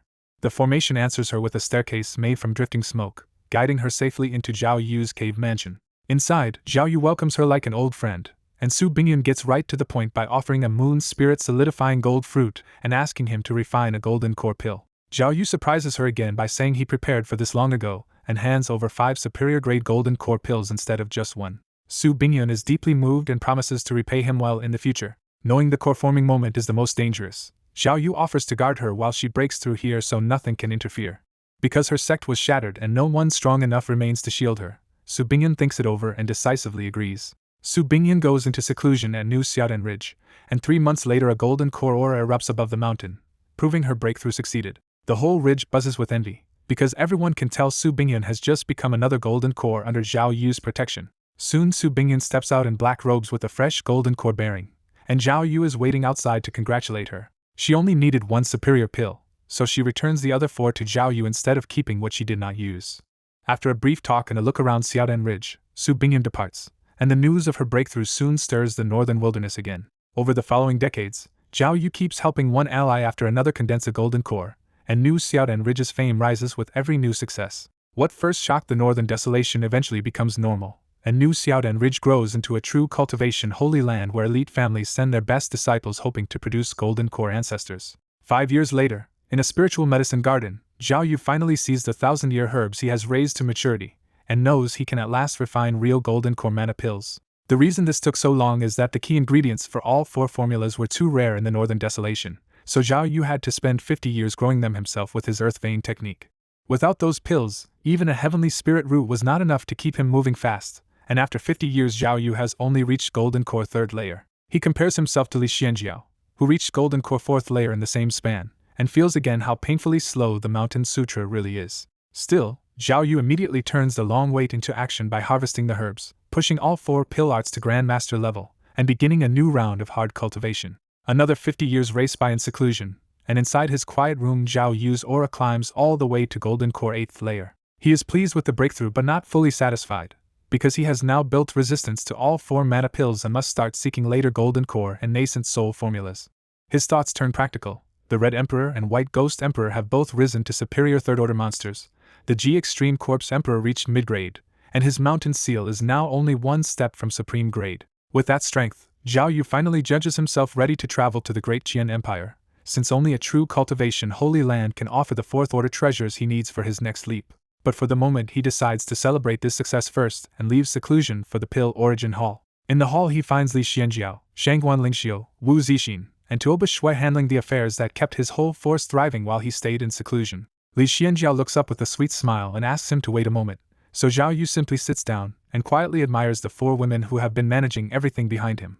After finishing official work, Li Xianjiao teasingly tells Zhao Yu he must have made progress in seclusion, so he should celebrate it with her. Zhao Yu answers in the same bold tone, and the room breaks into knowing laughter as Li Xianjiao glides over with obvious seductive intent. He even praises Li Xianjiao's improved bewitching technique, but mischievously says she is still behind Nangong Shiryao. Li Xianjiao immediately fires back with the deadly question of who is prettier, and the others try to slip away before the mood turns dangerous. Zhao Yu stops them and says he has something important to discuss, and Li Xianjiao drops the flirting at once.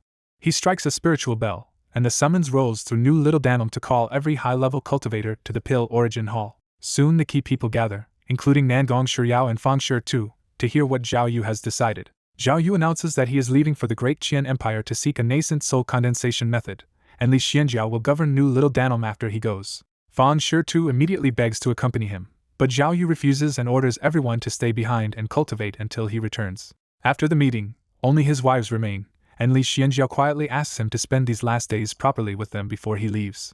Zhao Yu agrees, and the next month becomes a warm stretch of private time with his wives before the journey. A month later, Zhao Yu finally leaves the northern wasteland alone and enters the dangerous Fengxiao mountain range. Second-order demon beasts appear almost immediately, but Zhao Yu hides his presence instead of fighting, because reckless killing could draw in far more dangerous third-order monsters. He follows the Oldine ghost sect route through the range, using concealment to pass through beast territory without exposing himself. 7 days in, Zhao Yu suddenly stops and spots a third-order mid-grade three-eyed demon eagle sweeping across the sky above him.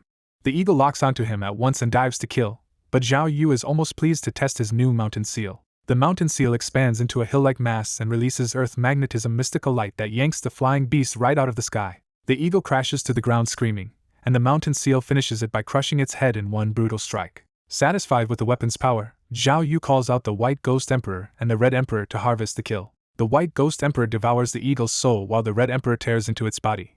But Zhao Yu quickly senses an incoming flock of much stronger three-eyed demon eagles. A whole flock of three-eyed demon eagles appears, including 5 third-order leaders and 1 terrifying high-grade monster at the front. Zhao Yu realizes their natural sight can break through illusion techniques, so he abandons tricks and decides to overpower them head-on. He targets the strongest eagle first, and even its heavy monster chi can only resist the mountain seal's pull for a single breath before it crashes down. The moment it hits the ground, the White Ghost Emperor flashes in and kills the grounded high-grade eagle with a single claw through the head. After that, Zhao Yu sweeps the sky with earth magnetism mystical light and drags the entire flock down one after another. Once the eagles are grounded, Zhao Yu's 3 great beasts massacre them on the forest floor until the flock is wiped out. With the flock dead, the Red Emperor gorges on their blood and flesh while Zhao Yu uses the Dao fruit of devouring to help it refine the essence faster. Zhao Yu briefly regrets that even a haul like this is still nowhere near enough to push the Red Emperor into a 4th-order Great Demon of Transformation. He quickly packs away the bodies and leaves at once, because a human slaughtering too many beasts here could attract a lurking 4th-order demon. With the illusion-piercing eagle flock gone, Zhao Yu can finally move through the rest of Fengxia much more easily along the old route. Near the edge of the range, Zhao Yu spots a wounded man in gray fleeing through the air while a beautiful Foundation establishment woman chases after him. The wounded man furiously accuses the woman of killing his elder brother for the 1,000-year Lingyun Crimson Grass and trying to silence him next. The woman answers without shame that the herb can raise her cultivation, and if that means finding new protectors, so be it. At that point Zhao Yu steps out, releases Golden Core pressure, and coldly orders them both to stop. Faced with the Golden Core Senior, the 2 cultivators descend and bow while Zhao Yu demands the full story. The woman tries to put on a pitiful excuse, but Zhao Yu cuts her off so coldly that she does not dare continue. The wounded man explains that he and his elder brother saved the woman years ago, traveled with her ever since, and that his brother died after they found the 1,000-year spirit herb. When Zhao Yu turns to her, the woman drops to her knees in tears and claims the brothers forced her for years, so this was only revenge. She offers the Lingyun Crimson Grass and even herself in exchange for protection, but the wounded man bursts out and calls her a liar. Zhao Yu sees right through her crude act and kills the woman on the spot with a flying sword.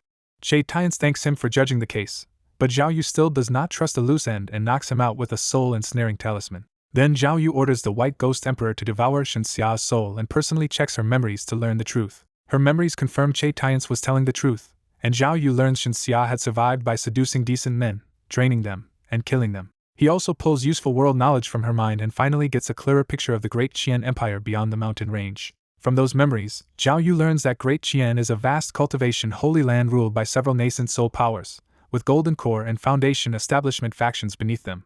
He also learns that Great Qian's main nascent soul forces are mostly righteous sects, while the Hanlong Empire to the west holds far more demonic powers and sometimes clashes with them. After taking Shenxia's storage bag, Zhao Yu wakes Che Tians and leaves without another word. Before long, Zhao Yu reaches Yunluo Immortal City in the Yunluo Mountains, and the sheer scale of it immediately tells him Great Qian is on another level. Watching the incoming traffic, Zhao Yu is struck by how common Golden Core cultivators seem here compared with the northern wasteland. A refined middle-aged Golden Core cultivator in green approaches and introduces himself as Yuan Ling, already guessing Zhao Yu is an outsider. Using the alias Wu Tianhe, Zhao Yu says he just reached Golden Core and came to the Great Qian Empire looking for a spirit pill or pill formula that can raise Golden Core mana. Yuanling Hermit warns him that mana-boosting pill formulas are tightly held, but pills themselves do appear at Yunluo's annual auction, sometimes even as finale treasures. Seeing Zhao Yu is new here, Yuanling Hermit warmly offers to act as his guide, and Zhao Yu accepts without hesitation. At Yunluo Immortal City's gate, a Qi refining guard stops them and states the rule: pay 1 spirit stone for an entry token, and after midnight no one may loiter on the streets or cultivate without permission. Yuanling Hermit explains the reason for the strict rule. The city sits on a 5th-order spirit vein, so cultivators once tried to freeload by cultivating in the streets. So if Zhao Yu wants to cultivate inside the city, he must rent an inn or cave mansion instead of using public space. Zhao Yu agrees to get the token, and the guard quickly processes his entry with extra respect. The other Qi refining cultivators waiting at the gate can only step aside obediently, too intimidated to complain when a Golden Core Senior is processed first. With the token in hand, Zhao Yu enters Yunluo Immortal City on foot because even Golden Core Great Perfection cultivators are forbidden to fly here unless they are nascent soul monsters. Inside the city's outer district, Zhao Yu pauses in surprise when he realizes ordinary mortals live here too. Yuanling Hermit explains that this outer district houses cultivators' families, and the spirit vein gives their descendants a much better chance of being born with spirit roots. That reminder clicks for Zhao Yu because control of spirit lands is exactly why big cultivation families fight so hard over territory. As he browses the outer markets, Zhao Yu finds Foundation establishment-level cultivation manuals everywhere, and they are shockingly cheap by his standards. Even the outer city itself sits on spirit energy comparable to a superior second-order vein, showing just how absurdly rich Yunluo Immortal City is. When they reach the inner city, the spiritual pressure rises again to a true third-order level, and everyone moving through this district is a cultivator. Yuanling Hermit finally leads Zhao Yu to the towering Yunluo Commerce Guild, says his farewell, and invites him to visit Yuanling Mountain in the future. Zhao Yu enters the guild lobby, and a smiling blue-clad receptionist comes over to greet him. Instead of explaining himself, Zhao Yu leaks a trace of Golden Core aura and simply tells her to call the manager. The receptionist immediately turns respectful and escorts Zhao Yu to a private room, since a Golden Core cultivator has to be handled by the manager personally. In the waiting room, Zhao Yu is served spiritual tea by a beautiful maid while he calmly sits and waits like a true major client. Then Yan Wuheng arrives, a friendly but powerful Golden Core 7th layer manager, and introduces himself face to face. Still using the name Wu Tianhe, Zhao Yu says he came for business. He asks for two very ambitious things at once: pills or formulas that can strengthen late Golden Core mana, and the medicines, pills, or formulas used for condensing a nascent soul. Yan Wuheng immediately guesses Zhao Yu is from elsewhere, because those formulas are all guarded by major powers and cannot be bought openly. What the guild can offer is a timing advantage. 1 month later, the annual auction will sell a spirit pill that boosts late Golden Core mana. Hearing that, Zhao Yu pulls out a jade box and asks whether the guild can auction a superior universal Golden Core pill he obtained by chance. Yan Wuheng is visibly startled by the claim and says he needs a professional appraiser at once. He soon returns with Master Wu, an elderly Golden Core appraiser, to verify the pill personally. Master Wu opens the jade box, probes the pill with divine sense, scrapes off a little powder to taste, and inspects it with extreme care. After the test, Master Wu confirms it is a genuine superior universal Golden Core pill and praises it as top quality, likely made by an alchemy grandmaster. That verdict instantly warms Yan Wuheng's attitude even more, and he agrees to list the pill in Yunluo's annual auction. Zhao Yu presses his real shopping agenda next, asking to buy 3rd order or higher fierce ghost relics, demon beast inner pills, and earth attribute treasure materials. His target is simple but costly. Only 3rd order resources are worth feeding into his long-term plan to push his major assets toward 4th order strength. Yan Wuheng agrees without trouble, proving the Yunluo Commerce Guild really can supply the kind of resources smaller regions never could. The guild's inventory lives up to the hype, and Zhao Yu quickly buys 11 3rd order evil ghost relics, 9 low-grade 3rd order demon beast inner pills, and 12 3rd order earth materials. But the price is brutal, burning 16 million low-grade spirit stones in one sweep because every 3rd order item here costs around $500,000. After the purchase, Zhao Yu calculates that roughly 200 more 3rd order evil ghost relics should be enough to push the White Ghost Emperor into the 4th order. In raw numbers, he realizes that 100 million spirit stones plus enough relics could steadily turn the White Ghost Emperor into a nascent soul-level overlord. If ancient ruins do not appear to shortcut the process, Zhao Yu is already prepared to brute force that evolution with money and materials alone. He can even think on that scale because a century of conquering the northern wasteland has left him sitting on 50 million spirit stones, not counting his stockpile of rare medicines. From Yan Wuheng's side, that kind of strength makes Zhao Yu exactly the sort of Golden Core expert Yunluo Immortal City wants to recruit. Yan Wuheng openly tries to poach him, offering a free 4th order cave mansion and the chance to exchange contributions for rare methods, even a late Golden Core mana pill formula. Zhao Yu gives no real answer beyond saying he will think about it, then leaves the guild and heads to an inn inside Yunluo Immortal City. A month later, Zhao Yu arrives at Yunluo's luxurious annual auction and hands over his invitation at the entrance. There he is greeted by Zhou Minglan, a graceful green-clad attendant assigned as his personal servant for the event. Zhou Minglan leads him upstairs into a refined 2nd-floor private box reserved for Golden Core-level guests. Looking down from the box, Zhao Yu feels the shift in status for real because he remembers being just another bidder in the common seats long ago. Then Zhou Minglan leans close and softly reminds him that as his personal servant, she is willing to do anything he asks. Zhao Yu shuts that down at once and tells her to wait off to the side. Her gaze dims in disappointment, but she obeys quietly, and the private box settles into formal silence. Once the hall fills to capacity, the auction begins with a glamorous host named Yufei stepping onto the stage in a striking silver brocade dress. Yufei opens fast and clean with a superior foundation establishment pill, setting off a lively early round of bidding from the crowd below. As one treasure after another passes under the hammer, Zhao Yu joins in just enough to buy 2 more 3rd order evil ghost relics for 1.36 million spirit stones. Then Yufei brings out Zhao Yu's own treasure, the superior universal Golden Core pill, and publicly announces it was judged the work of an alchemy grandmaster. Bidding on the pill surges hard, blasting past 2 million before finally stopping at 3.05 million spirit stones. Watching from above, Zhao Yu is quietly pleased because even after the guild takes 10%, one pill still returns 2.7 million spirit stones. He immediately realizes what that means for the future. With careful pacing, superior Golden Core pills could become a long-term money engine instead of a one-time windfall. But he also knows flooding the market would crush the price, so selling them slowly, roughly 1 per year, is the smarter move. The auction also reminds him how different Great Qian is from the northern wasteland, where only the very strongest sects could ever throw around this much money. The item he truly came for finally appears next, a Yetting 3 Spirit Dan, a pill that can directly boost late Golden Core mana. Late Golden Core cultivators in the hall immediately start bidding hard for it. Zhao Yu cuts through the competition with a blunt bid of 200,000 spirit stones. That price is already above normal value, so the other late Golden Core bidders back off and let him take it. After that, Zhao Yu secures a second late Golden Core mana pill as well, the Yilan Jinshuan Dan. Then the auction escalates sharply when Yufei unveils a low-quality infant solidifying pill, a medicine that can raise nascent soul breakthrough odds by 5%. With a starting price of 15 million spirit stones, The entire room is hit with the kind of treasure that can change the fate of an entire major power. When the inferior nascent soul pill appears at the Yahello auction, every golden core cultivator in the hall goes red-eyed on the spot. Even though it is only inferior grade, the pill can still raise nascent soul condensation by 5%, which makes it a treasure most cultivators may never see in their lives. The bidding explodes past 20 million, then 30 million spirit stones, as the whole auction hall turns feverish. From his private box, Zhao Yu calmly drops a brutal final offer of 36 million spirit stones and silences the competition.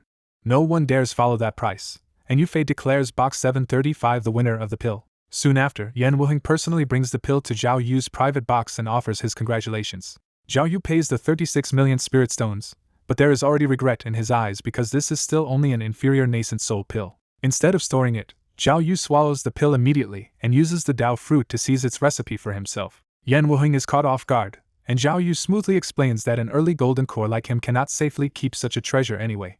He adds that his special cultivation art can use this inferior pill to break a bottleneck, reach mid-golden core, and strengthen one of his spells. Yan Wuheng accepts the explanation and quietly warns him that several people are already trying to dig up his identity. After Yan Wuheng leaves, Zhao Yu turns to Zhou Minglan and offers her a way out of auction house servitude. Zhou Minglan's eyes light up at once, and she promises to obey if she can help him. Zhao Yu gives her a risky little job: pretend to be bribed and subtly leak his information to the people hunting him.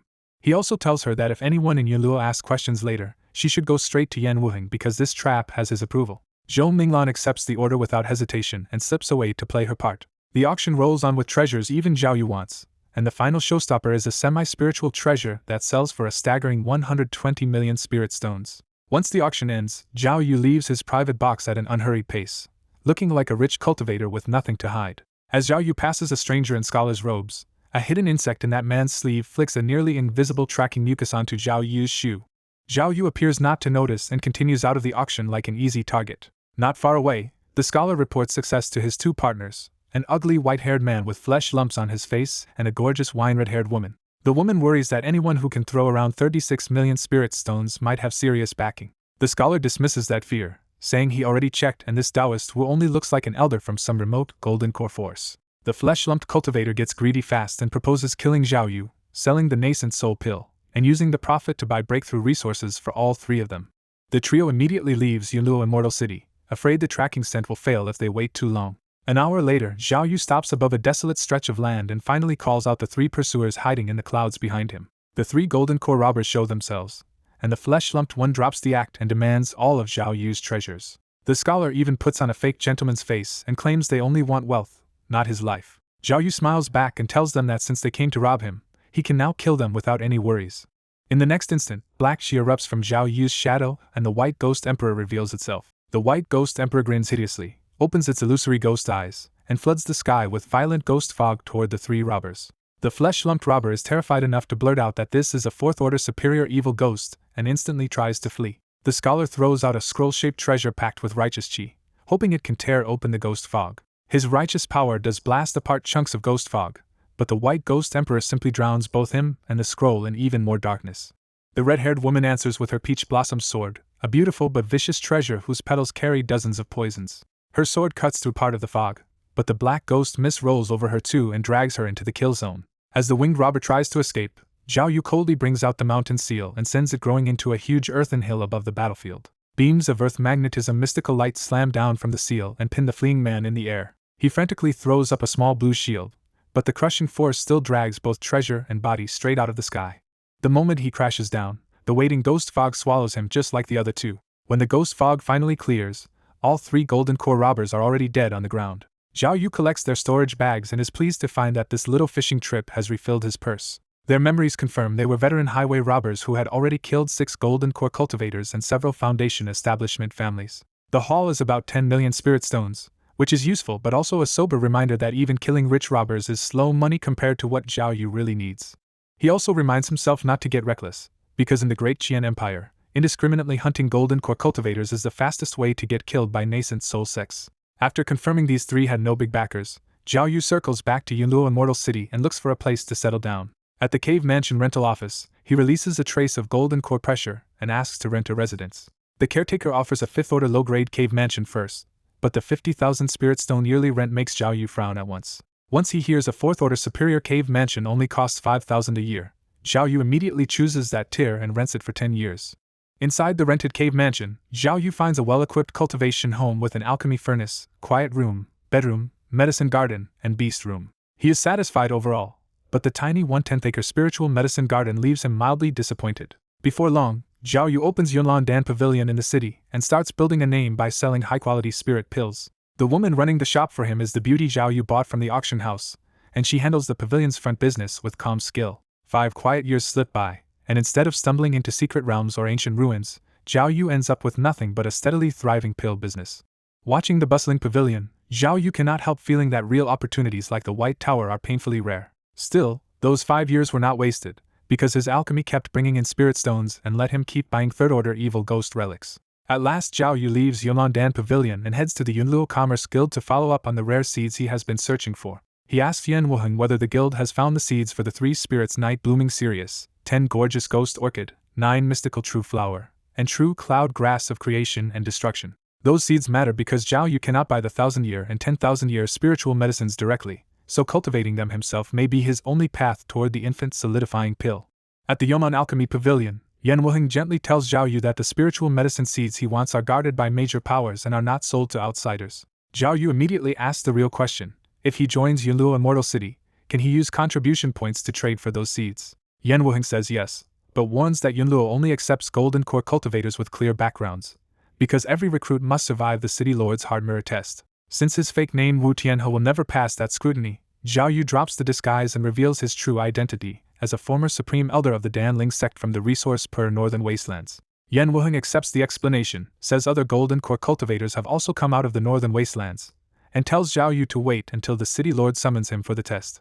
He also makes the danger plain: the heart mirror can expose even nascent soul lies, and anyone who deceives it dies. 3 months later, Yan Wuheng finally comes to fetch Zhao Yu because the city lord is ready to see him. Yan Wuheng leads Zhao Yu into the inner heart of Yunluo Immortal City, where spiritual peaks rise from a holy land fed by the city's fifth-order spirit vein. At the top of a 10,000 zhang peak, Zhao Yu sees an immortal city more splendid than any mortal palace, and the weight of Yunluo's power becomes impossible to ignore. Inside the palace, Zhao Yu meets the 2 rulers of Yunluo, the black-robed Xian Yunjinjuan and the radiant Yunluo fairy.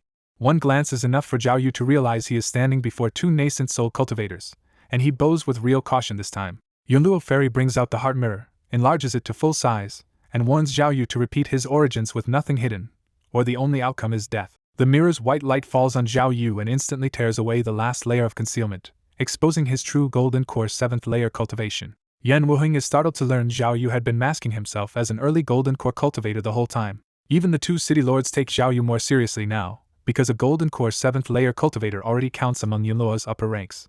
Under the heart mirror, Zhao Yu truthfully explains his background and shows that he is just a golden core cultivator from a barren region seeking a better path. Yunluo fairy follows with blunt questions about malice and espionage, testing the only things that really matter to the city. Zhao Yu answers cleanly that he has no ill intent and is not anyone's spy, so Yunluo fairy decides not to pry into his private secrets any further. Satisfied, Yunluo fairy formally accepts him as a silver-ranked elder and lays out the rewards: spirit stones, contribution points, a 4th-order superior peak residence, and 1 technique or divine skill worth 1,000,000 points. A jade identity token flies into Zhao Yu's hand, and with that simple gesture he finally becomes part of Yunluo Immortal City.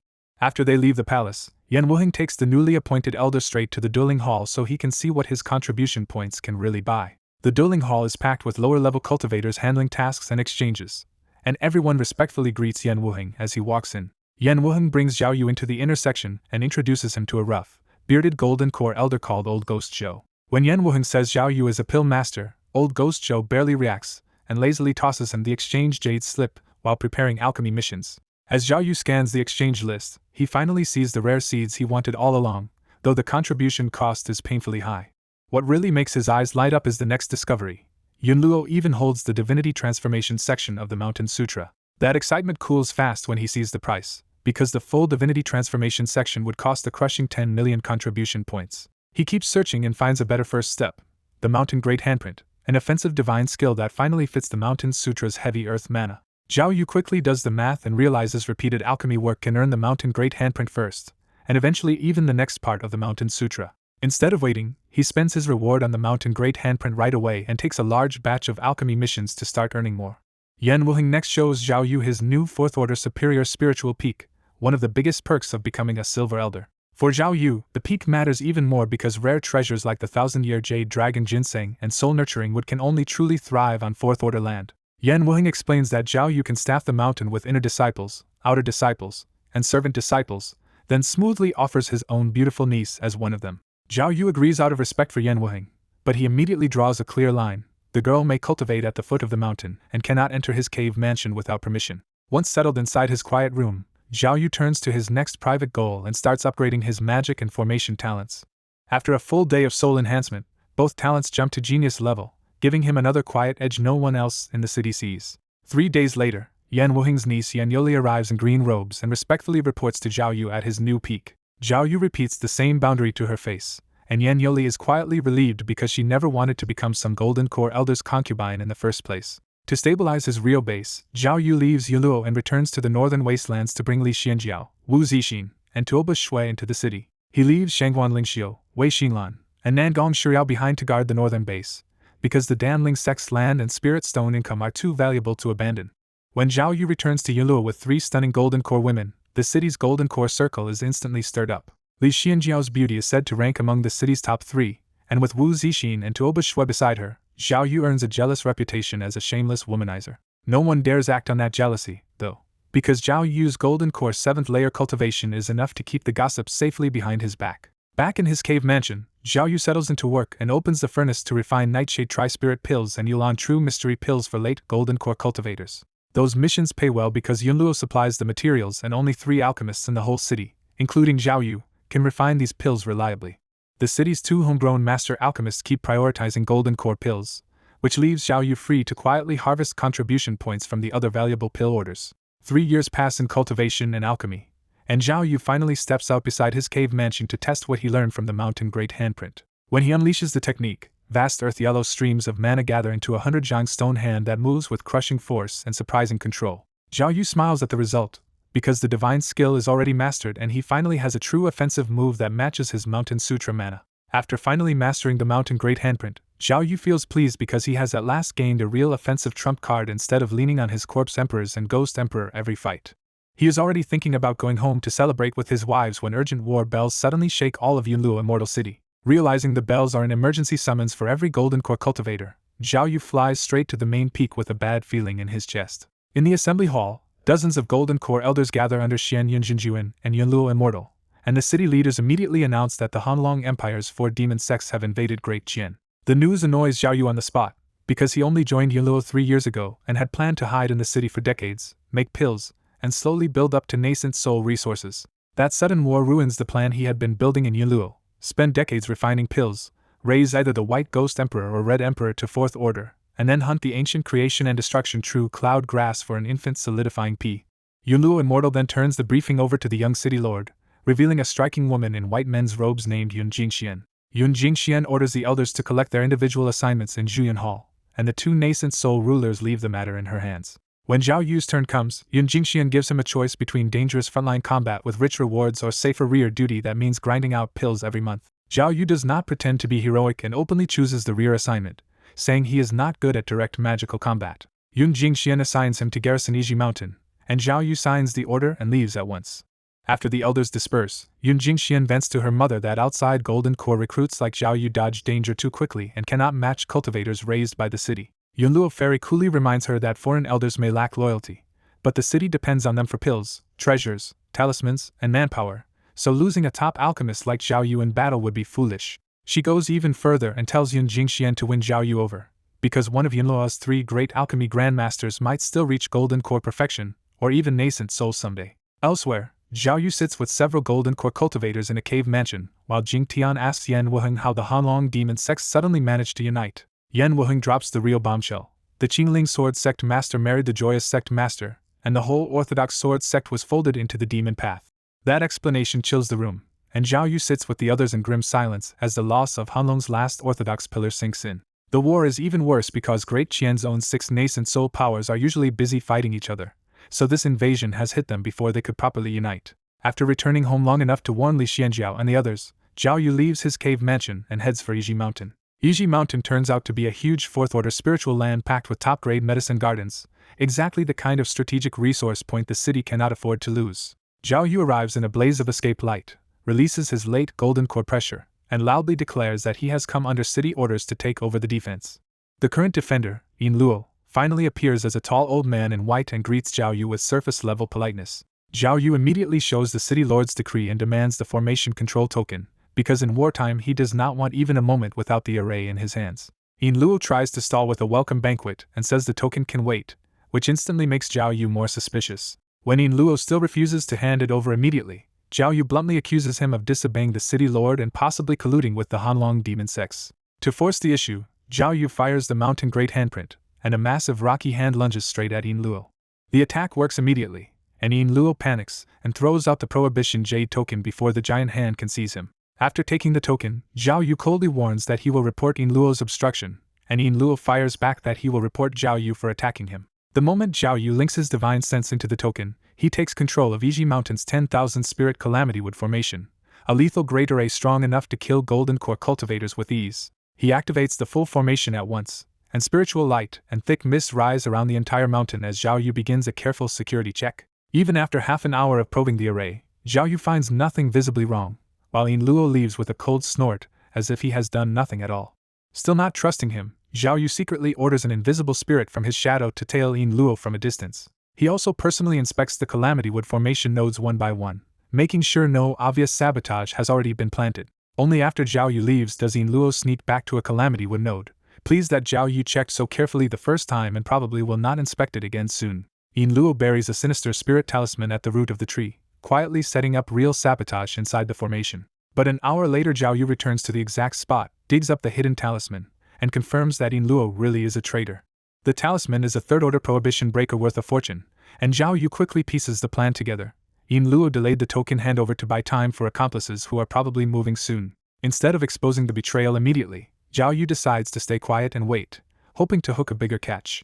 2 days later, a convoy of 10 cultivators arrives at the foot of Iji Mountain with carts of supplies, right on schedule for trouble. A Foundation establishment guard named Elder One leads several mountain men out, and sharply orders the supply convoy to stop and turn back. Old Su, a flattering middle-aged chi refining cultivator, steps up at the checkpoint and says he brought the spirit cinnamon brew Elderine ordered. The guard at Iji Mountain recognizes Old Su but still warns that a new defender has tightened access, so Old Su should turn the convoy around. At Iji Mountain's entrance, Enluo personally forces the guards to let a suspicious group of 10 cultivators through, making it clear he is shielding them. As soon as Enluo disappears inside with the group, the shaken guard quietly sends word to Zhao Yu. Inside Enluo's cave mansion, the harmless-looking old man reveals his true form as Lu Tianai, and the other 9 visitors also drop their disguises. Lu Tianai tells Enluo to proceed with the plan, and the infiltrators vanish under a gray stealth treasure inside the mansion. Enluo immediately sends a disciple to invite Zhao Yu over for a fake apology feast with wine, dancers, and music. Zhao Yu hears the invitation in the defender's cave mansion and instantly throws it back, ordering Enluo to come to him instead. The reply humiliates Enluo so badly that he smashes a wooden table in rage and scares the messenger half to death. After driving the disciple out, Enluo hesitates for a moment, and wonders if Zhao Yu has already sensed the trap. An unseen voice talks him down, saying no other Golden Core reinforcements entered Iji Mountain, so Enluo decides Zhao Yu is just humiliating him.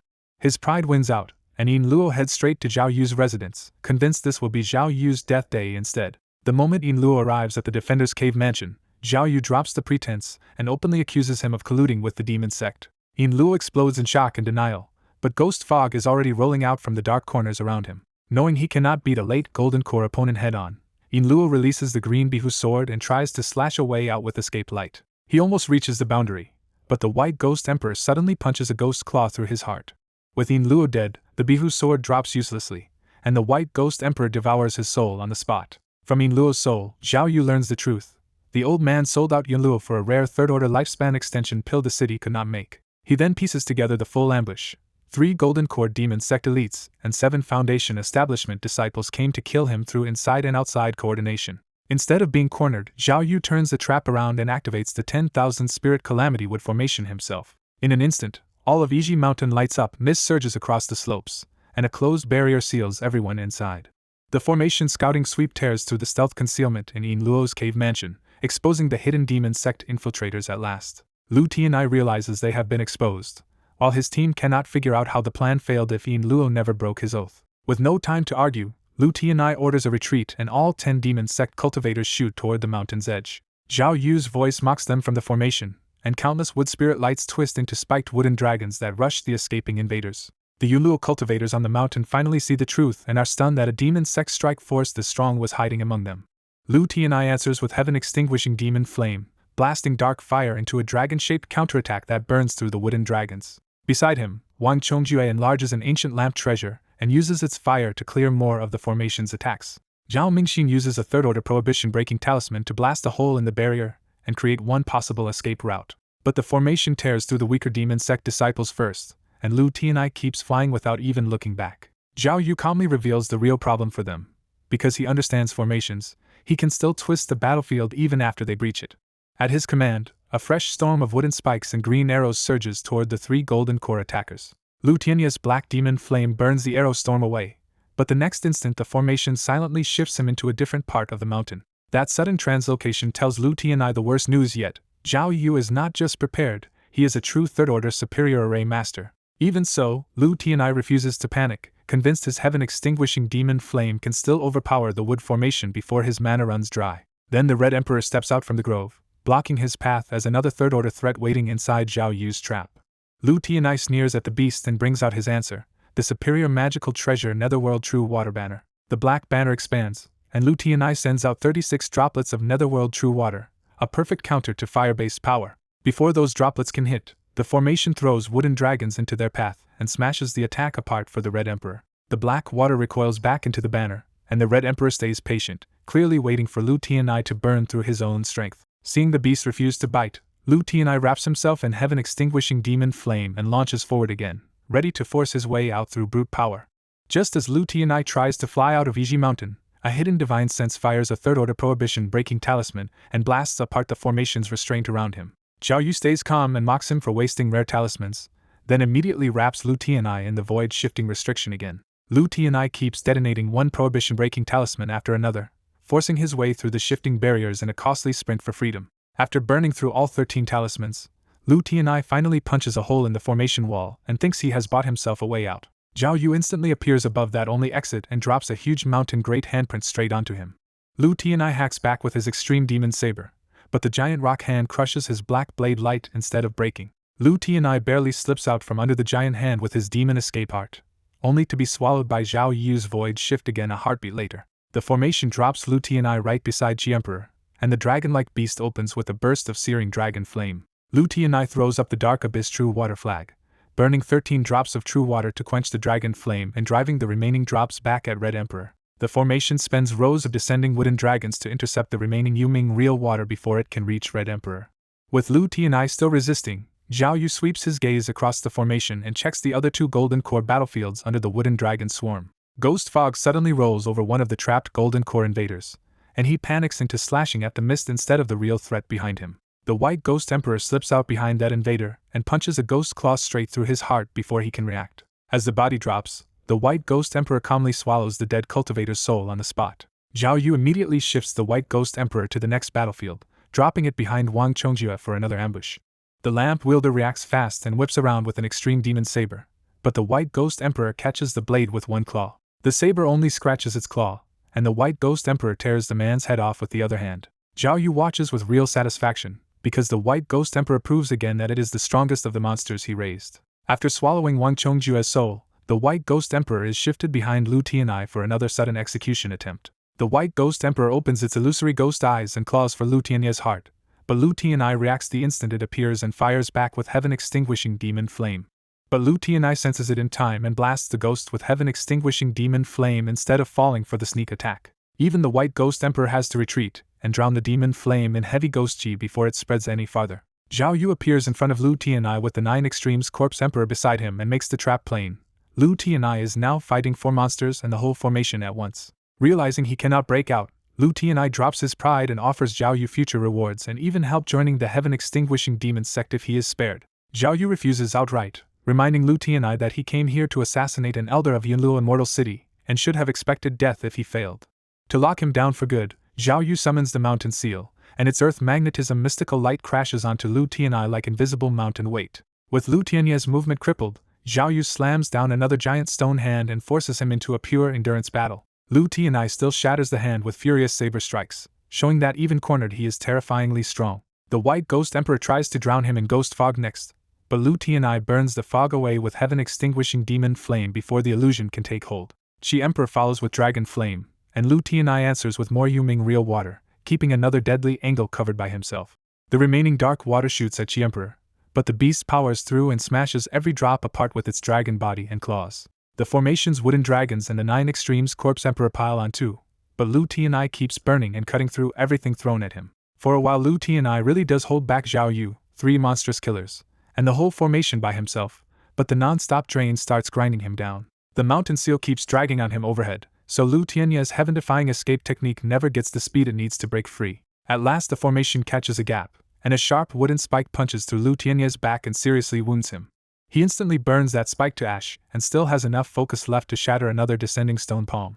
That tiny pause is all the White Ghost Emperor needs to hit him with Ghost Chi, briefly freezing Lu Tianai's mana flow. The formation exploits that one stalled heartbeat, and a glowing wooden spear drives through Lu Tianai and nails him to the ground. Then the formation finishes him without mercy, driving countless wooden spears through his body until he is nothing but a pinned corpse. Only after confirming Lu Tianai is truly dead does the White Ghost Emperor step in and swallow his soul. Zhao Yu finally lets himself smile, because killing a heaven-extinguishing demon sect true disciple inside this formation is a prize he could never have secured so cleanly outside. By searching Lu Tianai's secrets and loot, Zhao Yu learns the heaven-defying devil god code reaches all the way to nascent soul perfection, even if the final divinity transformation section is missing. He also finds the method behind heaven-extinguishing demon flame and quickly realizes its core is fire control and fire fusion, which gives him ideas for building a new flame divine power of his own. The harvest keeps getting better, with a top-grade third-order lifespan extension pill formula and the refining method for the extreme demon saber among the spoils. Then Zhao Yu finds the biggest surprise of all. Lu Tianai had already gathered nearly every material for the infant solidifying pill except its 2 main herbs.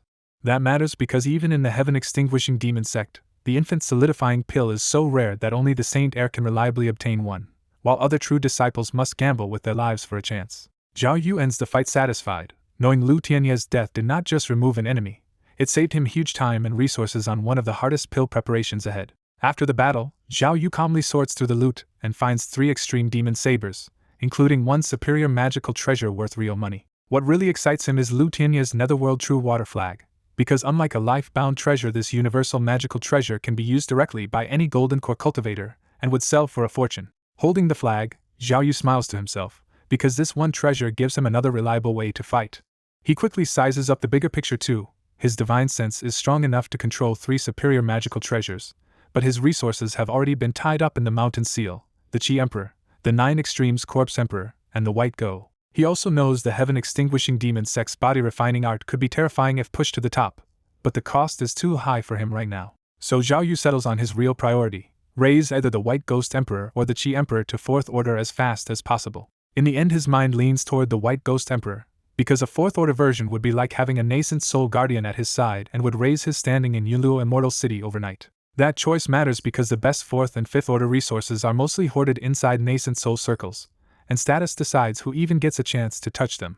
Then Zhao Yu realizes the White Ghost Emperor has already brought him another reward, because the souls it devoured have pushed both his talisman path and ghost control talents up to genius rank. He dismantles the formation, gathers the golden core corpses, and returns to the quiet room of the town defense command to enter seclusion. 2 days later, he wakes from cultivation feeling a cool clarity in his soul and sees both talents have truly transformed. The breakthrough makes his bond with the White Ghost Emperor even tighter, and new ghost cultivation methods start falling into place in his mind. He notes that his stronger ghost control talent could let him bind a second life-bound spirit ghost, but he immediately rejects the idea as a waste compared with pouring everything into one monster strong enough to dominate the field. His logic is simple and brutal. One 4th order White Ghost Emperor is worth far more than a whole crowd of 3rd order ghosts.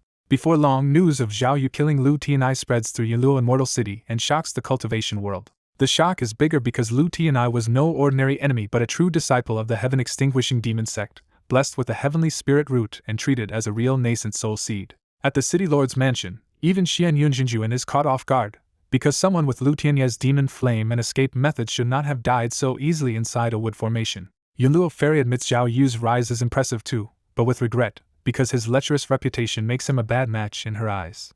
The 2 nascent soul rulers are thinking like parents as much as city lords, because they want a powerful ally who can help their daughter inherit Yunluo Immortal City. Xian Yunjinjuan decides Zhao Yu is still worth cultivating, saying Jingxian should get close to him because a loyal and righteous golden core powerhouse could become crucial later. That calculation comes from hard reality, because even nascent soul experts need strong subordinates and fourth-order spirit veins to survive inside the Empire's power structure. The next day, Yun Jingxian arrives above Iji Mountain in a gold chariot pulled by 4 golden core flood dragons, making the city's recognition impossible to ignore. Zhao Yu steps out with his own people to formally greet the young city lord and her entourage. But the visit is not just ceremonial, because Elder Feng immediately asks to verify Zhao Yu's claimed kills. Zhao Yu agrees without hesitation and lays everything out at once, including Lu Tianye's corpse, the other golden core bodies, Yin Luo's body, and their life-bound treasures. The inspection is decisive, because a cultivator's life-bound treasure still carries a hidden tie to the corpse, and the city's experts know the demon sect techniques too well to be fooled. After a careful check, Elder Feng confirms the corpse is truly Lu Tianyi, and the room's last doubt disappears. With that settled, Yun Jingxian warmly congratulates Zhao Yu and tells him he has just become the first person to kill a true disciple of the 4 demon sects since the war began. The people beside her feel the weight of it too, because Zhao Yu has gone from a fairly ordinary late golden core elder to a name cultivators across the empire will remember. Zhao Yu stays modest and says he only won because he exposed the enemy's plan first. Otherwise he would never have beaten them head-on alone. Yun Jingxian then hands him a jade slip with the city's reward, 1,376,000 contribution points and a promotion to gold-ranked elder. For Zhao Yu, the real value is not just the points but the new access, because gold-ranked elders can finally exchange for golden core pills and many fourth-order resources. Even so, he immediately notices the city's weak spot for him. There are only 9 third-order evil ghost relics available. Yun Jingxian explains why they are scarce, since the Great Qian Empire suppresses evil spirits early, and the few third-order relics mostly come from sects that deliberately raise them. Zhao Yu still spends aggressively, taking all 9 ghost relics, a pile of materials to strengthen the White Ghost Emperor, some rare fourth-order earth resources, and 1 magical treasure each for Li Xianjiao, Wu Zixin, and Tuoba Shui. Yun Jingxian moves quickly too, sending over the resources and promising that the city will help Zhao Yu keep searching for more ghost-nurturing materials. After that, Zhao Yu stays at Iji Mountain and settles back into training, pill refining, and steadily feeding resources into the White Ghost Emperor. Meanwhile in Yuluo Immortal City's Yolan Pill Pavilion, trouble starts when Zhou Minglan anxiously reports that the Gu family has suddenly gone back on its promise to deliver materials.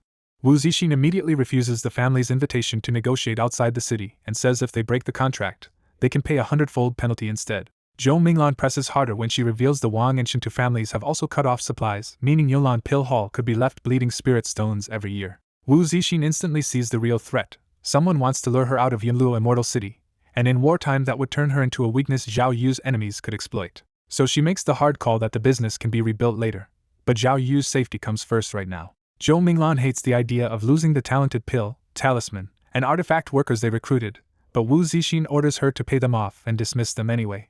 After shutting the operation down, Wu Zixin and Zhou Minglan return to the cave mansion called Little Pill Peak. There, Li Xianjiao backs the decision at once and warns that Zhao Yu's sudden fame means both friends and enemies may now be looking for leverage through his household. Li Xianjiao goes further and orders the women of Zhao Yu's household to stay inside the core area of the Immortal City and never leave for any reason. Tuoba Shui accepts the lockdown quietly and says she will use the time for closed-door cultivation instead of causing extra trouble. Wu Zixin also chooses seclusion and leaves outside matters in Li Xianjiao's hands, showing the household closing ranks around Zhao Yu's safety. The next day, Zhao Yu's entire faction carries out a full retreat into Yunluo Immortal City's inner district and abandons its outer holdings without hesitation. That retreat has an immediate price, because other forces inside Yunluo Immortal City rush in and divide the abandoned benefits among themselves. Far away in a villa within the Great Qian Empire, a handsome young golden core cultivator in white robes hears how thoroughly Zhao Yu and even his wives have locked everything down and clicks his tongue at how troublesome that makes things. From a hidden base, the white-robed young master coldly orders Black Eagle to lure Li Xianjiao and Zhao Yu's people out of Yunluo Immortal City. When Black Eagle asks whether to burn their insiders for the plan, the young master refuses, making it clear Zhao Yu still is not worth that price. Several days later in Little Dan Peak's garden, Li Xianjiao chats among wives and daughters of golden core cultivators, quietly gathering the city's inside news for Zhao Yu. Li Xianjiao treats every scrap of wartime information seriously, because if Yunluo Immortal City's 2 nascent soul protectors ever fall, Zhao Yu would need an escape plan immediately. After the flower gathering breaks up, Zhang Danling steps in close and asks Li Xianjiao to clear everyone away because she has something important to say. Li Xianjiao calmly sends the attendants away and raises a silent barrier, showing she is willing to listen but not careless. Inside the barrier, Zhang Danling excitedly reveals a clue to the ancient Yellow Emperor sect ruins and pitches this chaotic wartime moment as their best chance to sneak in. She pushes harder by dangling the real temptation, A fixed light vase could preserve top-grade pills for 10,000 years, which means the ruins might still hide an infant solidifying pill. Li Xianjiao immediately tests the setup by asking whether Zhang Danling expects only the two of them to go. Zhang Danling answers smoothly that Zhou Yufang and Song Mani would join too, dressing the trip up as a private outing among 4 close sisters. Li Xianjiao shuts it down at once, apologizing but making her position clear. Wartime ruin hunting is too dangerous, and Zhao Yu told her to stay put. Zhang Danling tries one last time, invoking the Yellow Emperor's sex's legendary inheritance, and the almost impossible dream of reaching divinity transformation. Li Xianjiao admits that every cultivator dreams of ascending, but for her, the priority is standing beside Zhao Yu instead of becoming the trouble that drags him down. With the bait refused, Zhang Danling can only leave in regret, and Li Xianjiao's caution quietly ruins the trap. Several days later, Black Eagle reports back that Li Xianjiao will not leave the city, and Zhao Yu's other 2 women inside Little Dan Peak are also shut away in cultivation. Black Eagle admits they are out of options unless the nail moves personally, which shows just how tightly Zhao Yu's household has sealed itself off. The young master waves that off too, deciding that if Zhao Yu's women inside Yahello Immortal City cannot be used as leverage, they are not worth the risk. Instead, he redirects the hunt to the northern wasteland and orders the 3 ghosts of Crane Mountain to capture Zhao Yu's remaining 3 Dao partners there. Half a year later in the Fingxia mountain range, Wind Flame Ghost staggers out alone in terrible shape after the mountains kill his elder and 3rd brothers.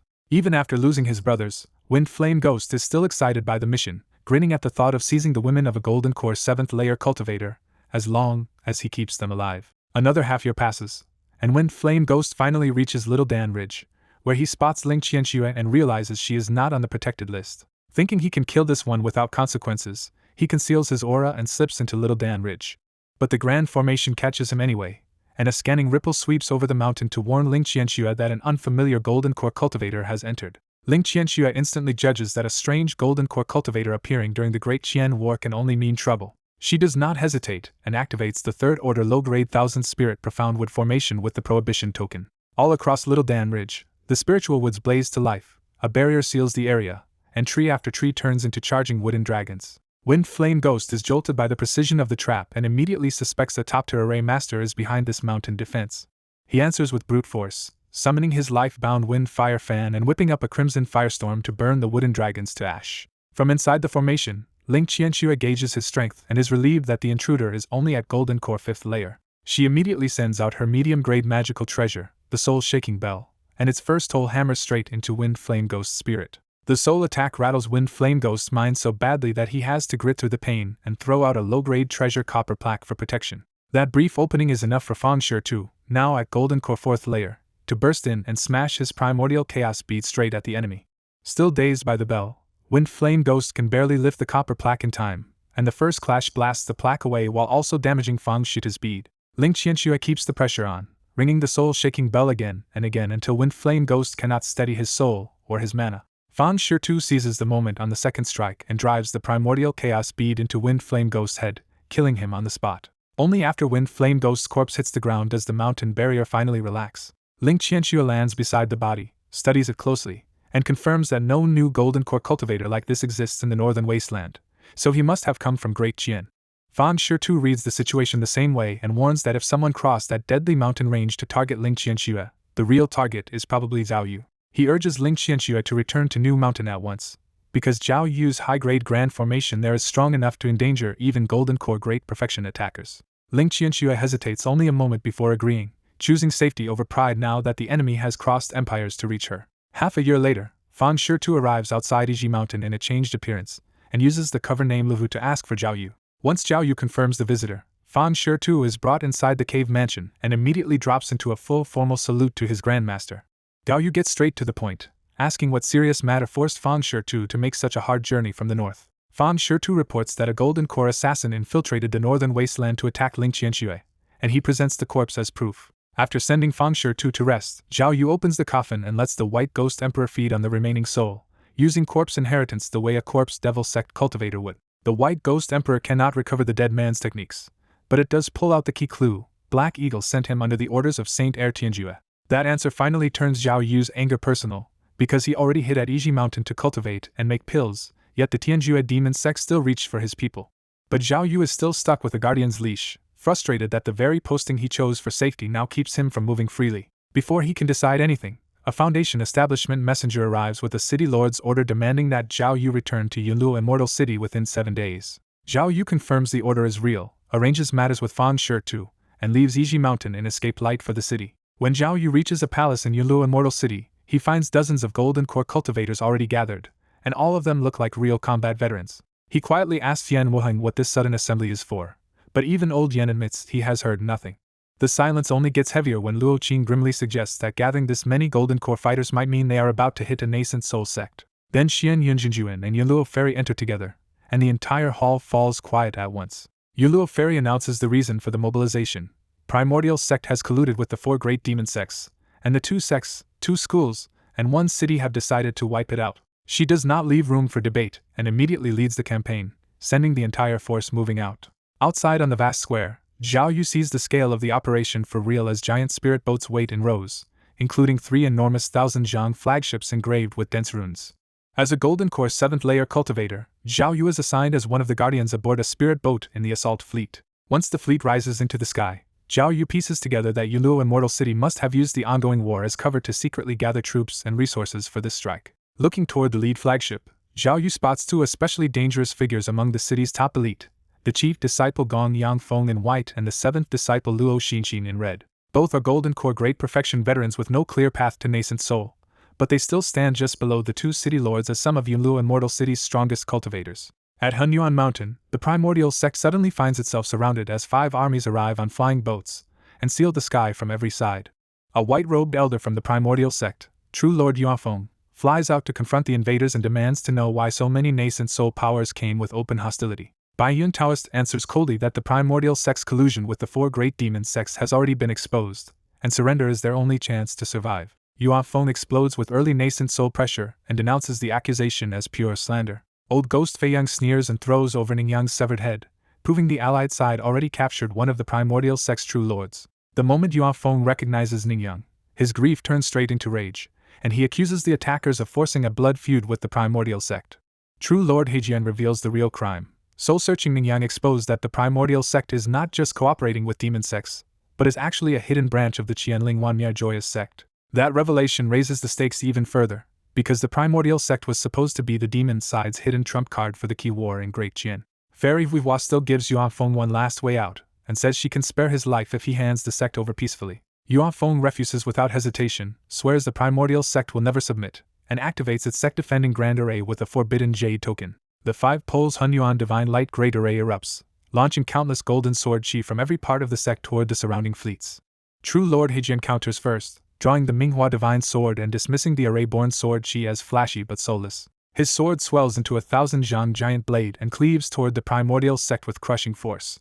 Yuanfeng brings out the 5 poles Hunyuan Bell and turns its 5-element power into surging scarlet flame to counter the sword with fire against metal. The flaming counterattack actually tears through most of the giant sword, showing that the primordial sect spell can directly exploit elemental advantage against enemy treasures. Fei Yang immediately points out the bell's weakness. It can only convert 1 elemental property at a time, while 5 nascent soul attackers are pressing together. He follows that up by releasing the Qian Burn Heaven Mirror, which vomits out fire crows, fire snakes, fire flood dragons, and finally a terrifying fire true dragon. The fire true dragon expands to monstrous size and claws down at the primordial sect as another sect-destroying blow lands. Yunluo Fairy adds her own hit, dropping the giant green vine cauldron from above like a mountain-sized hammer.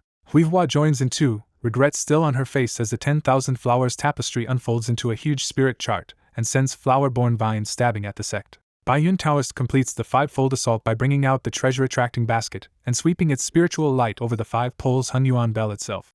Even with the bell and grand array together, Yuanfeng starts getting overwhelmed under the combined power of 5 sect-defining spiritual treasures. At the same time, the flying boats of all 5 powers rain down attack beams, turning the siege into a full bombardment from every direction.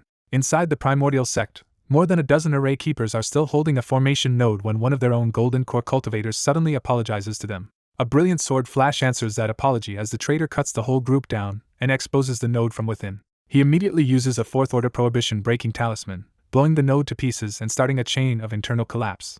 One spiritual power node after another detonates across the sect, because the allied powers had spies hidden inside the primordial sect all along. With the inner sabotage stripping away more than 30% of its strength, the 5 poles primordial divine light great array finally collapses for good. Yuanfeng tries to flee with the 5 poles Hunyuan Bell the moment the defense breaks, but the 5 nascent soul attackers immediately close in to finish him. Once the sect barrier is gone, the allied cultivators pour out of their boats and charge into the primordial sect for battle and plunder. Zhao Yu also enters the breach sect, joining the assault instead of hanging back.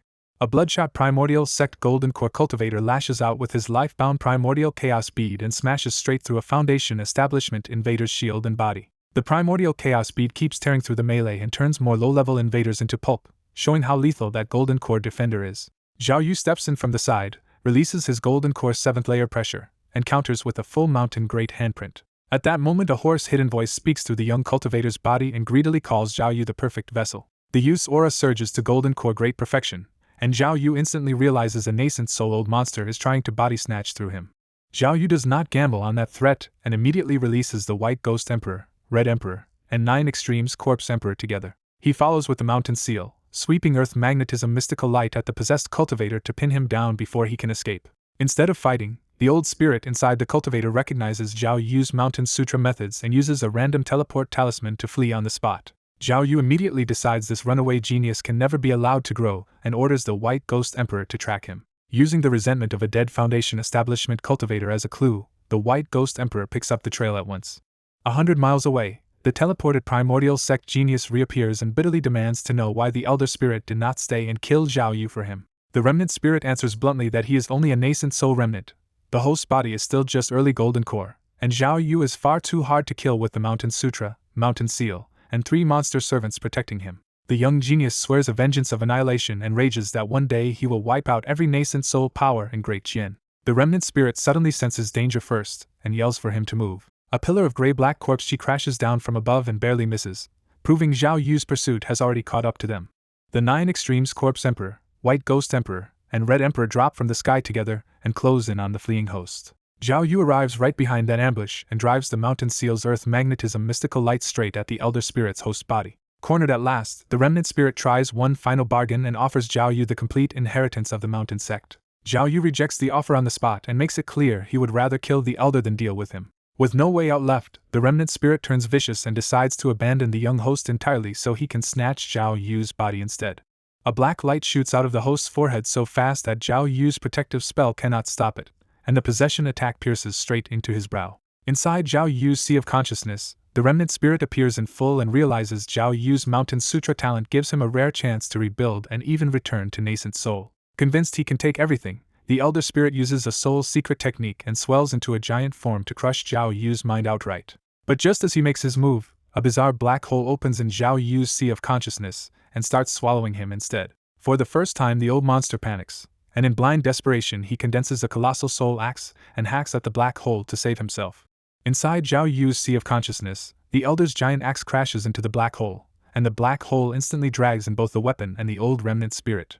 Zhao Yu mocks the attempted body snatching, because his Tao fruit of devouring makes possession almost suicidal. As Zhao Yu digests the remnant spirit, he learns that the invader was Ning Haozi, a late nascent soul supreme elder from the ancient Mountaineer sect. Those memories also reveal that the Mountaineer sect came from the ruined Huangdi sect, and once hid itself by shifting its whole sect and spirit vein away with a spatial transfer array. But the array activated too late, the sect's top experts died, and only Ning Haozi's fragment survived by hiding inside Soul Nurturing Wood until a primordial sect junior bought it. Zhao Yu's eyes light up when he finds Ning Haozi's real treasure, complete 4th order superior alchemy knowledge and 9 pill formulas for boosting nascent soul mana. The catch is brutal though, because those formulas all need 10,000-year spiritual medicine. Then another clue hooks him even harder. The mountain treasured body can awaken the mountain gathering spirit technique, a stronger method for rapidly raising spiritual medicine. Ning Haozi's memories point to the hidden Mountaineer sect itself, where 10,000-year 9 mystical true flowers, true cloud grass, and even a complete divinity transformation chapter of the Mountain Sutra may still remain. That clue matters so much because in Baron Beihan, Zhao Yu has spent more than a century without finding any truly valuable ancient ruins.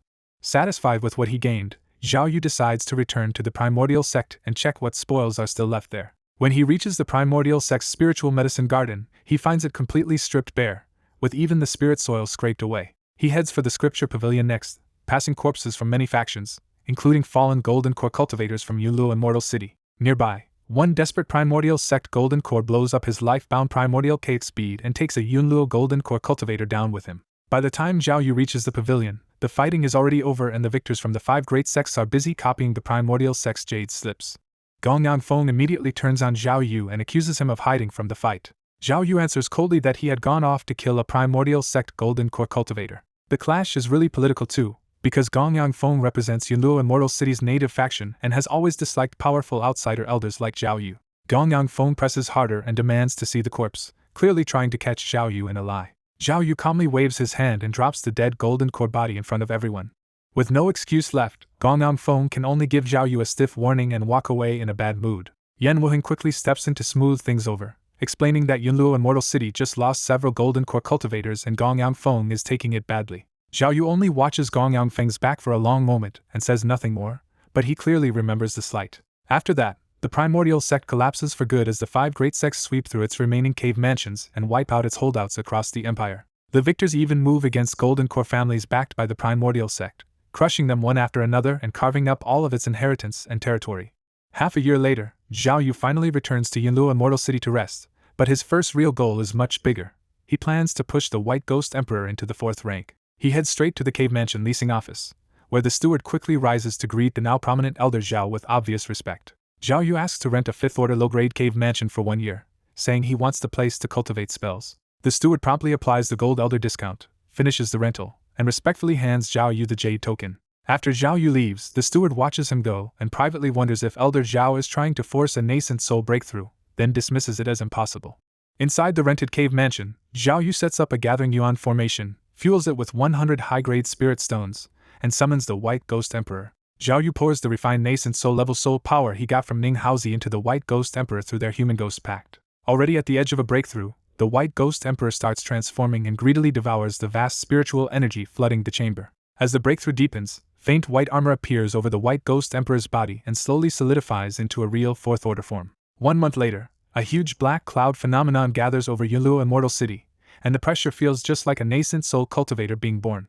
Inside the city, Xian Yunjinjuan and Yunluo Fairy both realize the breakthrough has a ghost path or demonic feel, but they still count it as a new nascent soul-level force and decide to meet the person behind it. Confident in their combined strength and the city's grand formation, the 2 city lords fly together toward the cave mansion area. Outside the mansion, Xian Yunjinjuan calls out politely and asks the newly advanced fellow cultivator to show himself. The cave door opens, and the answer shocks them. Zhao Yu walks out smiling with the newly advanced White Ghost Emperor at his side. Xian Yunjinjuan asks where the person who broke through is, and the White Ghost Emperor bluntly declares that it was the one who advanced. The instant they sense its 4th-order evil ghost aura, both city lords go solemn and ready themselves for a fight. Zhao Yu quickly calms them and explains that this 4th-order spirit ghost is still completely under his control. The White Ghost Emperor backs him up at once, proudly calling Zhao Yu its master and saying he was the one who raised it to the 4th rank. That answer hits even harder than the breakthrough itself, because cultivating a 4th-order spirit ghost is harder than advancing to nascent soul, and neither city lord has managed it. Xian Yunjinjuan finally connects the dots and recognizes this as the same spirit ghost Zhao Yu once used in the Northern Wastes, only now it has become a nascent soul-level weapon. The White Ghost Emperor bares its teeth and makes its position crystal clear. It exists to tear apart Zhao Yu's enemies. With the danger settled, Zhao Yu invites both city lords inside to talk as equals. Outside at a distance, Steward Li sees the 2 city lords enter Zhao Yu's rented mansion and can barely believe that the city-shaking anomaly came from Elder Zhao's ghost. Yan Wuheng arrives late to ask who just reached nascent soul, and Steward Li excitedly tells him it was Zhao Yu's evil ghost breaking into the 4th rank. Yan Wuheng can only sigh in envy, because with a 4th-order evil ghost under him, Zhao Yu now stands on the same level as Yunluo Immortal City's nascent soul rulers. Inside the cave mansion, Zhao Yu sits down with the 2 city lords while the White Ghost Emperor stands quietly behind him like a terrifying new pillar of power. And with that new balance of power hanging in the room, Xian Yunjinjuan asks the question that matters now: what does Zhao Yu plan to do next? Zhao Yu tells Yunluo Fairy he plans to stay in Yunluo Immortal City for a year and steady his cultivation instead of rushing into the empire-wide war. Seeing his value, Yunluo Fairy directly offers Zhao Yu the post of deputy city lord. Zhao Yu does not accept on the spot and only says he will think about it, keeping his options open. After the meeting ends, news that Zhao Yu's evil ghost reached the 4th order sweeps through Yunluo Immortal City and stirs up the whole city. Back at the cave mansion, Li Xianjia rushes out with a bright smile to congratulate Zhao Yu on raising a 4th order evil ghost. Li Xianjia playfully asks when they should celebrate, and Zhao Yu answers by taking her hand and leading her inside. Their celebration turns into a private romantic night together. The next day, Yun Jingxian and Gongyang Feng arrive at Small Dan Peak to visit Zhao Yu in person. Zhou Minglan comes out smiling to welcome them and says Zhao Yu is willing to receive them. As soon as she enters the reception room, Yun Jingxian sees the White Ghost Emperor beside Zhao Yu and cannot hide her envy. Yun Jingxian knows she is only in the early Golden Core stage, so Zhao Yu's nascent soul-level backing makes her even more aware of her own future pressure as heir. When Zhao Yu asks why they came, Yun Jingxian sweetly offers a congratulatory gift for his fourth-order ghost. Zhao Yu accepts Yun Jingshuan's gift without much reaction and simply sets it aside. Gong Yangfeng follows with a much more awkward gift, apologizing for his earlier offenses and asking Zhao Yu not to hold a grudge. Zhao Yu answers with a cool, brief "I know," making it clear Gong Yangfeng is not someone he fully trusts. Once Yun Jingxian and Gong Yangfeng leave, the city's major powers all start sending envoys to court Zhao Yu. Zhao Yu only meets a few old acquaintances like Yan Wuheng, then shuts the door and announces closed-door cultivation to refuse everyone else. Far away in Chang'an County, a black-clad man in a conical hat waits alone in a roadside tea house for a covert meeting.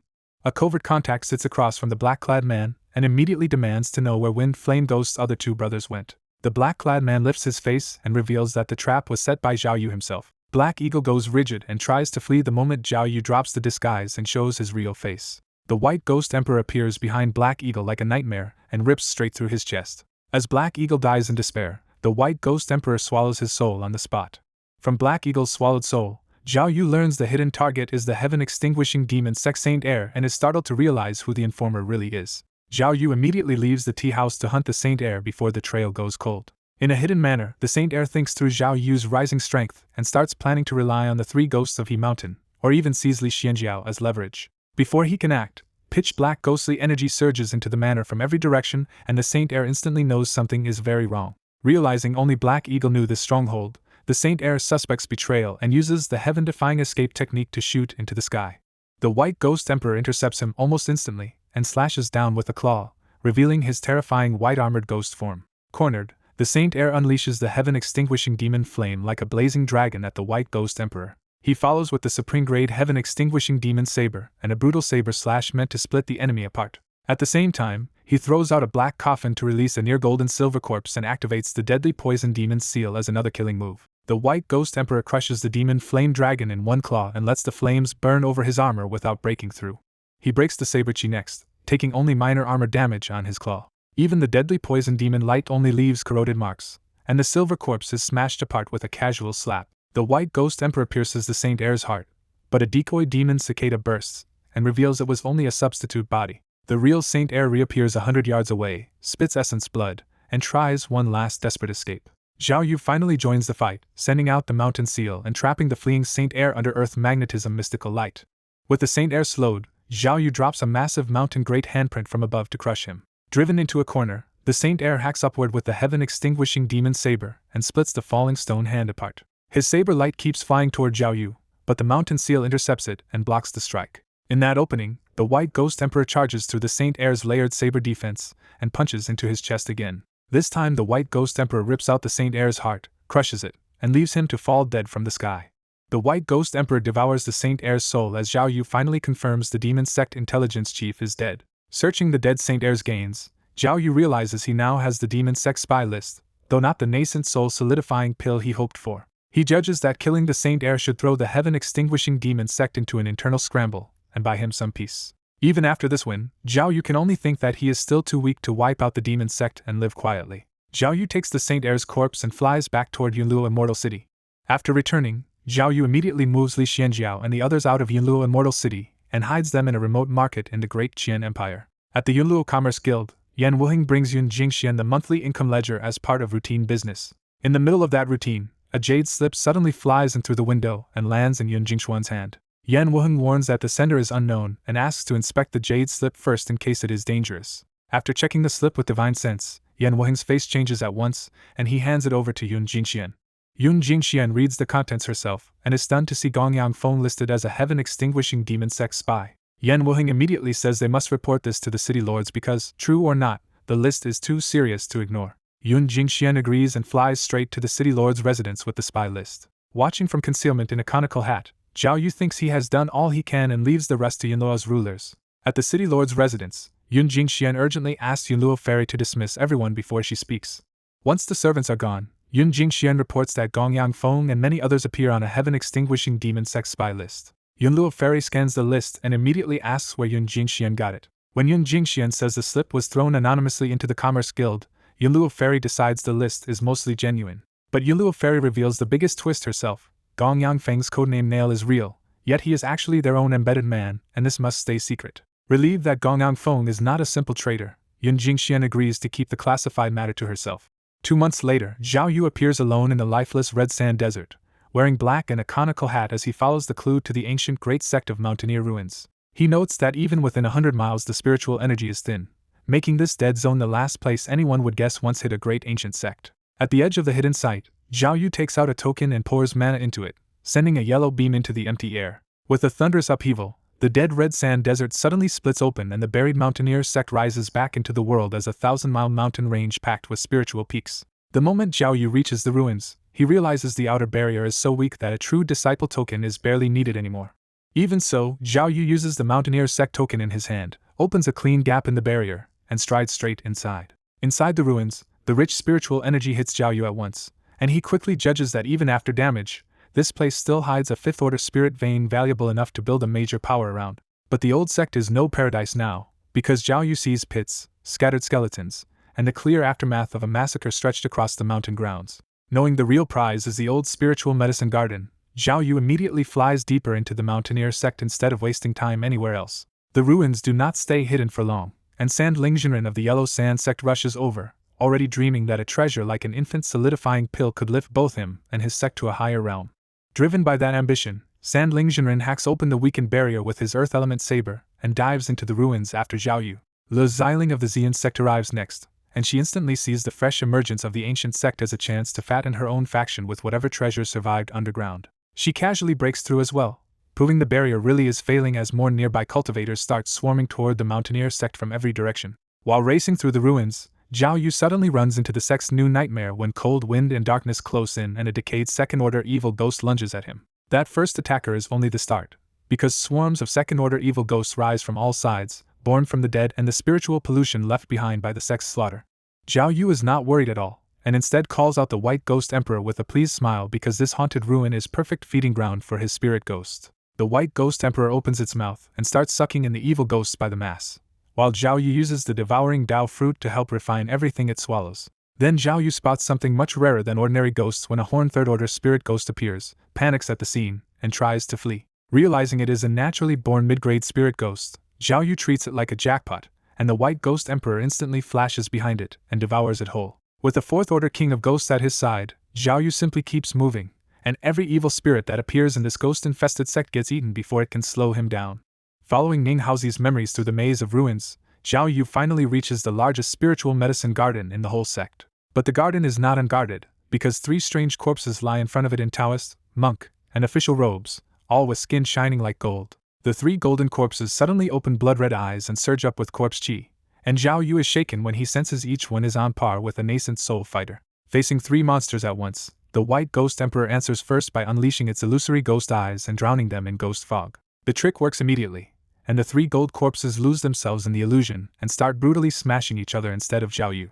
Even while tearing up the land, the gold corpses take no visible damage, making it clear their terrifying bodies are far tougher than almost anything Zhao Yu can break head-on. Zhao Yu quickly understands the key weakness, because their bodies are nearly indestructible but their divine sense is flimsy enough for the White Ghost Emperor's illusions to control. Once one corpse is fully exposed, the White Ghost Emperor forms a black ghost horn on its fist, flashes behind it, and punches clean through its neck. The corpse's head is blown off, and its headless body stumbles into wild attacks for a moment before crashing to the ground out of control. Zhao Yu immediately brings out the 9 Extremes Corpse Emperor from a black coffin and sends his demonic corpse to feed on the fallen gold corpse.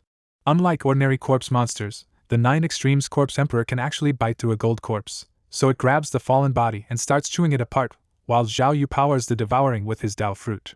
After finishing the first gold corpse, the 9 Extremes Corpse Emperor finally breaks through, advancing both in grade and cultivation from the huge meal. With the pattern established, the White Ghost Emperor ambushes a second gold corpse the same way and blasts its head off before it can recover. The 9 Extremes Corpse Emperor pounces again and starts eating the second headless body, helping Zhao Yu wipe out the medicine garden guards one by one. Once 2 are gone, the last gold corpse is easy prey, and the White Ghost Emperor finishes it off without any real suspense. Even after winning, Zhao Yu notices the 9 Extremes Corpse Emperor has hit its limit for the day, so he stores the 3rd gold corpse instead of forcing another devouring. Searching the battlefield, Zhao Yu finds 3 life-bound magic treasures from the dead nascent soul cultivators, but time has already stripped away all their spirituality. That confirms another loss for Zhao Yu, because if any true spiritual treasures once existed here, they were either destroyed long ago or eroded into useless relics by the years. Still, The real harvest begins when Zhao Yu enters the spiritual medicine garden and sees ancient medicinal soil and long neglected herbs that have grown and died here for ages. He immediately recognizes why medicine gardens are the greatest prize in old ruins, because even after neglect, enough time can still turn them into nests of priceless millennium and 10,000-year medicines. Then Zhao Yu finally finds the herbs he wanted most: 10,000-year 9 mystical true flowers and 10,000-year true cloud grass of creation and destruction. Excited but careful, he picks the precious herbs himself and seals them in a jade box, knowing he has just saved centuries of waiting time. The amount is still limited, but Zhao Yu quickly calculates that these herbs are enough for 6 batches of infant solidifying pills, a reward so valuable it could drive golden core and even nascent soul cultivators mad. And that matters because in both empires, true infant solidifying pills are almost never seen, with only a handful of fourth-order alchemists able to refine them and even nascent soul sects lacking many 10,000-year ingredients. That is why most nascent soul cultivators never had an infant solidifying pill at all and had to force their breakthrough, while only heaven-blessed spirit roots and top techniques could improve those odds a little. In the spiritual medicine garden, Sand Spirit barged in first and coldly claimed the whole ruin and its medicines belonged to the Yellow Sand sect. A fragrant breeze swept in as Liziline arrived, mocked Sand Spirit's claim, and demanded Zhao Yu hand over everything if he wanted to live. When Liziline showed off golden core great perfection, Sand Spirit answered with the same realm, and the standoff turned instantly uglier. Sand Spirit quickly proposed a truce to kill Zhao Yu first, and Liziline agreed because neither was sure of beating the other anymore. Zhao Yu did not back down at all and declared the ruin was his inheritance, warning both elders to surrender and accept restraints or die. Sand Spirit treated Zhao Yu's warning like a joke and threw out the sand god bag to crush him with a storm of yellow spirit divine sand. Just as Liziline was about to join in, the jade pendant on her chest warned her, and she finally noticed the white ghost emperor hidden beside Zhao Yu. Realizing she had walked into a death trap, Liziline abandoned the fight on the spot and fled down the mountain. Zhao Yu actually praised her for seeing through the illusion, but he also made it clear she was already too late to escape. The white ghost emperor answered with one claw, and its black ghost aura stripped the yellow spirit divine sand of all spirituality, so the deadly attack dropped uselessly from the air. The moment Sand Spirit understood what he was facing, his arrogance vanished, and he screamed apologies while trying to flee for his life. It did not matter because the white ghost emperor flashed behind him, pierced straight through his chest, and crushed his heart. Sand Spirit crashed to the ground dead, and the white ghost emperor immediately turned its hunt toward Liziline. Liziline knew running was hopeless, so she dropped to her knees and begged to surrender instead of dying here. Zhao Yu accepted only on his terms and tossed her a bottle of corpse demon poison that would kill her horribly without a yearly antidote. With no better option, Liziline swallowed the poison and accepted Zhao Yu as her lord. Once she was bound, Zhao Yu asked who she was and learned she was the supreme elder of the Xian sect. Zhao Yu claimed the entire ancient ruin as the foundation of Dan Ling's sect and ordered Liziline to go warn everyone outside that trespassers would be killed. After learning his name, Liziline saluted and left at once to carry out the order. With the outside problem handled for the moment, Zhao Yu stripped the last 1,000-year medicines from the garden and headed deeper into the mountain sect to the Pill Hall. On the road to Danmao Hall, every evil ghost that lunged at Zhao Yu was casually eaten by the White Ghost Emperor. When he reached Danbao Hall, Zhao Yu found another place torn apart by old fighting, with corpses everywhere and 2 bodies already transformed into gold corpses. The White Ghost Emperor struck first, and blew the head off the demonic patterned gold corpse the instant it woke up. The second gold corpse tried to counterattack with a lightning-fast punch, but the White Ghost Emperor slipped behind it and severed its neck too. Only after both monsters were down did Zhao Yu step in and seal the 2 gold corpses away as perfect resources for his 9 Extremes Corpse Emperor. Danbao Hall itself was disappointing at first, because the old treasures had mostly lost their spirituality, and the pill bottles inside held nothing but spoiled waste. Then Zhao Yu reached the deepest part of the hall and found the real prize, a spirit treasure cauldron that could preserve pills and even slowly raise them to superior grade. Using the Mountain Sutra inheritance, Zhao Yu activated the cauldron and opened it. The moment the lid lifted, rich pill fragrance poured out, and Zhao Yu saw many precious fixed light vases stored safely inside. Among them were 6 superior grade infant condensation pills, a haul so valuable Zhao Yu knew it could shake the balance of power across 2 empires. Seeing what guarded this hall, Zhao Yu understood why Ning Haozi had never dared bring his own successor here without overwhelming protection. He also knew he could move so freely only because the White Ghost Emperor naturally suppressed 4th-order corpse monsters like these gold corpses. Not wanting to leave such a treasure behind, Zhao Yu used the treasure-collecting method from Ning Haozi's memory to refine the cauldron itself. The cauldron's hazy spirit cooperated with him, and after a few breaths the great furnace shrank into a palm-sized treasure in Zhao Yu's hand. He felt a little regret that this spirit treasure was not made for fighting, but it was still priceless for storing and nurturing pills. With Danbao Hall emptied, Zhao Yu moved on toward the scripture pavilion, while the White Ghost Emperor kept clearing every evil ghost on the way. By the time he reached the scripture pavilion, It had already been smashed into ruins and jade slips were scattered all over the ground among the dead. Zhao Yu did not need these teachings for himself anymore, but he immediately realized the surviving techniques and breakthrough records could become the backbone of Dan Ling's sect. So he swept the whole pavilion clean, gathering every useful jade slip into storage before pressing deeper into the ruins again. Next he climbed toward the 100 Mountain Hall, where the mountain itself was covered in skeletal remains and scarred by an ancient catastrophic battle. At the top, almost nothing of the hall remained except one preserved body, the first Supreme Elder Yu Ling, still standing out like a golden figure with white hair and a handsome Taoist face. From Ninghaozi's memories, Zhao Yu knew Yu Ling had dragged 3 other god transformation cultivators down with him when he activated the formation and sank the sect underground. But when Zhao Yu looked around and realized the other 3 god transformation corpses were nowhere to be found, a bad feeling hit him hard. Zhao Yu spots a cracked black bead buried in Yu Ling's chest and instantly recognizes it as the Heavenly Corpse bead, a spirit treasure that can push demon corpses up a whole level. Knowing even a shattered bead is worth it, Zhao Yu orders the White Ghost Emperor to kill Yu Ling's corpse body and tear that treasure out. The White Ghost Emperor launches first, turning into a streak of black light as it charges straight at Yu Ling. Yu Ling's corpse body answers with a brutal surge of black corpse chi, the Heavenly Corpse bead flaring as he bursts out with terrifying 4th order middle grade power. That boosted body is too strong head-on, and one lightning-fast punch caves in the White Ghost Emperor's chest. The White Ghost Emperor slips away by dispersing into black vapor, reforms at a distance, and floods Yu Ling with illusion-filled ghost mist instead of trading punches. Zhao Yu backs the attack with his mountain seal, dropping beams of earth magnetism mystical light onto Yu Ling to pin him down.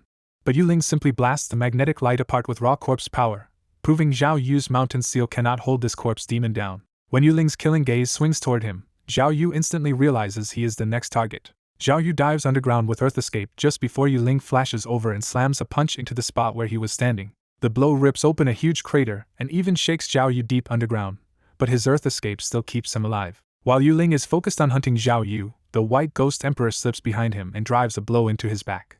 That hit finally knocks the Heavenly Corpse bead out of Yu Ling's chest and sends it flying across the battlefield. Yu Ling smashes away one of the White Ghost Emperor's arms with a furious counterpunch, but the ghost body evades complete destruction by dispersing again. Zhao Yu seizes the opening, pops out of the ground, and throws out a black coffin to release the 9 Extremes Corpse Emperor. The 9 Extremes Corpse Emperor swallows the Heavenly Corpse bead in one gulp before Yu Ling can recover it. Zhao Yu immediately drags the Corpse Emperor back underground, escaping a heartbeat before Yu Ling's next punch smashes into the ground above them.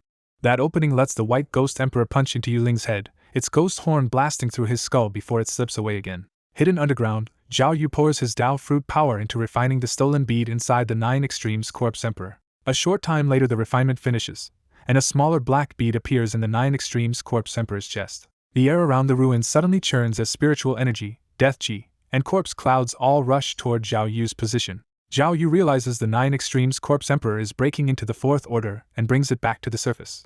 The Corpse Emperor gulps down the surging death and corpse energy, its body turning fully gold as its aura rises sharply. Just a dozen breaths later, the 9 Extremes Corpse Emperor finishes evolving into a true 4th order corpse monster. Zhao Yu sends the upgraded Corpse Emperor into the fight, and it meets Yu Ling's punch head-on with a thunderous clash. Yu Ling is still stronger in that instant and blasts the 9 Extremes Corpse Emperor away, but the missing bead leaves a visible crack spreading across his chest. Now that his power source is gone, Yu Ling starts wearing down with every exchange as the White Ghost Emperor and 9 Extremes Corpse Emperor keep pressing him together. After dozens of blows, the White Ghost Emperor catches the opening it wanted and punches Yu Ling's head clean off. The 9 Extremes Corpse Emperor pounces at once, grabs the severed head, and devours it before Yu Ling's body can recover. With its head gone, Yu Ling's corpse body struggles a little longer before the 9 Extremes Corpse Emperor tears it apart completely. A gray spirit diagram falls from Yu Ling's robe, and Zhao Yu immediately realizes he may be looking at the immortal relic everyone fought over. Once Zhao Yu confirms it is the Earth Immortal chart, he understands the danger too. If this secret gets out, every major cultivator force nearby will come for him. He makes a hard decision on the spot and orders the White Ghost Emperor to drive every intruder out of the ruins, killing anyone who refuses. The White Ghost Emperor spreads ghost fog over the entire ruined sect and announces that this land now belongs to Zhao Yu. Most invading cultivators hear that 4th order pressure, turn pale, and flee rather than provoke what feels like a nascent soul-level force. A stubborn few still try to hide in the huge ruins, so the White Ghost Emperor starts hunting them one by one in terrain made for ghosts. Half a month later, every other living cultivator inside Mount Yun sect is gone, leaving Zhao Yu alone in control of the ruins. During that time, Zhao Yu keeps refining hidden corpse monsters to strengthen the 9 Extremes Corpse Emperor and carefully erases signs that this place was once Mount Yun sect. A month later in a quiet room on the peak, the 9 Extremes Corpse Emperor breaks through again and steps into 4th order intermediate strength first. Seeing one nascent soul-level monster after another grow under him, Zhao Yu realizes he now has the power to hold this fifth-order spirit vein and starts thinking about bringing Li Xianjiao and the others back later. That calm is broken when a pitch-black escape light suddenly flies toward the mountain, and Li Xiling recognizes the visitor with alarm as nascent soul ancestor True Lord Blue Toad. Li Xiling goes up respectfully to greet him, but the short ugly cultivator in the blue toad robe gets straight to the point and demands that Zhao Yu come out.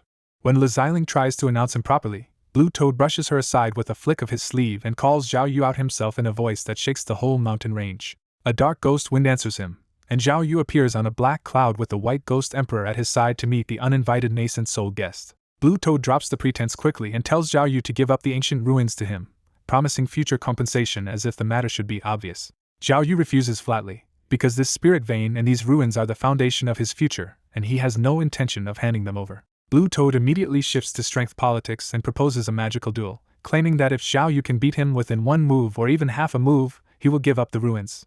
Zhao Yu sees the trap in that offer at once and counters with a harder demand. If Blue Toad loses, he has to stake Spirit Toad Mountain too. At Spirit Toad Mountain, Blue Toad coldly accepts Zhao Yu's challenge and decides to crush him with poison first. Blue Toad summons a huge fourth-order poisonous demon frog, and the beast immediately spits a jet-black poisonous divine light at Zhao Yu. The white ghost emperor flashes in front of Zhao Yu and meets the poison head-on with a column of black ghostly gas. Their poison and ghost clash rots the battlefield so badly that even distant Z-insect disciples start breaking out in black pustules.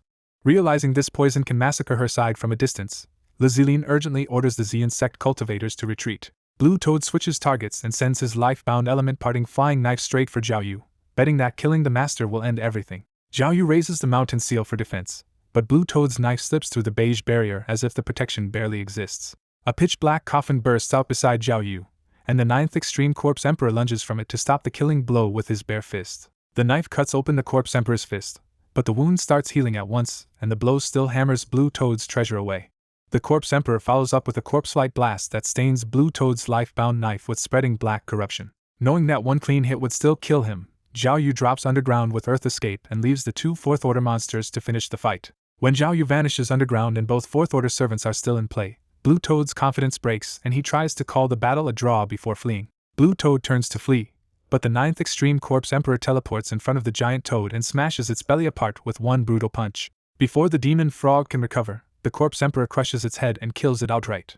At the same time, the white ghost emperor races after Blue Toad like a black streak and reaches for his heart from behind. Blue Toad lashes out in panic inside the ghost fog, spraying hundreds of blade lights that cut through the mist and seemingly tear the white ghost emperor apart. That desperate burst still comes too late, because the white ghost emperor's hidden claw punches through Blue Toad's chest and crushes his heart. Blue Toad's tiny nascent soul bursts out from his heavenly spirit cover clutching the flying knife, but the white ghost emperor is already waiting for exactly that escape. In one clean motion, the white ghost emperor catches Blue Toad's fleeing nascent soul and swallows it whole. Watching from afar, Li Xiling can barely believe Zhao Yu just killed a nascent soul true lord. The Z-insect crowd erupts in excited awe, because most cultivators would never witness a nascent soul expert getting killed in their lifetime. After the fight, Zhao Yu comes back up from underground, looks over the dead demon frog, and immediately sees profit in the victory. He realizes the giant frog gives him the materials to advance the Red Emperor, and Blue Toad's devoured nascent soul may also push his divine sense into the nascent soul realm. Li Xiling and the Z-insect cultivators come forward and formally acknowledge Zhao Yu as their master. Zhao Yu wastes no time and declares that Blue Toad lost Spirit Toad Mountain in the duel, so they will seize it at once. For Li Xiling, this is a huge upgrade, because Spirit Toad Mountain's fourth-order superior spirit vein is far beyond what the Z-insect has ever controlled. Soon after, a fleet of Z-insect spirit boats launches towards Spirit Toad Mountain under Zhao Yu's side's control. At Spirit Toad Mountain, Blue Toad's fourth disciple Chan Yuan comes out to question the arriving fleet. The White Ghost Emperor answers by showing Blue Toad's severed head and coldly demanding the surrender of the mountain. Chan Yuan instantly turns pale, because the proof in front of him means his master's entire protection is gone. When Chan Yuan still does not surrender, the White Ghost Emperor drops down and kills him in one brutal strike. Spirit Toad Mountain's 10,000 Calamity Spirit Wood formation activates in panic, turning spirit trees into wooden flood dragons to fight back. The White Ghost Emperor tears through that third-order formation with a single wave of black ghostly power and wrecks its spirit nodes outright. As ghost fog floods the mountain, several golden core cultivators try to run, only to lose their minds and start killing each other inside the illusion. Watching this, Li Xiling is shaken all over again by how terrifying a true fourth-order evil ghost really is. Once the resistance is broken, the White Ghost Emperor lets Li Xiling's group enter to clean out the mountain, but he warns them not to touch Zhao Yu's personal spoils. Li Xiling hurriedly agrees, and the Xian sect cultivators rush into Spirit Toad Mountain to plunder its resources. News that Blue Toad True Lord has fallen spreads across the Great Qian Empire and stuns every major power. Inside Yahello Immortal City, Xian Yun can hardly believe cautious old Blue Toad was actually killed by Zhao Yu. Yahello says Zhao Yu is even harder to handle now, because his 4th Order Evil Ghost and 4th Order Corpse Demon are both frighteningly strong for the nascent soul level. Xian Yun even suggests marrying Yun Jingxian to Zhao Yu, thinking Zhao Yu is still a man worth binding despite his indulgent private life. Yahello refuses at once, because she wants Jingxian to choose someone she truly loves, and Zhao Yu already has too many women around him. With that settled, Xian Yun decides to head for the front lines and relieve old ghost Fei Yong. Yahello warns him to be careful, and Xian Yun immediately flies out of the city toward the warfront. But 1,000 miles out, a giant black net suddenly expands across the sky and traps the whole area around Xian Yun. 4 nascent soul enemies emerge to seal every escape route, and the ambush is instantly deadly. Xian Yun recognizes all 4 at once, and the names alone tell him he may not survive this trap. On the battlefield, Fairy Thousand Moons suddenly turns deadly and opens the ambush on Xian Yun True Master with a flying knife. The other 3 nascent soul attackers join in without a word, and Xian Yun is trapped in a brutal 4-against-1 siege. An hour later, the black curtain is blasted open, but Xian Yun True Master's presence is already gone. The 4 nascent soul killers immediately scatter and flee, unwilling to stay deep in enemy territory any longer than necessary. Days later, news of Xian Yun True Master's death shakes the Great Qian Empire and pushes the front lines into even bloodier chaos. Back at the Mountain Sect Cave Mansion, Zhao Yu decides the time is right to push Red Emperor through his next breakthrough. He feeds Red Emperor the venomous demon Toad's corpse and inner core, then channels the Tao fruit of devouring to force the evolution forward. Red Emperor's body starts violently remaking itself as old scales, claws, and teeth fall away and stronger ones grow in. Above the mountain, spiritual energy spirals into clouds and a 4th Order Great Demon aura rolls across the sect. Seeing that terrifying breakthrough sign, Li Xianjia wonders if Zhao Yu himself has already stepped into nascent soul. Wu Zixin immediately thinks bigger, hoping a nascent soul Zhao Yu could finally lock down their place in Great Qian. Tuoba Shui is just as excited, already imagining herself as the wife of a true nascent soul lord. Even Fang Shitu quietly prays for Zhao Yu's success, because a nascent soul master would make their hold on these ruins unquestionable. Inside the quiet room, Zhao Yu confirms the breakthrough worked and Red Emperor has become a 4th Order low-grade demon beast. Zhao Yu tests the new milestone by asking if Red Emperor can transform into human form. Red Emperor answers in a deep voice and shifts into a burly young man with long red hair, dog ears, and a tail. Zhao Yu is quietly pleased, because this new subordinate finally looks less like one of his usual terrifying undead monsters. He immediately gives Jiwan a job: go with Fang Shitu to the northern wilderness and bring Lingxiu and the others to this richer new base. Chiwang barges straight into Fang Shitu's cave mansion and loudly says Zhao Yu sent him to help bring the madams back, leaving Fang Shitu startled and asking who he is. Once Jiwan identifies himself as Zhao Yu's newly transformed beast servant, Fang Shitu immediately congratulates him and agrees to set out at once. The two of them set off together as streaks of escaped light toward the northern wilderness. Watching them go, Zhao Yu reminds himself that no matter how strong his monsters are, his own golden core cultivation is still the real weak point. He decides even more firmly that reaching nascent soul himself is the only way to truly stand steady in this chaos. Still, Red Emperor's success is worth celebrating, so Zhao Yu finally takes a breather with Wu Zixin and Tuoba Shui beside the lakeside garden. A few days later, a scholar in blue-gray robes arrives above the mountain sect and formally announces himself as 5th Cloud True Lord of the Holy Cloud Sect. Zhao Yu rises to meet him on a dark cloud with the White Ghost Emperor and 9 Extremes Corpse Emperor guarding his sides. The two men move into Zhao Yu's cave mansion and get straight to the reason for the visit. 5th Cloud True Lord lays out the crisis bluntly. Hanlong's invasion is raging, Xianyun has fallen, and Great Qian's top powers have already formed a wartime alliance. Then the pressure arrives with the invitation. Zhao Yu can join the alliance and have his control of this spirit vein recognized, or stay outside and be treated as a threat behind their lines. Zhao Yu asks the key question, and the answer is clear. Every nascent soul loose cultivator must join or leave Great Qian entirely. Once the war begins, the old freedom of wandering nascent soul cultivators disappears, because the 5 great powers refuse to leave unstable forces at their backs. After weighing the value of a 5th Order spirit vein against the alliance's strength, Zhao Yu chooses to join. 5th Cloud True Lord accepts the answer and tells him to appear in Cloud Mist City in 1 month for the alliance gathering. A month later, Zhao Yu arrives at Cloud Mist City with the White Ghost Emperor and 9 Extremes Corpse Emperor walking openly at his side as bodyguards. He no longer hides those two monsters away, because as only a late Golden Core cultivator, he cannot afford to be caught exposed before nascent soul enemies. At the gate, Zhou Wanrong from the Celestial Cloud Holy Sect greets Zhao Yu and takes charge of receiving him. Under Zhou Wanrong's lead, Zhao Yu enters a luxurious palace where more than a dozen nascent soul rulers are already waiting. The whole room sizes him up at once, especially the two fourth-order monsters flanking a cultivator who is still only golden core. A handsome white-robed nascent soul cultivator approaches first and asks with open curiosity if Xiao Yu really killed Blue Toad True Monarch. When Xiao Yu asks his name, the man cheerfully introduces himself as Carefree True Monarch, a lover of wine, food, and beautiful women. Xiao Yu quickly realizes this is the famous loose nascent soul lord of Immortal City, the indulgent host with a giant harem and friends everywhere. Xiao Yu answers modestly, but Carefree True Monarch flatly says killing Blue Toad was no lucky accident. He explains that Blue Toad was nasty enough to count like two nascent soul fighters at once, and very few people here could have beaten him alone. Then he turns personal and says Blue Toad once killed his favorite Oiran, so Xiao Yu has effectively avenged him. Just like that, Carefree True Monarch declares Xiao Yu a friend and invites him to Immortal City for the fullest pleasures of mortal life. To prove the point, he casually produces a white jade cup of spiritual wine and drinks it in one delighted gulp. Another nascent soul cultivator in black robes cuts in at once and warns Xiao Yu not to be fooled by that paradise talk. Maple Origin True Monarch says Carefree was once the #1 genius of Great Qian, reaching nascent soul in just 200 years, only to waste that talent in luxury. Xiao Yu is honestly impressed, because a nascent soul formed within 200 years is the kind of genius who might have reached far higher realms. Maple Origin formally introduces himself, and the argument between the two old friends becomes a clash of life philosophies. Carefree True Monarch argues that once longevity is secured, cultivation should serve pleasure, because almost nobody reaches God transformation anyway. Maple Origin fires back that only hard cultivation leaves even a slim hope, and Great Qian has produced God transformation ancestors before.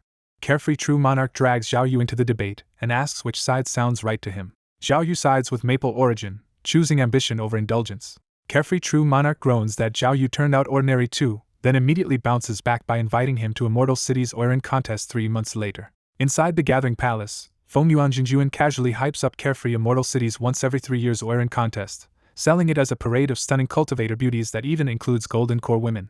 After some idle talk, Xiaoyao Jinjuan starts walking Xiao Yu around the hall and introducing him to the gathered nascent soul old monsters. The room makes the power gap obvious, because some nascent soul cultivators barely acknowledge a golden core junior like Xiao Yu and treat him with chilly indifference. But Xiaoyao's wide connections smooth things over, and other nascent soul cultivators willingly greet Xiao Yu instead of freezing him out. About a quarter hour later, Wuyun Jinjuan finally enters, and the noisy hall quiets down at once for the strongest figure in Great Qian.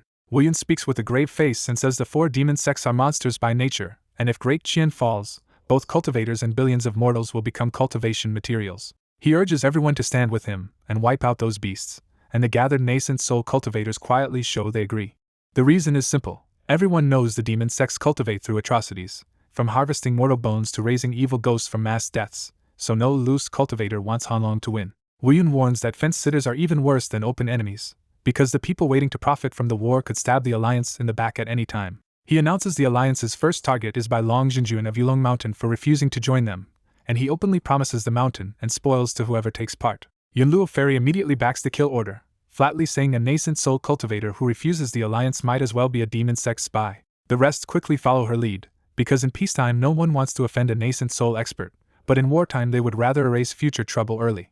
With the decision settled, Wuyun smiles and says he has already prepared the St. Cloud Flying Palace to suppress the target. The nascent soul cultivators follow him outside to a plaza and find a massive jade-white palace already waiting there like a war fortress in the open air. Xiaoyao quietly explains that this is one of Tianyuan Holy Sect's St. Cloud Flying Palaces, a rare war treasure so sturdy that with enough spirit stones even golden core cultivators inside can endure nascent soul attacks. He adds that with enough golden core and foundation establishment cultivators feeding it power, the flying palace itself can even suppress ordinary nascent soul experts. The sight leaves Xiaoyao openly envious, because only the top powers of Great Qian can field war treasures on this level. Everyone boards the St. Cloud Flying Palace, and the giant jade fortress lifts off with pale spiritual light, while dozens of flying boats fall in behind it. Once they are already in flight, Wuyun suddenly apologizes and reveals the trip was a cover story, because their real target is not Bai Long at all. He explains the deception was necessary because the real mission is a secret ambush on 4 nascent soul infiltrators from the 4 great demon sects hiding inside Great Qian. Wuyun names the 4 targets one by one: Great Kun Demon Monk, Xiegu Jinjuan, Baiyuan Jinjuan, and Wuqing Jinjuan. He immediately assigns teams, and Zhao Yu is placed with Yunluo Ferry, Zhouyuan Jinjuan, and Luoxing Venerable to kill Baiyuan Jinjuan. Guxing Jinjuan is not pleased at all, and he bluntly challenges Wuyun for changing the plan after everyone was already on board. Wuyun answers calmly that demon sect spies are everywhere in Great Qian, and Xianyun Jinjuan already died because of that kind of leak, so this mission had to stay hidden. Feng Yuan backs Wuyun at once and says that when dealing with nascent soul enemies from the 4 demon sects, Secrecy is exactly the right call. The rest of the old monsters quickly see the logic too, because killing 4 demon sect nascent souls now is far better than meeting them later in open war. Gushin finally drops the argument with a cold snort, and the strike force keeps moving toward the ambush site. Soon the Saint Cloud flying palace halts above a mortal city, and several spirit boats stop around it in battle formation. Spiritual beams flare from the spirit boats, and lock together into a ceiling formation that traps the entire city under a barrier. Then the Saint Cloud flying palace fires a dazzling column of light straight down at a greenhouse inside the city and erases it in one blast. 4 nascent soul cultivators burst out of the destroyed greenhouse as escape lights, instantly realizing they have walked into a trap and scattering in different directions. Their identities become clear in the open sky: the towering bald Great Quinn Demon Monk, the cold Shiegu Jinjuan, the large white-haired Baiyuan Jinjuan, and the stern Wuching Jinjuan. The ambushers launch at once, with each great Qian team peeling off through the air to chase its assigned target.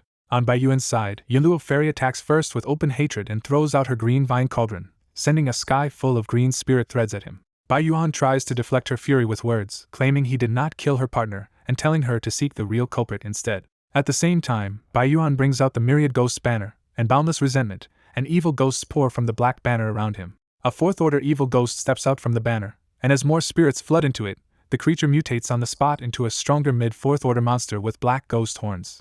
That empowered evil ghost opens its mouth and blasts Ghost Ji upward, corroding Yuluo Fairy's spreading green threads before they can bind Baiyuan. Zhouyuan Jinjuan joins in next and drives a crimson flying sword magical treasure straight at Baiyuan. Baiyuan blocks it with a pitch-black ghost trident covered in human faces, and the 2 magical treasures tangle together in the air. Luoxing Venerable follows by activating his star chessboard, launching starbright chess pieces at Baiyuan like a second wave of killing force. Baiyuan answers again by sacrificing the myriad ghost cauldron, which releases another 4th-order evil ghost to smash those incoming chess pieces apart. Seeing how tough Baiyuan really is, Zhao Yu coldly admits this demon sect nascent soul expert is no joke and orders the White Ghost Emperor to kill him. The White Ghost Emperor grins ferociously, splits his mouth wide, and lunges at Baiyuan with brutal speed. Baiyuan instantly recognizes the danger, realizing Zhao Yu is fielding a superior quality 4th-order spirit ghost against him. In a harsh emergency move, Baiyuan snaps off 2 of his own fingers, stuffs them into his mouth, and spits out the evil ghost sword, a divine skill meant to suppress evil spirits and fierce ghosts. The White Ghost Emperor meets the anti-ghost sword head-on with a horn punch, and the collision shatters the ghost horn on his right fist even as the evil ghost sword also breaks apart. Even so, the White Ghost Emperor is strong enough that Baiyuan's ghost-suppressing skill fails to seriously restrain him. Zhao Yu does not get reckless here, and instead drops to the ground behind the 9 Extremes Corpse Emperor to watch the siege from a safer position. From the ground, Zhao Yu realizes only Yunluo Fairy is truly going all out from personal hatred, while Zhou Yuan and Luoxing are still holding back much of their strength. That means Baiyuan is surviving a 4-on-1 siege only because he is strong enough to endure for a few breaths while his mana burns away under the pressure. Driven into a corner, Baiyuan tears off several more fingers, chews them savagely, and spits out a mouthful of essence blood for one more desperate move. Baiyuan burns essence blood for a last, vicious spread attack, sending 7 bizarre evil ghost swords at Yuluo, the White Ghost Emperor, Luoxing, Zhouyuan, Zhao Yu, the 9 Extremes Corpse Emperor, and even one suspicious patch of empty air. As Baiyuan's evil ghost swords came flying in from every angle, Yuluo Fairy, Zhouyuan, Luoxing, the White Ghost Emperor, and the 9 Extremes Corpse Emperor all smashed them apart at once. One last evil ghost sword suddenly veered toward an opening, and everyone realized Baiyuan was trying to escape through it. The White Ghost Emperor grinned and flashed in front of the fleeing sword before bringing down a savage claw. Forced out of the sword, Baiyuan revealed himself and desperately raised a pitch-black shield to block the hit. The shield was knocked away, and in the same breath the 9 Extremes Corpse Emperor appeared behind Baiyuan and punched straight through his heart. Baiyuan's nascent soul burst out from the top of his head and fled northwest in pure terror. The White Ghost Emperor caught the escaping nascent soul with one claw and swallowed it on the spot, ending Baiyuan for good. With Baiyuan dead, his magical treasures lost their master, and Yuluo Fairy, Zhouyuan, and Luoxing each moved to seize the spoils. Zhao Yu calmly took Baiyuan's storage bag and corpse for himself before anyone else could stop him. Luoxing immediately barked at him to hand over the bag, claiming Baiyuan had been killed by all 4 of them together. Zhao Yu shot back that spoils should be split by contribution, and since Luoxing had barely risked himself, he should be the one surrendering what he just grabbed. That accusation stung because Yunluo Fairy really had carried the attack, while Luoxing and Zhouyuan had mostly protected themselves and held back. Humiliated by a Golden Core Jr., Luoxing exploded and demanded that Zhao Yu kneel, apologize, and hand over the storage bag. Zhao Yu answered even colder that cultivation world rules were simple. If words failed, they could settle it with a magical duel and the loser would lose everything.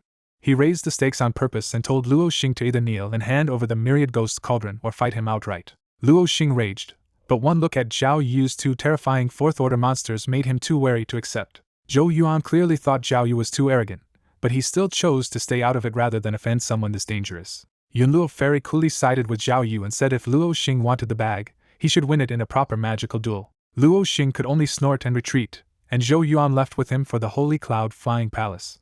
With that settled, Yunluo Fairy invited Zhao Yu to help hunt down the demon sect nascent soul cultivators still on the battlefield. Zhao Yu agreed at once, because Yunluo Fairy was his strongest ally, and he also wanted the demon sect experts dead. The two of them turned into escaping light, and rushed off to the next battle. They caught up to True Lord Evil Bone just as the trapped demon cultivator was forced into a towering bone monster form under siege from 4 nascent soul attackers. True Lord Black Sword, Wandering Master Qing Feng, True Lord Quan Dao, and True Lord Sanju kept hammering him until bones cracked and the human faces on his body burst apart.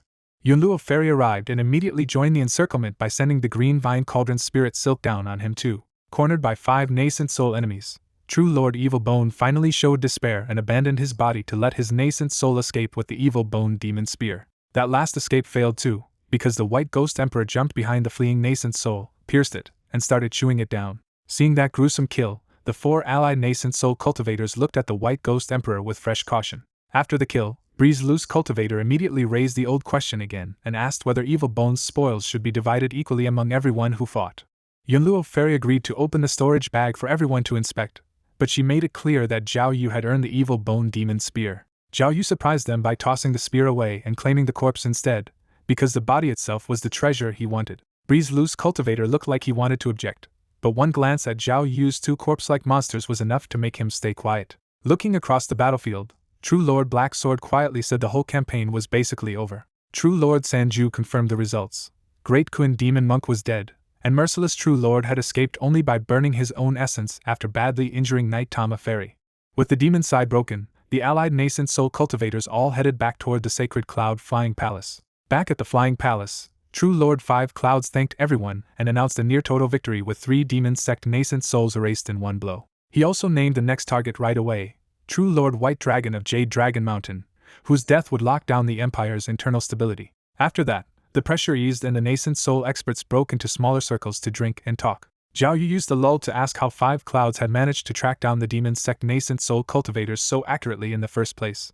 Leisurely True Lord explained that the Heavenly Cloud Sacred Sect's Shadow Cloud Hall was a hidden intelligence and assassination force built for infiltration and counter spies. He said that kind of hidden machine was one big reason the 5 great sects ruled the Empire, and even helped break the primordial sect from the inside. Zhao Yu took that in and understood the deeper gap between sect-backed powers and even wealthy nascent soul loose cultivators. The Sacred Cloud Flying Palace soon reached Jade Dragon Mountain, only to find that True Lord White Dragon had already fled ahead of them. Since White Dragon was gone, the coalition simply expelled the local cultivators and divided the mountain among the 5 great sects and allied nascent soul loose cultivators.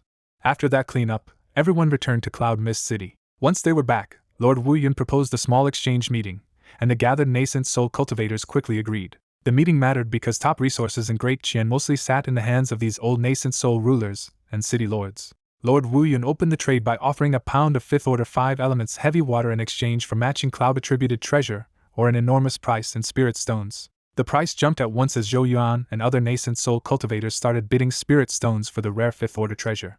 Instead of raising the money bid, Zhao Yu calmly offered a pill formula valuable enough to stop the room. When Lord Wu Yun asked what formula he meant, Zhao Yu named the Xianyu Spirit Pill and explained that it greatly helped early nascent soul earth cultivators, while others got only half the benefit. That was exactly the kind of trade Lord Wu Yun wanted, so he accepted the offer on the spot. Zhao Yu stepped forward, checked the bottle with his divine sense, and handed over the Xianyu Spirit Pill recipe in exchange for the 5 elements heavy water. At the nascent soul exchange meet, rare treasures changed hands on the central platform, but not everyone left satisfied.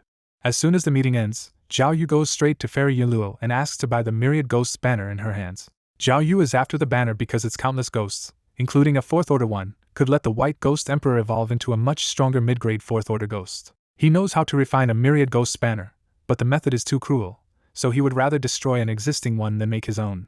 Yunluo does not refuse, but she calmly reminds him that the Myriad Ghosts banner is no ordinary item and asks what he can offer. Zhao Yu first offers a massive price, 100 million spirit stones, a mana-boosting pill formula for mid-nascent soul cultivators, and 3 10,000-year ingredients.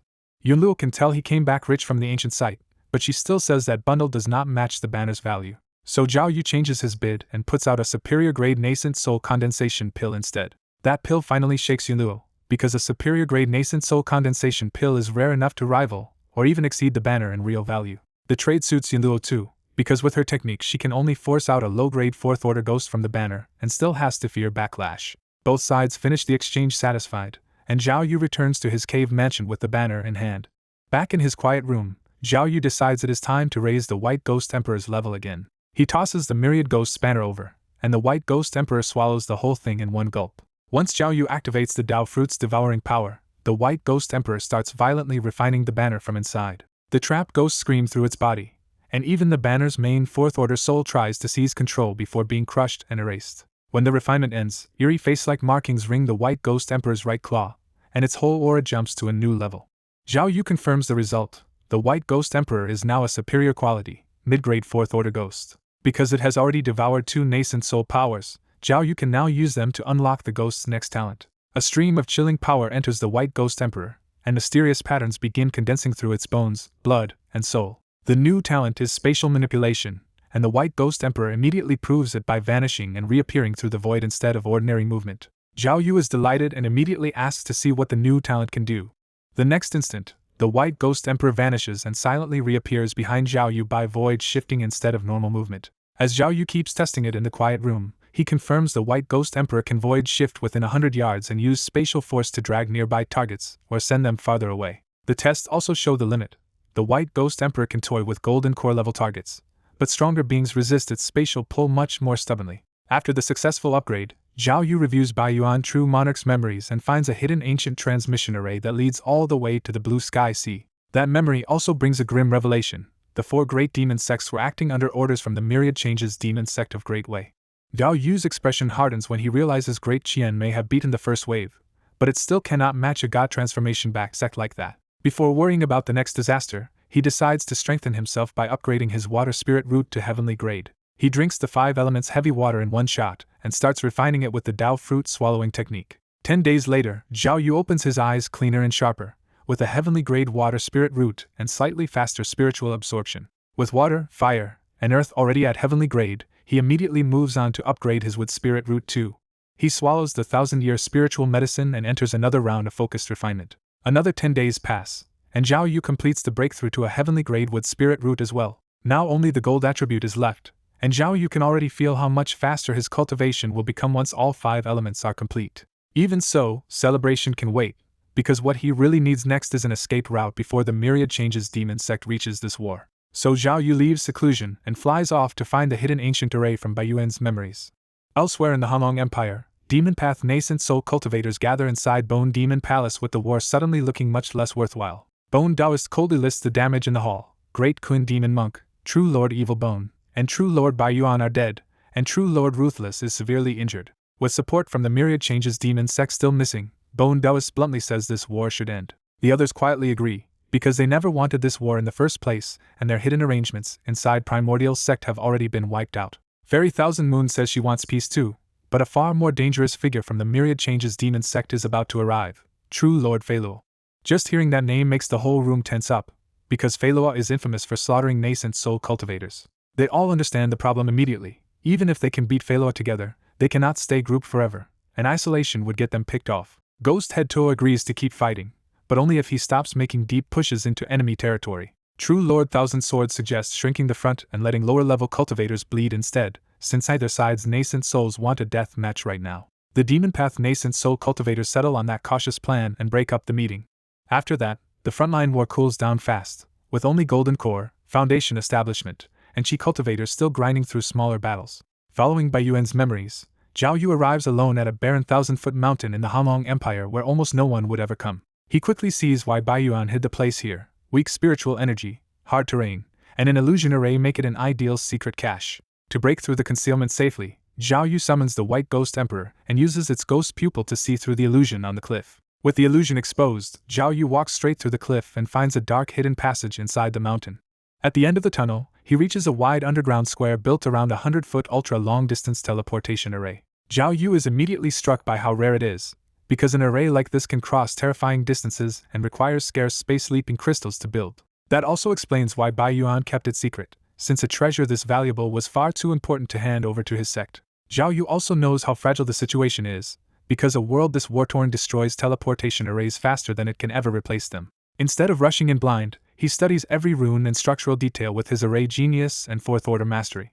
A full month passes before Zhao Yu finally understands how the entire long-distance array works. By then he is confident that as long as the core space crystal survives, he can repair the array even if the rest is damaged. Satisfied, Zhao Yu places high-grade spirit stones into the slots and activates the ancient array himself. The array's light engulfs him, and after a wave of spatial discomfort he arrives in another dark cave beside its paired formation. When he leaves the cave, Zhao Yu finds himself on a remote soulless island where ordinary people live and cultivators are basically absent. From Bai Yuan's memories, he knows that Seacat Island lies nearby on a third-order spirit vein and was already being secretly controlled by Bai Yuan. Since Bai Yuan died at his hands, Zhao Yu decides with a faint smile that inheriting the man's secret legacy is only natural. He immediately flies towards Seacat Island to see what Bai Yuan left behind there. Inside a luxurious cave mansion on Seacat Island, Jin Shan Zhang and 7 Foundation establishment subordinates are already in trouble. One late Foundation establishment cultivator asks hopefully whether the island master has any way to contact their mysterious lord. Jin Shan Zhang can only shake his head, because their lord has always been the one contacting him, never the other way around. That answer sparks open worry, because losing contact means they may have to surrender Lingyu Island in their magical conflict with Wolffish Island. Worse, they all know Wolffish Island will not stop there, and will keep squeezing them harder if no stronger backer appears. Right in the middle of that anxious talk, Zhao Yu suddenly appears in the hall like a ghost and calmly asks Jin Shan Zhang what exactly happened with Wolffish Island. On Seacat Island, Jin Shan Zhang stops Zhao Yu at once and demands to know why a stranger has come to claim the island. Zhao Yu calmly says Bai Yuan is his master and that he has come to take over Seacat Island as its new owner. The island cultivators immediately doubt him, because none of them has ever heard that Bai Yuan had a disciple. When Jin Shan asks for proof, Zhao Yu throws out Bai Yuan's black token and reminds him Seacat Island was only ever held in trust. One careful look is enough, and Jin Shan Zhang drops into a respectful salute as the other cultivators hurriedly follow suit and recognize Zhao Yu as the young master. With Bai Yuan's brutal rules hanging over everyone, Jin Shan quickly offers the island's accounts. But Zhao Yu is more interested in the trouble with Wolffish Island. Jin Shan explains that 10 years ago Gong Sunyun took Wolffish Island by force, gathered followers, and started eyeing Spirit Fish Island for its valuable red Jiao carp. He says Gong Sunyun pressed them into a magical duel over Spirit Fish Island, and Seacat Island had little room to refuse. When Zhao Yu asks why they did not simply reject the challenge, Jin Shan lays out the local rule, outside Haiyuan Palace's core holdings. Whoever wins the island keeps it as long as tribute is paid. That answer is enough for Zhao Yu, and he orders Jin Shan to challenge Gong Sunyun openly and raise the stakes to all islands on both sides. Several days later on Wolffish Island, Gong Sunyun greets Jin Shan with arrogant ease while lounging with 2 beautiful female cultivators in his cave mansion.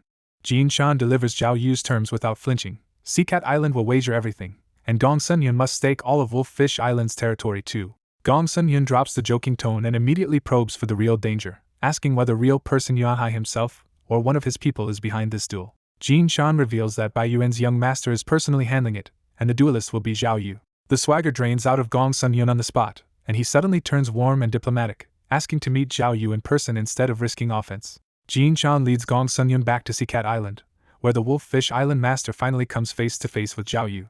Zhao Yu gets straight to the duel, but Gong Sunyun tries one last test and asks what cultivation realm this supposed disciple has reached. Zhao Yu answers the question without a word, releasing Golden Core 8th layer mana so overwhelming that Gong Sunyun is shocked on the spot. Knowing he cannot survive a fight against an 8th layer Golden Core, Gong Sunyun immediately bows his head and agrees to offer up Wolffish Island and its surrounding islands. Zhao Yu leaves the handover to Jin Shan, trusting the longtime island manager to absorb the new territory for him. Before leaving, Gong Sunyun reveals the real danger. He only probed Seacat Island because Whale Cloud the old fiend ordered him to. Jin Shan turns pale and explains why that name matters. Whale Cloud was once defeated by Bai Yuan and has now grown into one of the 3 strongest Golden Core Great Perfection experts in these seas. Zhao Yu does not back down at all and asks where Whale Cloud is based now. Jin Shan tells him Whale Cloud now rules Green Bamboo Island, a large island with a 4th-order middle-grade spirit vein that used to belong to the Sea Spider sect. Hearing that, Zhao Yu raises the game again and orders Gong Sunyun to challenge Whale Cloud for Green Bamboo Island, using Seacat and Wolffish Island as the wager. At Green Bamboo Island, Gong Sunyun reports everything to Whale Cloud, a burly gray-haired elder in dragonhide scale armor. Whale Cloud laughs off the challenge and scoffs that a mere 8th layer Golden Core Jr. dares to covet his island. But instead of accepting, Whale Cloud plays cautious and tells Gong Sunyun to stall Zhao Yu for 3 months while he thinks it over. Left alone, Whale Cloud admits to himself that Zhao Yu should not be this bold unless Bai Yuan is secretly backing him, so he decides to scout Seacat Island in person and kill Zhao Yu if Bai Yuan is absent. Late that night, Whale Cloud slips out of the sea beside Seacat Island and vanishes into the darkness with a stealth technique. He bypasses the island's ordinary defenses and silently infiltrates the city lord's mansion, moving like an assassin rather than a duelist.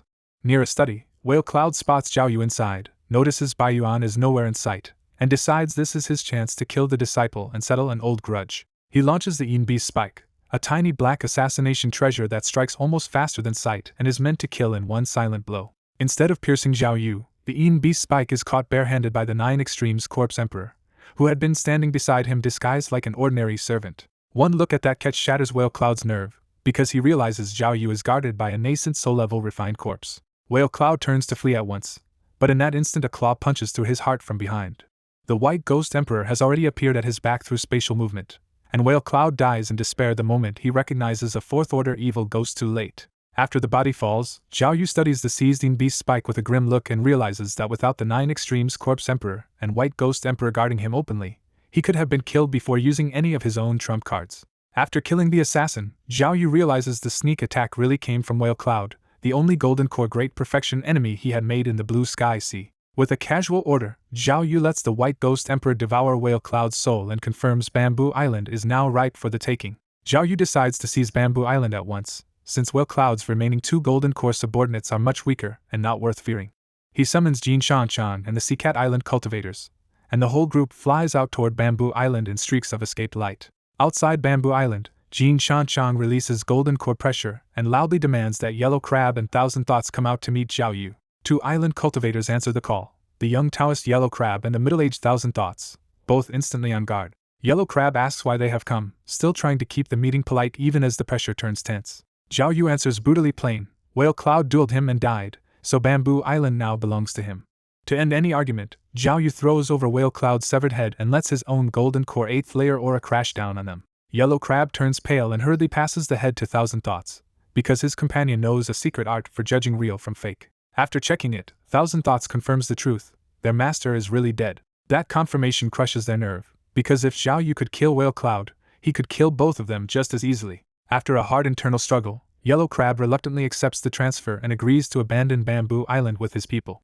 Thousand Thoughts gives Zhao Yu one last deep look before returning inside to organize the withdrawal. Not long after, Zhao Yu takes full control of Bamboo Island and starts rewriting the grand array that protects it. 3 months later, with Bamboo Island's formation fully remade, Zhao Yu returns to his mountain cave mansion and gathers his people for a serious talk. He tells them the war between Great Qian and Han Long is too dangerous, and he wants everyone to leave Great Qian for safety. Negong Shiao is puzzled, because all the news on the surface says Great Qian is still winning and even demon sect nascent souls have already died. Zhao Yu quietly insists the situation is more dangerous than it looks, because the alliance's apparent advantage is built on people who do not truly want to die for Great Qian. Thanks to memories taken from Bai Yuan's soul, Zhao Yu knows the alliance will likely collapse if the myriad changes demon sect sends support. In theory, the alliance's nascent souls are strong together, but Zhao Yu sees the real problem clearly. They come from different factions, fear death, and will scatter the moment losses start mounting. Li Xianjiao immediately backs his decision and says they should leave while they still can. Zhao Yu tells everyone not to resist and promises they will reach the destination after one sleep. Ghost fog floods the hall as the White Ghost Emperor steps forward and activates the illusory ghost eyes. Even strong Golden Core cultivators cannot withstand that illusion, and Zhao Yu's entire group drops unconscious almost at once. After confirming everyone is out cold, Zhao Yu brings out the Earth Immortal map and pulls them all inside with a beam of yellow light. The Earth Immortal map is no ordinary storage treasure at all, but part of an immortal relic with a vast internal world and a top-grade 5th-order spirit vein. Millions of old Shanhua sect survivors already live inside, and the relic is especially suited for growing precious spiritual medicine, though everyone there is capped at Foundation establishment. Zhao Yu also knows this is only one piece of a greater immortal relic, and its full power will appear only when all 5 elemental maps are reunited. Once everyone is packed away, Zhao Yu uses an ultra-long-distance teleportation array to return to the Blue Sky Sea and reappears at Bamboo Island. At Bamboo Island, he releases the sleeping group from the Earth Immortal map and wakes them with a spell. He assigns Jin Shanchan to help Li Xianjiao's group take control of Bamboo Island. Jin Shanchan reads the situation quickly and cooperates fully, handing Bamboo Island's key authority to Li Xianjiao's side. With Bamboo Island settled, Zhao Yu returns to the Shanhua sect cave mansion to keep cultivating and watch whether the myriad changes demon sect will really enter the war. 2 years pass in uneasy calm, and Zhao Yu reaches the 9th layer of Golden Core, just one step from great perfection. On the surface, the war between Ha Long and Great Qian still looks strangely low intensity, with no obvious final collapse yet. Far away in luxurious Yunluo Immortal City, Yunluo Fairy receives Gong Yanfeng in her palace when he claims to have something important to report. Gong Yanfeng steps forward and offers a so-called heaven and earth treasure that he claims can help his master break through her bottleneck. Because Yunluo Fairy has been stuck at nascent soul 6th layer for over 200 years, even she cannot help looking at the box when he opens it. The box erupts with pink smoke, and Yunluo Fairy instantly summons the green vine cauldron to shield herself. The treasure blocks most of the poison, but one wisp still slips through and leaves Yunluo Fairy's body stiff and her mana hard to move. Furious and shaken, Yunluo Fairy realizes Gong Yanfeng was the traitor behind her husband's death too, and demands to know why he betrayed the people who raised him. Gong Yanfeng finally says the quiet part out loud. He believes Yunluo Fairy loved his junior sister more, and he never forgave losing his place as heir. He exposes the real motive next. Yunluo Immortal City has an infant solidifying pill meant for his junior sister, and with his own lifespan nearly gone, he wants it to survive. He makes his choice plain and ugly. The Myriad Changes demon sect promised him that pill if he helped kill both of them, so he tells his master to die. Yunluo Fairy snaps back with force and sends the green vine cauldron's spirit silk straight at him, refusing to die quietly. Gong Yanfeng retreats and throws up a silver spiritual shield, barely buying time before Yunluo Fairy's green silk tears it apart. A terrifying late nascent soul cultivator in pitch black armor walks in with a demon blade and cuts straight through the green vine cauldron's attack. Feilua Jinjuan's black blade light crashes toward Yunluo Fairy, forcing her to throw up a curtain of green threads just to stop the blow. She blocks it, but the effort drains her badly, and poisoned, pale, and cornered, she demands to know who this attacker is. The armored killer introduces himself as Feilua Jinjuan of the Myriad Changes demon sect and makes it clear he came here to execute her. He attacks again and again with relentless black blade lights, pressing the poisoned city lord toward disaster. Realizing the city is already compromised, Yunluo Fairy crushes a forbidden jade talisman and sends out an emergency order to evacuate Yunluo Immortal City at once. Spiritual light flared across Yunluo Immortal City as Yunluo Fairy's voice rang through the entire city, sounding the alarm in the middle of the night. Just moments later, an ink-black blade light tears through a green spirit silk barrier and cuts Yunluo Fairy in half. With Yunluo Fairy dead, enemy cultivators flood into the city and turn Yunluo Immortal City into a slaughterhouse of fire and sword light. In the chaos, Yun Jingxian and Luo Xinxin escape as two streaks of light and head for the ruined mountain sect. Still flying through the night, Yun Jingxian breaks down in rage and swears she will kill Gong Yanfeng to avenge her parents no matter the cost. Luo Xinxin answers with the same red-eyed hatred and promises to stand with her little junior sister until their master is avenged. The betrayal cuts even deeper because both Luo Xinxin and Gong Yanfeng were disciples Yunluo Fairy had raised like her own direct heirs. Yunluo Fairy had trusted them completely, but Gong Yanfeng sold that trust for an infant solidifying pill while Luo Xinxin chose loyalty and Yun Jingshuan's survival. Then a cold voice comes from behind, and Gong Yanfeng catches up in the dark, demanding that Luo Xinxin hand Yun Jingxian over. Gong Yanfeng looks at both women like they are already dead, making it clear he did not come to negotiate. Luo Xinxin immediately tells Yun Jingxian to run and calls Gong Yanfeng out for betraying their master over a single infant solidifying pill. Instead of retreating, Luo Xinxin stays behind alone and brings out her life-bound magic treasure, the Star Spirit Umbrella. The umbrella draws in the power of the stars, and countless starlight daggers bloom around Luo Xinxin before shooting straight at Gong Yanfeng. Gong Yanfeng answers without shame, saying any master who blocks his path to immortality deserves to die. He decides Luo Xinxin is no different and declares that if she wants to block him too, she can die with the rest. With that, Gong Yanfeng summons his life-bound Star Dragon Spear and hurls the brilliant star-wrapped weapon directly at Luo Xinxin to pierce her. Above the ruined mountain sect, Yun Jingxian arrived in a panic and begged Zhao Yu to save Luo Xinxin, saying Gong Yanfeng had betrayed Yunluo Immortal City and attacked with a Myriad Changes demon sect great cultivator. Zhao Yu came out at once with the White Ghost Emperor and the 9 Extremes Corpse Emperor, and without wasting a word he told Yun Jingxian to lead the way. The two rushed to the battlefield, only to arrive just as Gong Yanfeng's starlight spear blasted through Luo Xinxin's right arm and shattered it into dust. Seeing her senior sister maimed, Yun Jingxian screamed and drove her star sword straight at Gong Yanfeng in blind fury. Gong Yanfeng casually met the strike with his Star Dragon Lance and knocked Yun Jingshuan's sword back, showing he still had room to spare. When Yun Jingxian looked to Zhao Yu in confusion, he stayed grimly still and warned that Gong Yanfeng's lack of fear meant several nascent soul backers were already waiting to kill him. Ghost Head Tuo stepped out of the void first, openly declaring he wanted Zhao Yu dead for killing his sex's supreme elder junior brother. Then Thousand Moon Miaoling Fairy appeared in a fragrant breeze and sweetly offered Zhao Yu one chance to surrender and join her sect instead. Her charm technique hit the moment Zhao Yu looked at her, and for an instant even he felt the dangerous urge to trust her completely. Zhao Yu immediately drove mountain scripture mana through his body and snapped back to clarity, chilled by how close the charm came to working. True Sword Immortal and White Bone Taoist revealed themselves next, turning Zhao Yu's suspicion into a full four-nascent soul kill setup. Yun Jingxian finally understood she had led Zhao Yu into a four-nascent soul ambush, and she apologized in despair, as if she had dragged him here to die. Zhao Yu answered the ambush with open killing intent, releasing his Scarlet Beast Qi Huang alongside the White Ghost Emperor and the 9 Extremes Corpse Emperor instead of waiting to be surrounded. Zhao Yu's counterattack split the field at once. Qi Huang's Scarlet Dragon Flame and the 9 Extremes Corpse Emperor's corpse Qi both slammed toward True Sword Immortal, while the White Ghost Emperor lunged at Fairy Miaoling. At the same time, Zhao Yu raised his mountain seal and wrapped himself in earth magnetism light, bracing for the real strike aimed at him. White Bone Taoist fused with his white bone battle armor and turned into a towering bone-armored monster before charging straight at Zhao Yu. Ghost Head Tuo also joined in, raising the Myriad Ghosts banner and sending a 4th-order evil ghost swollen to mid-grade by the banner's ghosts toward Zhao Yu. Fairy Miaoling answered the White Ghost Emperor with the 8 Desolation Sky-Burning Mirror, unleashing a Scarlet Fire Serpent from a Spirit Treasure-level mirror. True Sword Immortal brought out the Green Spirit True Light Sword, splitting it into a 16-sword formation that filled the sky with fine green killing threads.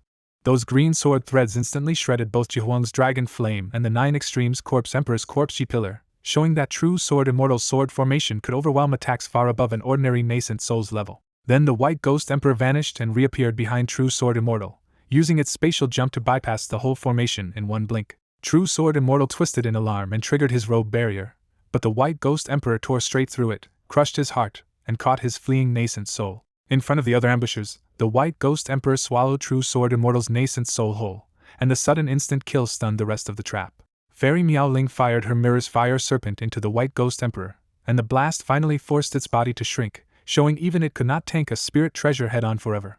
On another side of the battlefield, Qi Huang's Dragon Flame tore through Ghost Head Tuo's evil ghost so hard that he had to pull out the Qinghe bottle to block it with river-like water light. Elsewhere, the 9 Extremes Corpse Emperor battered White Bone Taoist's giant bone armor form backward again and again, but that fusion body was tough enough to stop a quick kill. After seeing Zhao Yu field 3 4th-order monsters and watching True Sword Immortal die, Gong Yangfeng decided this ambush was lost and turned to flee. The White Ghost Emperor chased with another spatial jump, appeared behind Gong Yangfeng, tore through his barrier, and pierced his heart before he could get away. In the next breath, the White Ghost Emperor swallowed Gong Yangfeng's departing soul too, and the second instant kill finally made the other ambushers panic.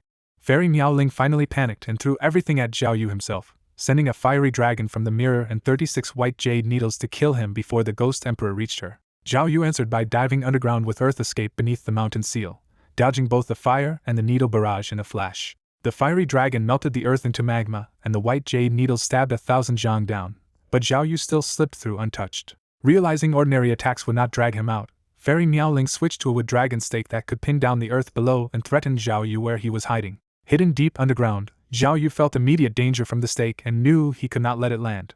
The White Ghost Emperor intercepted first, blinking in front of the wood dragon stake and smashing it apart with a ghost horn punch. Fairy Miaoling answered with the white jade needles again, but the White Ghost Emperor vanished before they could pin it down.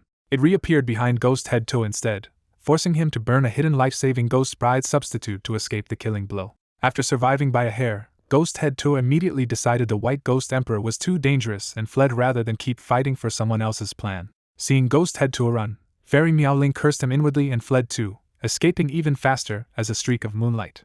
White Bone Taoist also broke off the fight and fled in his giant bone armor body, cursing the others for leaving him behind. But the White Ghost Emperor was already hunting again, flashing behind the fleeing White Bone Taoist in his giant bone armor form and driving in for another heart-killing strike. White Bone Taoist desperately unfolded the bone armor on his back into a 9-layer shield just as the White Ghost Emperor came clawing in. The Ghost Claw smashed through 7 layers anyway and blasted White Bone Taoist straight down from the sky. The instant White Bone Taoist fell, Zhao Yu surfaced from underground and swept him with the mountain seal's earth magnetism mystical light. The crushing gravity pinned him in place, and the Red Emperor followed with a brutal blast of dragon flame from above. White Bone Taoist forced his mana outward to endure the flames, but the pain still twisted his face. The 9 Extremes Corpse Emperor leaped in with a killing punch, and White Bone Taoist roared back with a desperate counterpunch. Seeing no way out, White Bone Taoist tried to drag Zhao Yu down with him through a life-burning secret art. But Zhao Yu had already slipped back underground, vanishing completely from his divine sense and ruining that last gamble. Still trapped under the monster's siege, White Bone Taoist shouted that the Myriad Changes demon sect was invading and tried to scare Zhao Yu into surrender with threats against his family and friends. Even under 3-way siege, his fused bone armor was so tough that he still refused to go down. Hidden deep underground, Zhao Yu quietly congratulated himself for staying cautious instead of getting caught by the kind of sudden kill that had already taken one nascent soul opponent. White Bone Taoist suddenly smashed what looked like the corpse emperor, only to realize in horror that he had punched apart an illusion. In that opening, the white ghost emperor blinked in beside him and drove a ghost horn punch through the side of his bone armor.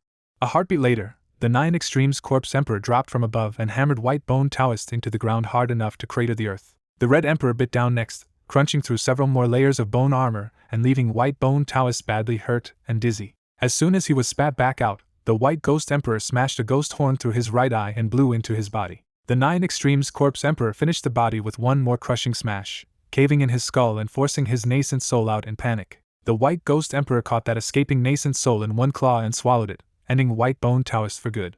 Hugging Luo Xinxin off to the side, Yun Jingxian stared at Zhao Yu in shock, struggling to process how he had turned a fight against 4 nascent soul enemies into a slaughter. Yun Jingxian stepped forward, bowed deeply, and thanked Zhao Yu for helping her avenge her hatred at last. Zhao Yu answered bluntly that the Great Qian Empire was finished under the myriad changes demon sex pressure, and he was leaving rather than gambling against a force that strong. When Yun Jingxian hesitated, Luo Xinxin immediately asked to leave with Zhao Yu instead of staying behind. Yun Jingshuan's grief flared into red-eyed hatred as she insisted on staying behind to avenge her parents against the demon sex. Luo Xinxin harshly dragged her back to reality, telling her revenge meant nothing if she stayed behind now and died before ever growing strong enough. That truth finally broke Yun Jingxian, and she covered her face and sobbed. Zhao Yu ended the argument in his own way by releasing Ghost Fog and knocking both women unconscious on the spot. He brought out the Earth Immortal map and swept the 2 sleeping women inside so they could leave whether they agreed or not. Alone again in the ruined mountain sect, Zhao Yu bitterly swore that the 4 demon sects and the myriad changes demon sect would pay for driving him out of such a priceless stronghold. Back at Xian sect headquarters, Li Xiling was in seclusion when Zhao Yu suddenly summoned her out. The moment she arrived, Zhao Yu told her the empire was collapsing and gave her only 3 hours to gather the people loyal enough to flee with him. 3 hours later, ghost fog blanketed the headquarters, and Zhao Yu packed the gathered survivors into the Earth Immortal map. There was no time to save everyone scattered across Great Qian, so Zhao Yu had Li Xiling send a talisman message telling the rest to disperse and survive on their own. Far away in Xiaoyao Immortal City, Xiaoyao True Monarch was still indulging himself in luxury when Zhao Yu's warning talisman burst overhead. Hearing that Fairy Yun Luo was dead and the myriad changes demon sect had joined the war, he finally turned grim and realized his city could not be defended. His hesitation was painfully practical. A nascent soul cultivator like him could flee alone, but taking his harem and all the relatives tied to them was far harder. On Green Bamboo Island in Blue Sky Sea, Li Xianjiao, Shangguan Lingxiu, and Nangong Shiyao were quietly passing time together and wondering when Zhao Yu would return. Li Xianjiao joked that with Zhao Yu's cautious temperament, he would definitely slip away the moment the war turned dangerous. Right on cue, Zhao Yu walked into the garden with a laugh and caught the women talking about him. The reunion turned affectionate at once as Li Xianjiao rushed straight into Zhao Yu's arms. Once the greeting settled, Zhao Yu told them plainly that Great Qian was beyond saving because the demon sects and the myriad changes demon sect had moved together. After escaping that life-and-death fight, Zhao Yu decided the only proper celebration was to stop thinking and enjoy being home with his women for a few days. Only after several peaceful days did Zhao Yu finally return to a quiet room and start counting what this brutal victory had won him. His biggest prizes came from the 2 nascent souls he killed, especially Wan Jian True Monarch's Qingling Divine Sword, a genuine spirit treasure tied to the founding ancestor of the Qingling Sword sect. He also sorted through Wan Jian's inheritance, including the Qingling Sword scripture and 3 supreme-grade magical treasures among a pile of other spoils. And when he reviewed White Bone Taoist's side of the loot, the clear prize was the life-bound white bone battle armor that had let that man survive far longer than he should have. After killing the bone deity, Zhao Yu prized the fused white bone body most of all, because a mid-stage nascent soul body refiner corpse was perfect fuel for his 9 extremes corpse emperor. He also went through the 2 nascent soul cultivators' storage bags and found a rich haul, including 20 supreme-grade spirit stones so rare they were worth fortunes. Among true swordsman's treasures, Zhao Yu found a red gold Saint Moon fruit and realized it could finally raise his metal spirit root. He swallowed the fruit at once and used Devoured Dao fruit to refine it in seclusion. A month later, Zhao Yu opened his eyes amid streams of expelled impurities and saw the result he wanted. His metal spirit root had reached heavenly grade 2. With that, all 5 of Zhao Yu's spirit roots were now heavenly grade, and he felt his spiritual energy absorption jump by another 30%. In a rare good mood, Zhao Yu came out of seclusion to celebrate with Wei Xinlan for a few happy days before shutting himself away again. Elsewhere at sea, Fan Shirtu stood watch on a spirit boat when he suddenly sensed trouble rushing in from every side. 4 enemy spirit boats closed in through a violent storm, and Fan Shirtu still tried formal words first, asking who they were and why they blocked his path. The Black Robe by Jiao Envoy dropped the pretense at once and demanded every treasure aboard if Fang Shitu wanted to live. The Scarface Sea Dragon Monk was even more direct, roaring for blood as he charged in with his men. White Jiamu joined the rush with his own men, while another ugly golden core woman bared her teeth and bragged that she had not eaten a golden core cultivator in a long time. Only then did Fang Shitu reveal the trap and call for Le Ziling to show herself.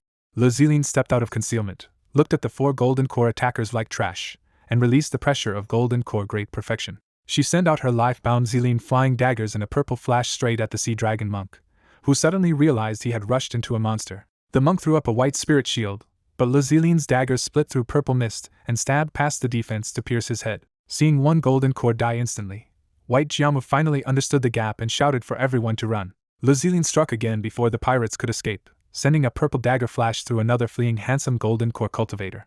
The survivors scrambled back onto their 4 spirit boats, linked their defenses together, and fled while Fang Shitu chased from behind. During the long chase, Le Ziling kept punching her daggers through the boat's barriers and killing raiders one by one, even though White Jiamu and another golden core barely held the line with the ship's power. After thousands of miles, the raiders plunged into a sea region drowned in dense fog, and Fang Shitu abruptly ordered the pursuit stopped. Le Ziling was openly irritated at losing her slaughter, but Fang Shitu warned that this was Miss Jiao Island, home to another golden core great perfection island master. Since forcing the issue now was too risky, Le Ziling told Fang Shitu to demand the island hand over the raiders first. Fang Shitu sent a communication talisman into the mists, and formally announced his request to see the Miss Jiao Island master. Miss Jiao Island answered with silence, and that refusal was enough for Le Ziling to sneer that the island had to be colluding with the Sea Dragon King. With nothing more to gain here, Fang Shitu gave the order to turn back for Green Bamboo Island. Inside Miss Jiao Island's spiritual fog, a white-clad woman quietly worried that provoking Zhao Yu might end badly after what he had already done to Whale Cloud Old Fiend. But the Miss Jiao Island master's son only smirked, convinced Zhao Yu had beaten Whale Cloud by luck and would die if he dared come here. His real ambition was bigger. If his father helped the Sea Dragon King take Green Bamboo Island and earned an infant transformation pill, they might push for Nascent Soul next. 10 days later on Green Bamboo Island, Fang Shitu knelt before Zhao Yu and reported that the raiders had escaped under Miss Jiao Island's protection. Zhao Yu did not blame his disciple for backing off from a golden core great perfection expert, and Fang Shitu was visibly relieved. Once Fang Shitu left, Zhao Yu's expression turned cold and he decided Miss Jiao Island's master had chosen death by refusing him face. He ordered Le Ziling to mobilize dozens of spirit boats, and Green Bamboo Island moved openly for war. 10 days later, Zhao Yu's fleet arrived outside Miss Jiao Island and he handed Le Ziling the superior magical treasure Cyclone Fan to break the island's fog barrier. Le Ziling refined the treasure briefly and swung it, unleashing a colossal cyan wind that tore straight into the sea of fog. The storm ripped away the fog over thousands of miles and exposed the full island beneath, throwing Miss Jiao Island into sudden panic. Even as island cultivators tried to resist the storm, many of their spirit boats were swallowed by the waves it had already kicked up. Then Miss Jiao Island answered with beast force, sending sea serpents surging up from below, including 5 third-order sea dragons aimed straight at Zhao Yu's fleet. Zhao Yu welcomed the attack, brought out the mountain seal, and slammed earth magnetism light onto the 5 sea dragons to pin them down. He followed with the mountainous giant hand seal, plunging a 100-jong rocky hand into the sea to grab a third-order sea dragon before crushing it to death. The trapped beast fired vortex arrows in panic, but the rocky giant hand crushed it in the air anyway and burst it into blood and meat over the sea. The surviving sea dragons went mad and blasted Zhao Yu's fleet with innate attacks, but the spirit boat's barriers held while Le Ziling, Fang Shitu, and the others started hunting the lesser serpents. At last the Miss Jiao Island master flew out in fury with his 2 golden core subordinates, trying to stop the slaughter with the pressure of golden core great perfection. Zhao Yu answered that arrival by calmly grabbing and crushing another third-order sea dragon right in front of him. The island master demanded to know who Zhao Yu was and why he had come to kill his raised demon beasts. Zhao Yu declared himself the Bamboo Island master and accused Miss Jiao Island of sheltering the raiders who attacked his people, announcing that he had come to wipe out this den of deviant cultivators and avenge the dead. The Miss Jiao Island master flies into a rage, accuses Zhao Yu of twisting the truth, and immediately throws out his life-bound Wujiao flag. The Wujiao flag unleashes a vast supernatural fog that swallows Zhao Yu's side and even disturbs nascent soul-level divine sense. Zhao Yu stays unfazed, realizing the fog would trouble most enemies but not someone with his level of divine sense. He counters at once with the mountain great handprint, sending a colossal rock hand through the fog straight at the hidden island master. At the same time, the mountain seal above Zhao Yu releases earth magnetism mystical light and crushes the Miss Jiao Island master's body with terrifying gravity. The island master is stunned that Zhao Yu can still track him, and in panic he swings out the azure sea blade to cut the stone hand apart. His desperate counter fails instantly when the giant saber shatters, and the rock hand closes around him like a trap. He tries to escape by turning his body into mist, but the mountain great handprint suppresses the technique and forces him back into solid form. Realizing he is finished, the island master starts to blurt out a final threat or backing, but Zhao Yu does not let him finish. The giant hand crushes the Mist Zhao Island master into pulp, ending the fight before his threat can matter. The white ghost emperor appears like a phantom on the stone hand and swallows the dead island master's soul on the spot.